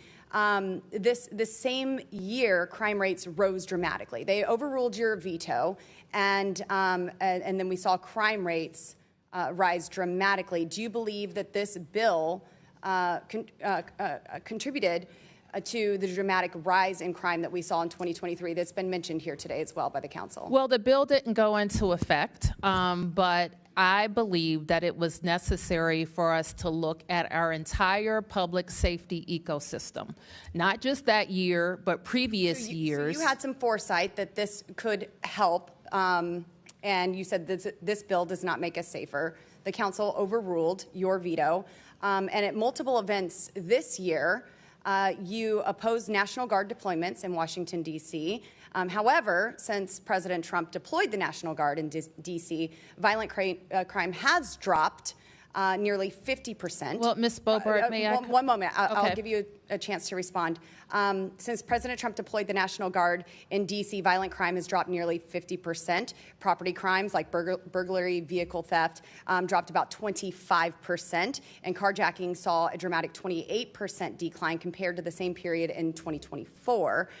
Will you admit, Mayor Bowser, that President Trump bringing in the National Guard has helped clean up this district? And if not, why have you let them stay here indefinitely? What I have said is that the increase in federal law enforcement, National Guard is not law enforcement. You've allowed them to stay here indefinitely, though. The president controls the D.C. National Guard, and he purports to control the guards from other states. Have you asked him to remove them? Yes. And you would be in favor of that? Do you think that crime would increase once again? Ms. Bobart, I put in place a mayor's order that is a framework for how D.C. government will work with our federal partners. Yes, ma'am. And they include the FBI, the DEA, the ATF, Yes, ma'am. U.S. Sorry, my time Capitol is short. Police, I don't mean to step over you. as well as the United States Secret Service. I want to keep this respectful with you, and I don't mean to step over you. One more question, Mayor Bowser. Is cracking down on crime racist, as many of your Democrat colleagues have suggested? Our police department Yes has or no, been... is it racist, ma'am? Not in D.C. Thank you, ma'am. Chairman Mendelson, You believe that cracking down on crime is racist, correct? No? Is that not what you said? You said bringing in large numbers of federal or National Guard troops can escalate tensions, particularly in minority neighborhoods. You also stated that federal deployments can disrupt daily life, disproportionately affect minority communities, and exacerbate racial tensions. So, are you asking about the National Guard or law enforcement? I said federal or National Guard troops. I do And think we've seen police presence decrease under this council, and funding be redirected. So I really don't care to hear how pro-police you are, because I've seen those numbers decrease over the years and funding be stripped. And so with the National Guard, we have not stripped funding in 4 years. It has happened, and Not crime in has 4 years. increased. What has happened in Chairman 4 years Mendelson, is that we've not been reimbursed $83 million by the federal government for police. These things, and you said that they can exacerbate racial tensions. So is it racist to bring in militarization? Is oppressive is it to racist? Neighborhoods. Chairman? No. No. Okay, so are you redacting your statement and your position? Militarization is a problem. I did not say that was racist, but it is a problem. Mr. Chairman, you said that it increases racist tensions. So I would say that you are characterizing that as racist, bringing them in. Mr. Chairman, my time has expired. Thank the lady from Colorado. Chair recognizes Mr. Min from California. Sorry, I have a unanimous consent request, if that's okay. Yeah, go ahead. Thank you. I request unanimous consent to enter into the record this May 16th, 2024 article from the Washington Post titled, "A Congressman Spared Prison as a Teen Tells D.C. to Be Tough on Youth," which covers the story of a sitting congressman who used a pretrial diversion program to avoid jail time for a physician with intent to distribute and had a bribery charge. Mr. Chairman, the title's been read. And yet that is a level Chairman, the title's been read. We're not reading the entire document. All you have to do is say the title and the publisher. So without objection. Mr. Chairman, and since the gentlelady is referring to me, I wonder if she would like to debate the actual topic.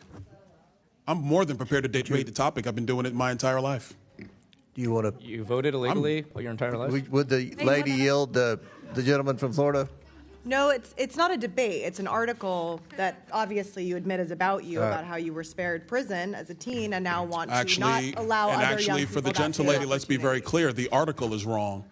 The article is wrong, and I'm on the record stating that repeatedly. I've never been proud of what happened when I was 18 years old or 20 years old. I was wrong, and under the laws of the state of Florida, I was held accountable for that as an adult. So let's be very clear about what was written in that article, which is wrong. That does not coincide with the language that I passed off the House floor the other day. If you want to read articles and put them in the record, let's be clear about what they are. And since I'm the only subject matter expert on that article, I would like to set the record straight right now. Thank you. All right. Thank you. I'm requesting equal time.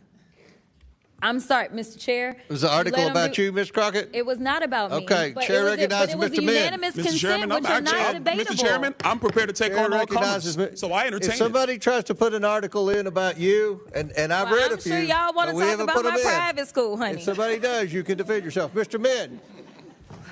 Thank you, Mr. Chair. Appreciate the opportunity to speak today. I want to be clear, though, this committee continues to fail to conduct oversight on the most important issues that my constituents care about, whether it's the allegations of chronic and extreme lawbreaking by ICE, the politicization of the DOJ, FCC, and other executive branch offices to go after Trump's critics, the repeated attacks on Congress's Article I authorities, including the illegal taxation of goods imported into the United States, tariffs, or the illegal withholding of funds appropriated by Congress, a.k.a. impoundments, and on and on and on. And incredibly, virtually the entire Republican caucus has refused to sign the discharge petition to release the entire Epstein files. Earlier this year, GOP leadership recessed early, hoping that the Massey-Khanna discharge petition would fade away. But that is not going to happen. We're going to keep fighting. We're now one vote shy of the 218 Would the gentleman needed. yield to a question from 4 the chairman? Republicans, including 3 on this committee, have been brave enough to sign that petition. Would the gentleman Meanwhile, yield the a rest of the question? conference continues to stay silent. Would you yield to a question from me? Absolutely.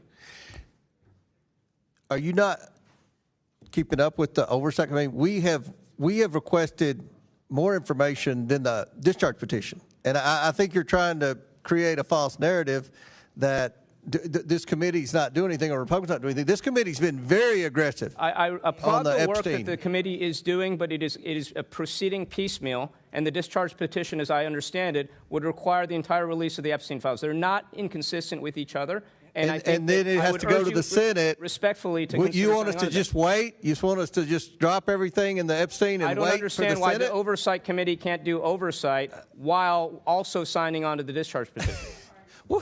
Because we are asking for piecemeal items from the FBI and DOJ. We are not asking, as I understand it, We've asked for everything. We've asked for everything. Now, I'll yield back to your time. And if I could have a little more time, I'd appreciate it.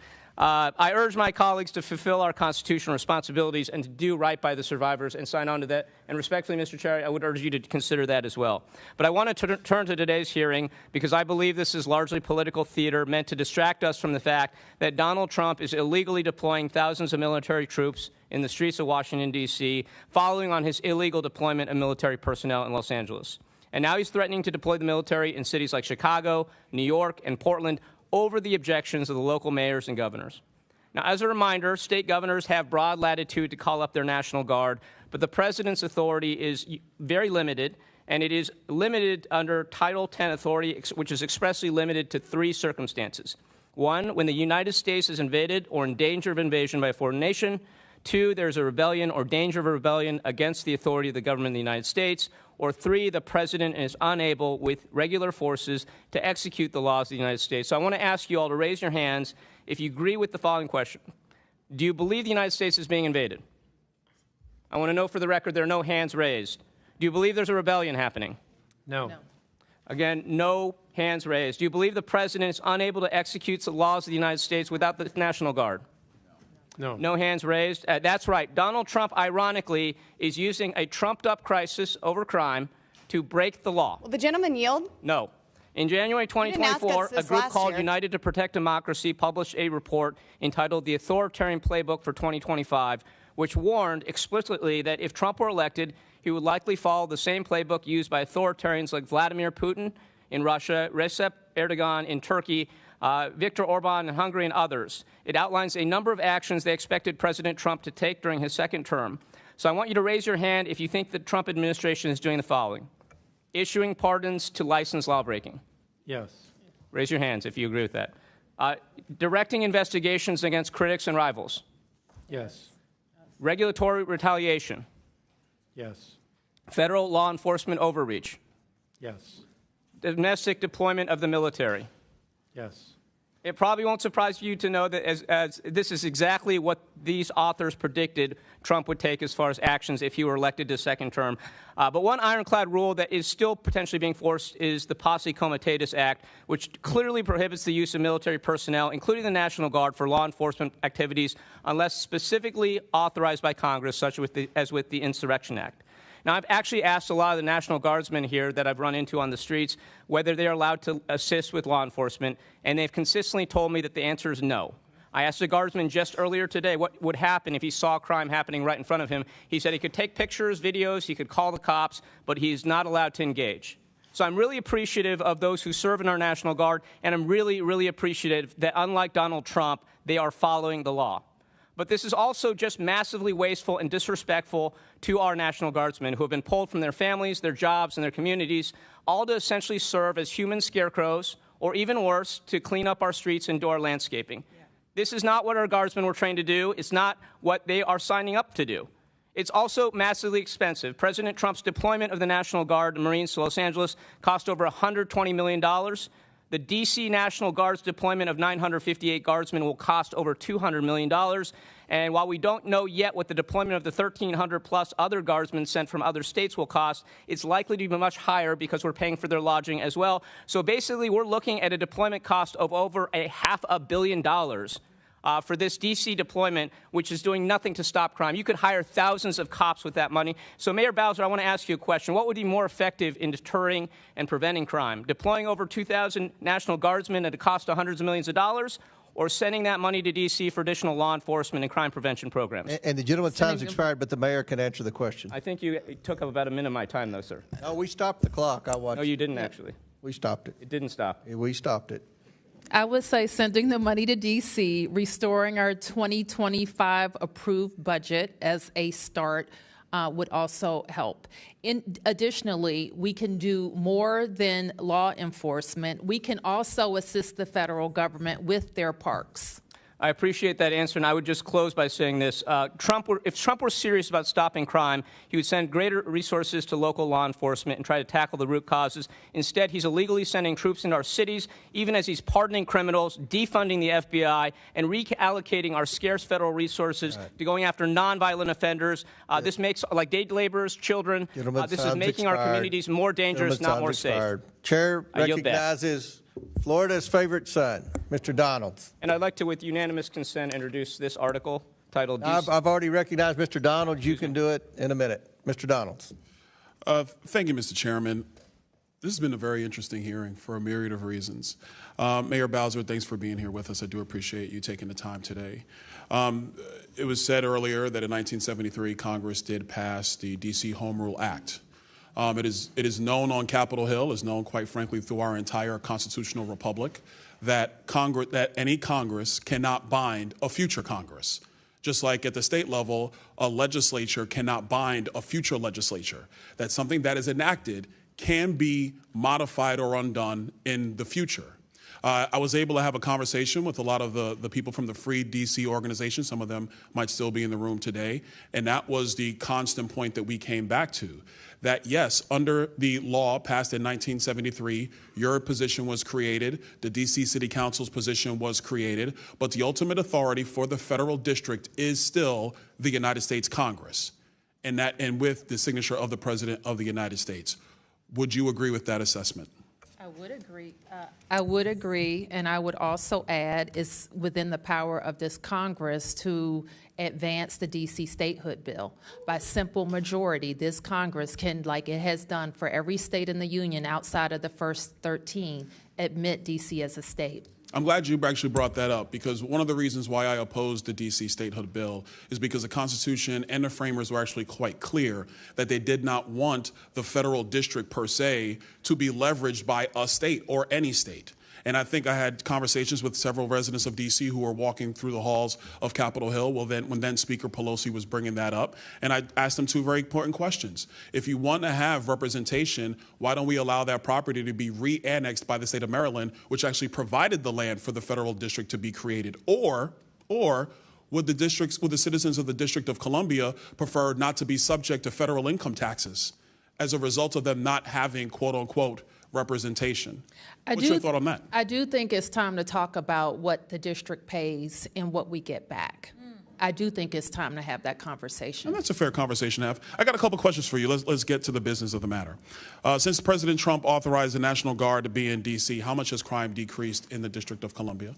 I think it's important, and I've noticed that this has happened throughout this conversation, that you talk about the National Guard and you don't talk about federal law enforcement. And the federal surge consisted of federal law enforcement, which MPD works with all the time. I'm talking about the FBI, the DEA. Mayor Bowser, I'm really not trying to disrespect you, but how much has crime decreased? Oh, I mentioned already and let me look at my numbers, that the federal surge produced the 39% decrease in violent crime. 39% decrease in violent crime in the nation's capital. Let me just add, that's on top of the 6% decrease that we were already experiencing. So it seems that the president's surge was more effective than your own efforts. What did you say? It accelerated. Last time I checked, 39% is way higher than 26%. But let me move on. But the full statistic is a little different. Chairman Mendelson, I didn't ask you a question. I know, Relax, but the full statistic is a little different. Actually, Chairman, let me ask you this question, because you butted in. Now let me ask you. Sure. What is the current status of the Metropolitan Police Department in terms of staffing? How many officers do you have on the beat? I believe it's less than 3,100. Okay. Is the MPD fully staffed? In my view, no. Question. Hold that point. Here's the question. So is a surge of federal law enforcement into the federal enclave, which the mayor has acknowledged is the primary responsibility of the federal government, isn't it simple logic to say that the president's surge has been helpful to safety and security in the District of Columbia, Chairman? The additional law enforcement resources has been good. We work with those different agencies all the time. There was more of it, more of a good thing. National Guard is separate. ICE is separate. Question for you, Chairman. You just said you said something I want to expound.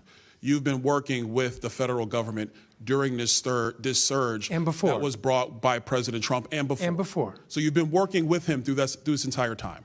With the federal, like DEA, FBI, Okay. MPS Park Police. Mayor yes. Bowser, you would concur that you guys have been working with the President of the United States throughout this entire period, correct? Mr. Donalds, you know I work with every president. I know, but I'm President trying to Trump, establish a in baseline. Trump 1 and in Trump 2. And I thank you for that, Mayor Yes, Bowser. that is our job. I'm trying to As establish. do all of we all stand ready to work with. We're unique. The District of Columbia is unique in Mayor that Bowser, we're always going to have Mayor a Bowser, I'm out of relationship time, so I got to reclaim. Sorry, I apologize. Yep. I agree, Mayor Bowser. Yes. The district is unique. The district is not like any other city in the United States. It is the federal enclave. I commend you and your team for working with the President of the United States to keep the district safe. I really do. I think it's important for a lot of people who are saying that they're upset with the President that your own mayor and your own chairman of the city council has acknowledged that crime has gone down while working with the President. Let's work together. Let's give peace a chance. I yield back. Mr. Chair. Thank you, Mr.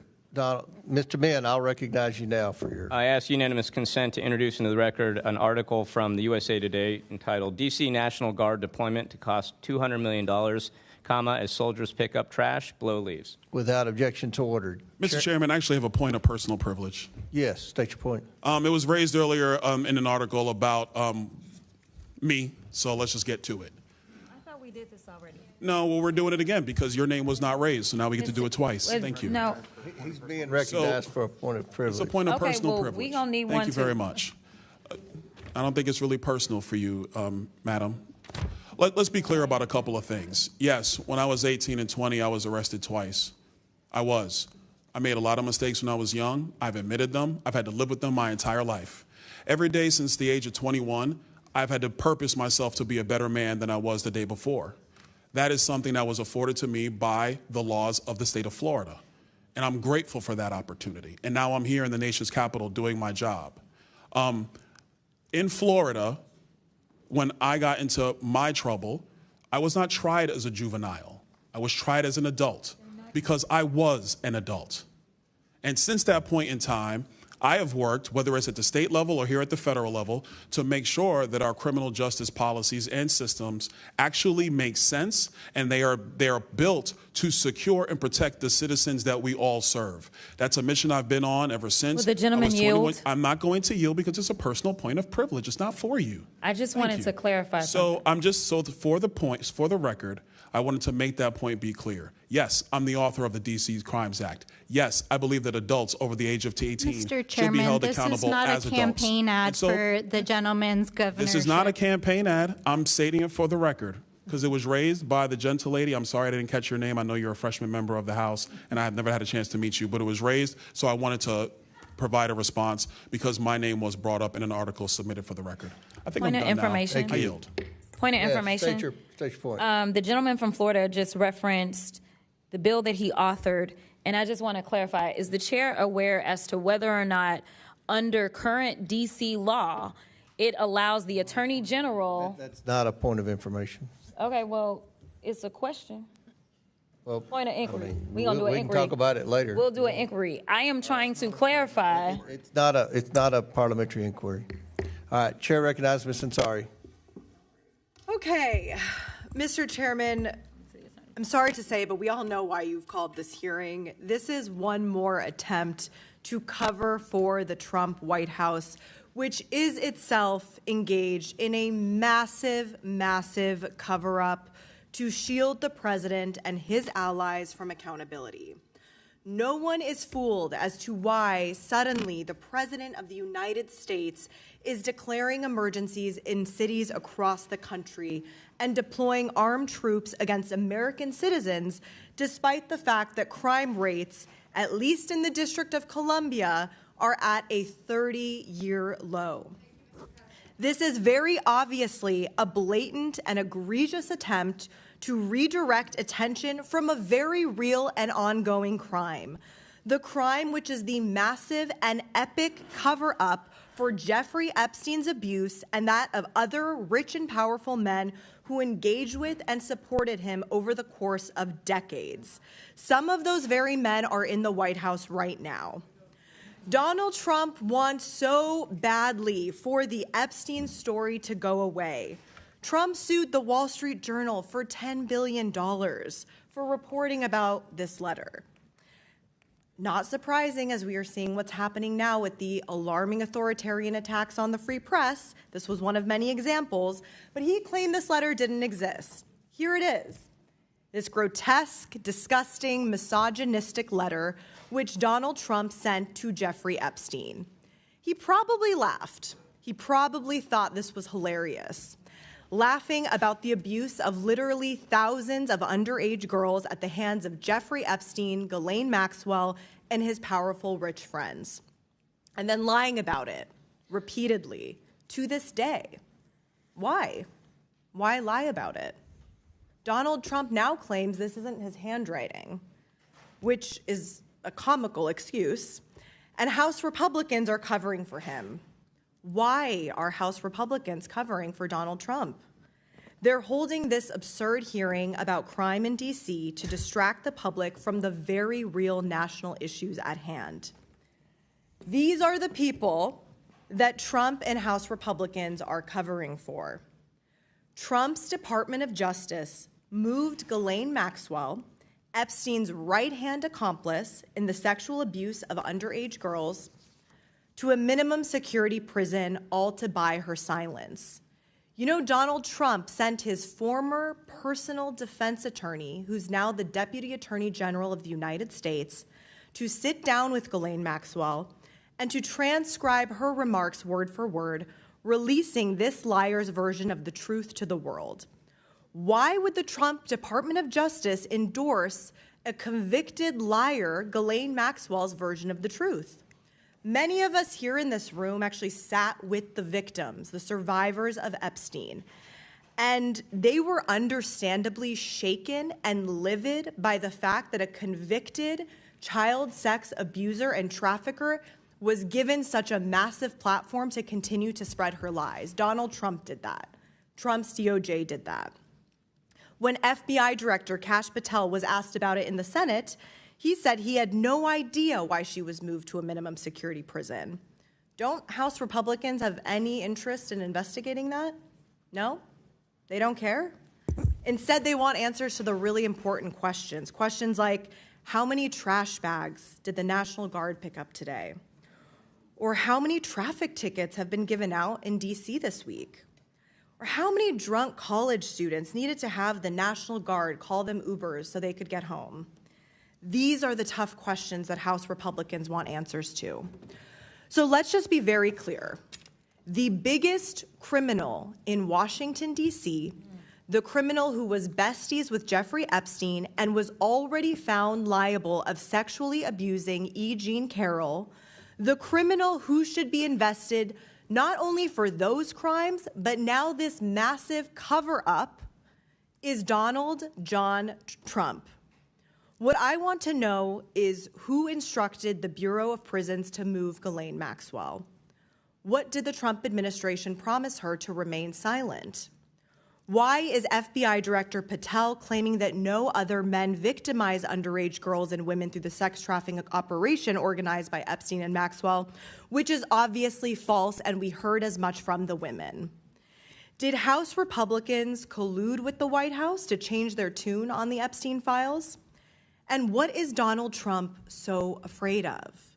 Why won't he just release the unredacted Epstein files, which he could do literally at any moment?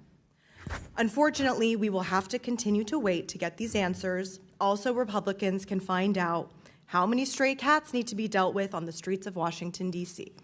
I yield back. Chair recognizes Mr. Burchett from Tennessee.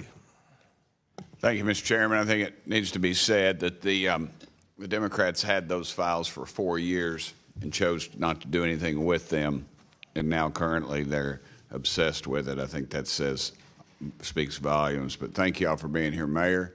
Thank you, ma'am. I was a county mayor. It was the best job I think I've ever had. Thank you. And on days like today, I'm sure you're thinking, dadgum, I wished I hadn't run for this office.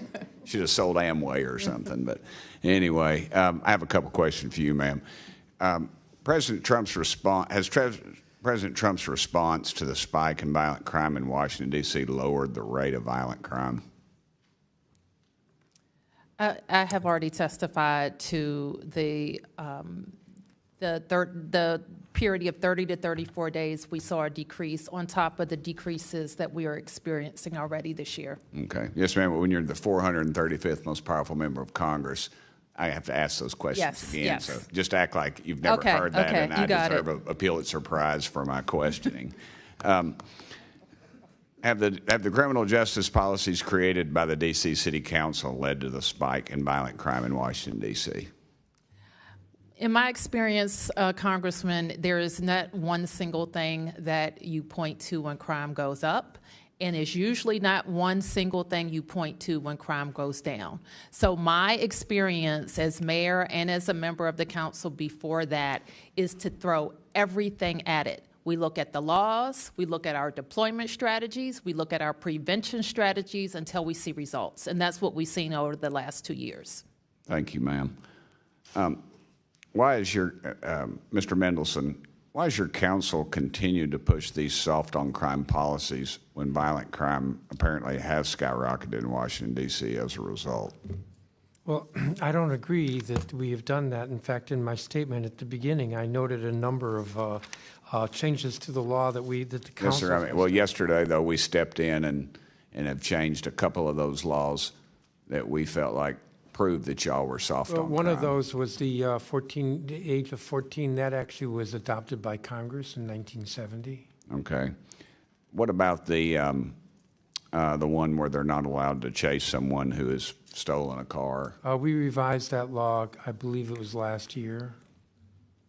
Yet we had to... When I say revised it, there were complaints we were hearing from the police chief, and we made changes to that law. Okay. In your statement regarding oversight efforts, you stated that these bills were a completely unnecessary intrusion on the district's ability to make and enforce our laws because of the recent work that council has been doing to combat crime. Are you aware that juvenile crime in Washington, D.C. has increased every year since 2020? I don't believe that's correct, but the data, the Attorney General would have the exact data. But I will say that juveniles should not be involved in crime. And that should be the goal of any society, of any community, and that's our goal. We do not want juveniles involved in crime. We want them in school, we want them learning, we want them to have every opportunity to achieve as an adult. Okay. In 2021, Mayor Bowser requested $11 million for additional funding for police officers. In response, you and your colleagues on the D.C. City Council proposed a compromise package that would appropriate $5 million to police officers and various amounts to gun safety initiatives because, as quoted, because the solution can't solely be more police. Why have you consistently tried to impede the work and support systems for police officers? Well, we haven't consistently. So that is true about 2020 for the FY21 budget. Every year since then, we have fully funded the request for MPD, for hiring officers, and for paying officers. Just yesterday, we adopted a 13% pay raise for police officers. So I don't agree that consistently.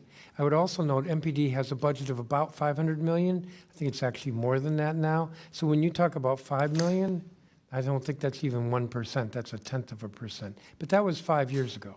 But you would gladly turn that money back in then? Well, in my testimony earlier, I noted that we've been asking the federal government every year for reimbursement through the appropriation process for the EPSF, and that the Congress has shorted us a total of $83 million over the last 4 years. So you can ask me about $5 million. Over the last, how many years? 4. 4 years, million. okay, that'd be during the Biden administration. General Schwab, did I say that right, Schwab? You said kids should not be treated as adults. At what age does a kid become an adult? Under our law, children are considered juveniles until they're 18. Okay, thank you. And I'm out of time. Again, thank y'all for being here, Mayor. Thank you. Pleasure, ma'am. Thank you. Thank you, gentlemen. Chair recognizes Ms. Crockett from Texas. Okay, I'm going to try to go really fast because I got a lot to cover. So I'm starting with the AG.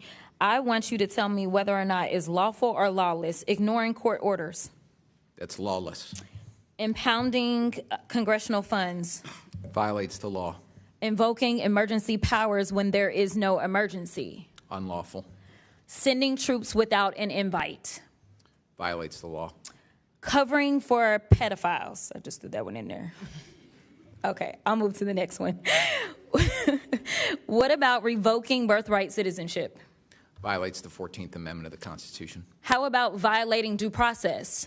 Violates the 5th and 14th Amendment of the Constitution. How about what we see happening with redistricting that would in some way minimize, if not delete, the voices of people of color as they are going through and illegally going through this process? Is there a constitutional amendment that you can think of that is associated with that?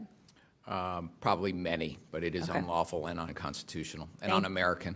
Thank you. As well as, can you tell me if it is lawful or lawless to violate free speech? That's lawless. Okay, sounds about right, because, you know, we had to have a conversation about Jimmy Kimmel, so I'm going to say free Jimmy Kimmel for sure, and hopefully we will deal with the FCC chairman. But the reason that I wanted to go through that long list, and that was actually not even the half of it, is because since this administration has come in on January 20th, they have engaged in some form of every single thing that I said on that list, even the part about covering for pedophiles. So my question is, why are we sitting here today? Number one, they already passed their bootleg laws, and it's clear that even the bill author is not well informed about what his bill does. Because as has already been stated, at the age of 18, you are an adult. So this idea that somehow 21-year-olds were now somehow juveniles under D.C. law, is that accurate or inaccurate? It was inaccurate, misunderstood the way the law works. Correct. Could not understand how to read the law and decided that they were going to rewrite the law and mess up the law. And to be clear, we were talking about judges being able to have enough discretion to decide whether or not they were going to give someone an opportunity maybe to clean their record, such as the bill author was given that opportunity under Florida law because his second felony was picked up when he was 21, to be clear. So he was older than 18. And under this law, if you were under, 25, so 24 or under, then the judges had discretion, correct?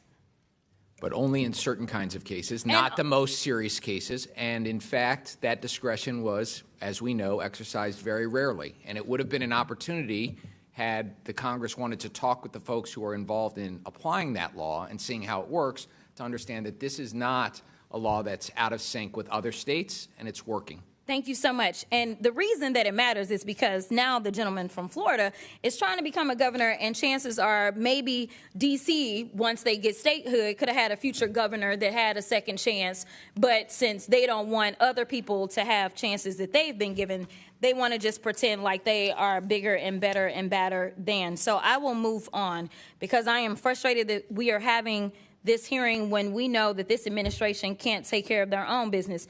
As we know, they recently illegally bombed yet another Venezuelan boat, and we may be headed for a war. We know that this particular president has decided that he wants to shake down people as relates to the First Amendment because he has filed not one lawsuit, not two lawsuits, but he has filed numerous lawsuits. He filed a lawsuit against the New York Times. He filed one against the Wall Street Journal, against CBS, against ABC, against the Des Moines Register. He is doing all of this because he wants to quash any speech that is not appreciative or lauding him, which is pretty much anything that's factual. So let's talk a few facts about these January 6 felons that should still be incarcerated because they went through the process, but because they were doing things on his behalf, of course, he wanted to let them go. So they released more than 1,000 people who participated in the insurrection on this government, many of whom had previous criminal records, like Mr. Theodore Mendenforth, who was convicted of predatory criminal sexual assault of a child, or Mr. Peter Schwartz, who had 38 prior convictions, including one where he beat his wife by repeatedly punching and biting her. Trump also pardoned Mr. David Daniel, who was convicted of production and possession of child pornography. Trump also pardoned pardoned Mr. Daniel Ball, who, quote, threw an explosive device that detonated upon at least 25 officers during the Capitol riot. He also had a record for, quote, domestic violence by strangulation. I'm not done. Trump also pardoned Mr. Andrew Taki, who sent nudes to an undercover law enforcement officer who was posing as a 15-year-old girl. Mr. Casey Hopkins also received a pardon from Trump, and Mr. Hopkins was convicted of forcible rape. According to court records, he, quote, had forcible intercourse with the victim, choked her to the point of impairing her vision, banged her head into a wall, and urinated into the victim's mouth as he humiliated her. These are the people that he decided to release in the streets of D.C. So if anybody does need to clean up D.C., I would agree it is this man, because he is the one that is causing half the crime that we have. Not only is he participating in the crime, but we know that he instigated the insurrection. And if I did say that I had one issue with the Biden-Harris administration, it is the fact that they did not move forward and make sure that this man was put where he should have been put. Because the last time I checked as a criminal defense attorney, and Mr. Attorney General, you may have a different experience, but I never had a defendant that had 34 convictions for felonies and did not spend one day in jail. Never in my life. And the last time I checked, the party of law and order is the only one that decided that they would be out of order and decided to nominate someone who was not only indicted but was actually convicted of multiple felonies. That has never happened in this country, and it is a shame that we are dealing with it now, and now he wants to tell y'all how to do your jobs. Okay. I thought you were going to say when you had one problem with the Bidens, I thought it was going to be on the pardons, all the pardons that the auto pen pardon. It's on the fact that they did. Okay, all right, okay. Chair recognizes Mr. Gill from Texas. Thank you, Mr. Chairman, and thank you for holding this hearing. And I'd also like to thank the witnesses for taking the time to be here today. I know y'all are busy, so really appreciate it. Mayor Bowser, thank you to you especially for coming here. You've been mayor for about 10 years, right? Yes. Okay. And during that time, would you describe D.C. as a safe city? Yes. You would? Listen, Mr. Gill, and it was brought up earlier by the Congresswoman from The murder Detroit. rate in Washington, D.C. is the fourth highest of any city in the country. Would you describe that as a safe city? I have heard every statistic and factoid, and they're all different. About where our city. Are you disputing that Washington, D.C. is the fourth highest murder rate in the country? I'm not familiar with that statistic. You're not familiar with that statistic. What I know, Mr. This is Gill, your city. Mr. Gill, respectfully, this is your city. Respectfully, I know that we have driven our murder rate down. What was the homicide rate in 2014 before you were elected? I don't know. Do you know how much the homicide rate has changed during your tenure as mayor? I do. How much? It has gone up. It's gone up by about 70%. Down. It's gone up by about 70% from 2014 to 2024. Those are from the Metropolitan Police Department. That is correct. I don't think that number is correct. You should know the crime statistics for your own city, especially whenever it's this dangerous. Do you know how carjackings have trended during your time in office? I know that they have gone down. They're up over 500% since from 2014 to 2024. That's not a safe city. I don't think any person would call that a safe city. We'll move on. Do you agree that defunding the police makes our communities less safe, don't you? This is what I want to say. It's a straightforward question. Yeah, You're not going to filibuster. Do you think that answer. defunding the police makes our communities less safe? What I know is that people have moved here. People have sent their kids here. People have started businesses here. We have record. Does defunding the police make our communities more or less safe? Those are the indications. Does defunding the police make our communities more or less safe? Where people want to live, work, and visit. You won't even back your own police department right now. I'm asking you, does defunding the police make our communities more or less safe? And you won't give me a straight answer. I've already answered that today. And why don't you tell me again? Do you think that defunding the police makes our communities more or less safe? I've never defunded the police, nor would I. So you think it makes our communities less safe? Is that correct? I just told you, I've never defunded the police, and I never would. understand that. You know, you may not have defunded the police, and that's a good thing. But you did provide a $125,000 grant to an organization lobbying to defund the police. Are you aware of that? What is that you just raised? It's an organization called HIPS that you provided just this year, fiscal year 2025. $125,000 grant to. I This think is we them funded lobbying them to to defund the do public police. health work. Quote, "It's time we shifted to a society free of police and systems of incarceration." We fund them for public health work. For public health? Yes. Does this make our communities more healthful? We By defunding our police? fund them for public Do you health. think defunding our police and lobbying to defund our police and undermine local I've law answered that enforcement question. makes our communities more safe? I've answered or that healthful? question. Do you think that providing tax dollars to an organization who wants to defund our police is good for the residents of Washington, D.C.? We wouldn't fund them for that purpose. We would But you fund them. funded them, and you chose to give them money. You gave them hard-working tax dollars to an organization that wants to defund the police. We fund them for public health. Do you think that giving housing, free housing to illegal aliens is an appropriate use of tax dollars? We think if it keeps people off the streets, then we have to keep people off the streets. You agree with giving your residents tax dollars and using them to give subsidized housing for illegal aliens? But Mr. Gill, we also didn't agree with the governor of Texas or Arizona busing people, tricking them to come to our city. And it's we didn't agree with that surprising either. to me because you're also funding NGOs that support free housing for illegal aliens. And I hope you And would they're agree lobbying for that You're other using tax governors dollars shouldn't to provide- send people on provide buses that NGOs don't are have any lobbying to housing give to our city. free housing for illegal aliens in your city. That makes your city less safe. I want to move on. In May of 2024, and this was referenced earlier, there were some major pro-Palestinian protests and sit-ins at George Washington University. This was during final exam season. They were terrorizing Jewish students. They were doing it for weeks. It was a major problem. The police were called in, and you stopped them from doing their job. Why is that? I didn't stop the police from doing anything. It is illegal for them to block a roadway. We've got the law right here. It's unlawful for a person, alone or in concert with others, to obstruct or incommode any street avenue. That's exactly what they were doing, and you refused to allow police to clear them out. Why is that? That's incorrect. Why would you stop? Clear the record then. I never stopped the You didn't police. stop them. No, I did not. You didn't stop them. Would you like to explain what happened? Why police never cleared out this roadway? Police did clear roadways. They were there for weeks. Police cleared roadways. They were there for weeks, Actually, terrorizing Jewish they were students, and this was probably in your on city. private property, not on the roadway. No, they were on public roadways. No, they weren't. Terrorizing Jewish students, they and you weren't. allowed it to happen. No, I they yield weren't. my time back. No, they weren't. Gentlemen's time's expired. Yeah, we're gonna. Yeah, I'm gonna give you time.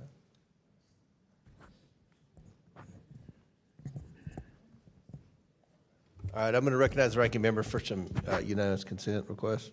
Thank you, Mr. Chairman. I request unanimous consent to enter into the record this August 19th, 2025 article from the American Prospect titled, "The GOP states with guards deployed to D.C. have urban murder rates way higher than D.C.'s." Without objection, to ordered. I'd also ask unanimous consent to enter into the record this February 28th, 2024 study from Third Way titled "The 21st Century Red State Murder Crisis," which lays out the decades-long problem with high murder rates in red states and undermines the Republican myth that crime is their strong point. Without objection, to ordered. And my final one is from Newsweek, but I don't know the date right now. But this goes to what the gentleman was just talking about when he said that D.C. has the 5th highest homicide rate in the country. According to Freedom for All Americans 2024 data, D.C. is not on this list at all. It starts with St. Louis, and number 10 is Chicago. Without objection, so ordered. So in closing, I want to thank our witnesses for being here today. I know it was a very long hearing, but this is an issue that America's watching. This is America's city. This is the capital city. We want it to be safe. Many of us spend at least half our waking hours here in Washington, D.C., so even though it's not our official residence, we spend a lot of time here. Many of us spend more time here than in certain parts of our district. So I want to yield to the ranking member, Ms. Crockett, for a brief closing statement. Thank you, Mr. Chairman, and thank you to my colleagues for their questions and to our witnesses, Mayor Bowser, Chairman Middleton, Attorney General Schwab, and Mr. Jackson for your service and for your testimony here today. I appreciate all of your voices and your leadership to fight for D.C. and its rights. You debunked a lot of misinformation today. Washington, D.C. is a great American city which deserves to govern itself like any community in our country. If Donald Trump wants to run D.C., he should resign as president, I'm here for it, and run for mayor. Congress should not waste time undermining this city's elected leaders. We will continue to work with you all to support real public safety through smart policies that support communities and hold criminals accountable. We will work with you to tackle gun violence and to protect the rights of every American. Our committee will not ignore the real crime at 1600 Pennsylvania Avenue. We need to stand up for free speech and against corruption and weaponization. Chairman Comer, I appreciate your commitment to work with us to hear from FCC Chair Brendan Carr, which I think is the most alarming news of this last week. I hope both sides of our committee are opposed to the President of the United States picking and choosing late-night TV hosts. It is ridiculous and dangerous. I'd like to thank our witnesses once again for your testimony today, and thank you for your service. I look forward to working with you throughout my time on this committee. Thank you. And let me say, D.C. crime reached new levels over the last several years. President Trump finally tackling the crime crisis with the deployment of federal law enforcement. We are thankful to President Trump for wanting to tackle the crime crisis in this country. That was an issue in the presidential election, and it was an issue which every poll shows was important to voters all across America, especially urban and suburban voters. So we commend him for sending troops into the cities to support what local law enforcement we have. And I know, Mayor Bowser, I appreciate you and your leadership in the city. I know you're in a very difficult position as mayor. We believe that a lot of the problems stem from a lack of accountability where our law enforcement's hands are tied in Washington, D.C., as well as our juvenile justice rules and laws and system is not where it should be to hold the most vicious criminals accountable, regardless of their age. And I think you're doing a good job in a tough position. We disagree with a lot that the council has done. We would love for the Attorney General to be more aggressive. Hopefully the legislative agenda that the President supports, that we've passed out of this committee, hopefully it'll become law, and we can see if those new laws help hold people accountable and lower the crime rate in Washington, D.C., which is what the goal of this committee is. It has nothing to do with race. This has nothing to do with discrimination. This has nothing to do with picking on Washington, D.C. This is our home, too, and we want to make Washington, D.C. safe. We have employees here, and we have a whole lot of constituents that come here every day. And we want to make this city safe. And I think we can work together, and I look forward to working with the council, Chairman Middleton, with the mayor, with the Attorney General, and with everyone, all the stakeholders in Washington, D.C. In the same collaborative way that we were able to bring the Washington Commanders back to Washington, D.C., in the same way we passed the Show Up Act, which I think has been part of the economic development woes in the city. Remember, under President Biden, he extended the work from home agreement or whatever they had with the federal employees. And, you have government agencies that for years didn't have employees going into those offices. That affected restaurants, that affected food vendors, that affected a lot of the local economy. And we've passed a bill in here, the Show Up Act, to try to get those federal employees to come back to Washington, D.C. to work like the rest of us have to do. So I think we've demonstrated that we've worked together in the past to do things to help Washington, D.C., and I hope we can do that in the future. Because, again, our goal is to make this city safe for everyone. So with that, And without objection, all members have 5 legislative days within which to submit materials and additional written questions for the witnesses, which will be forwarded to the witnesses. If there's no further business, without objection, the committee stands adjourned.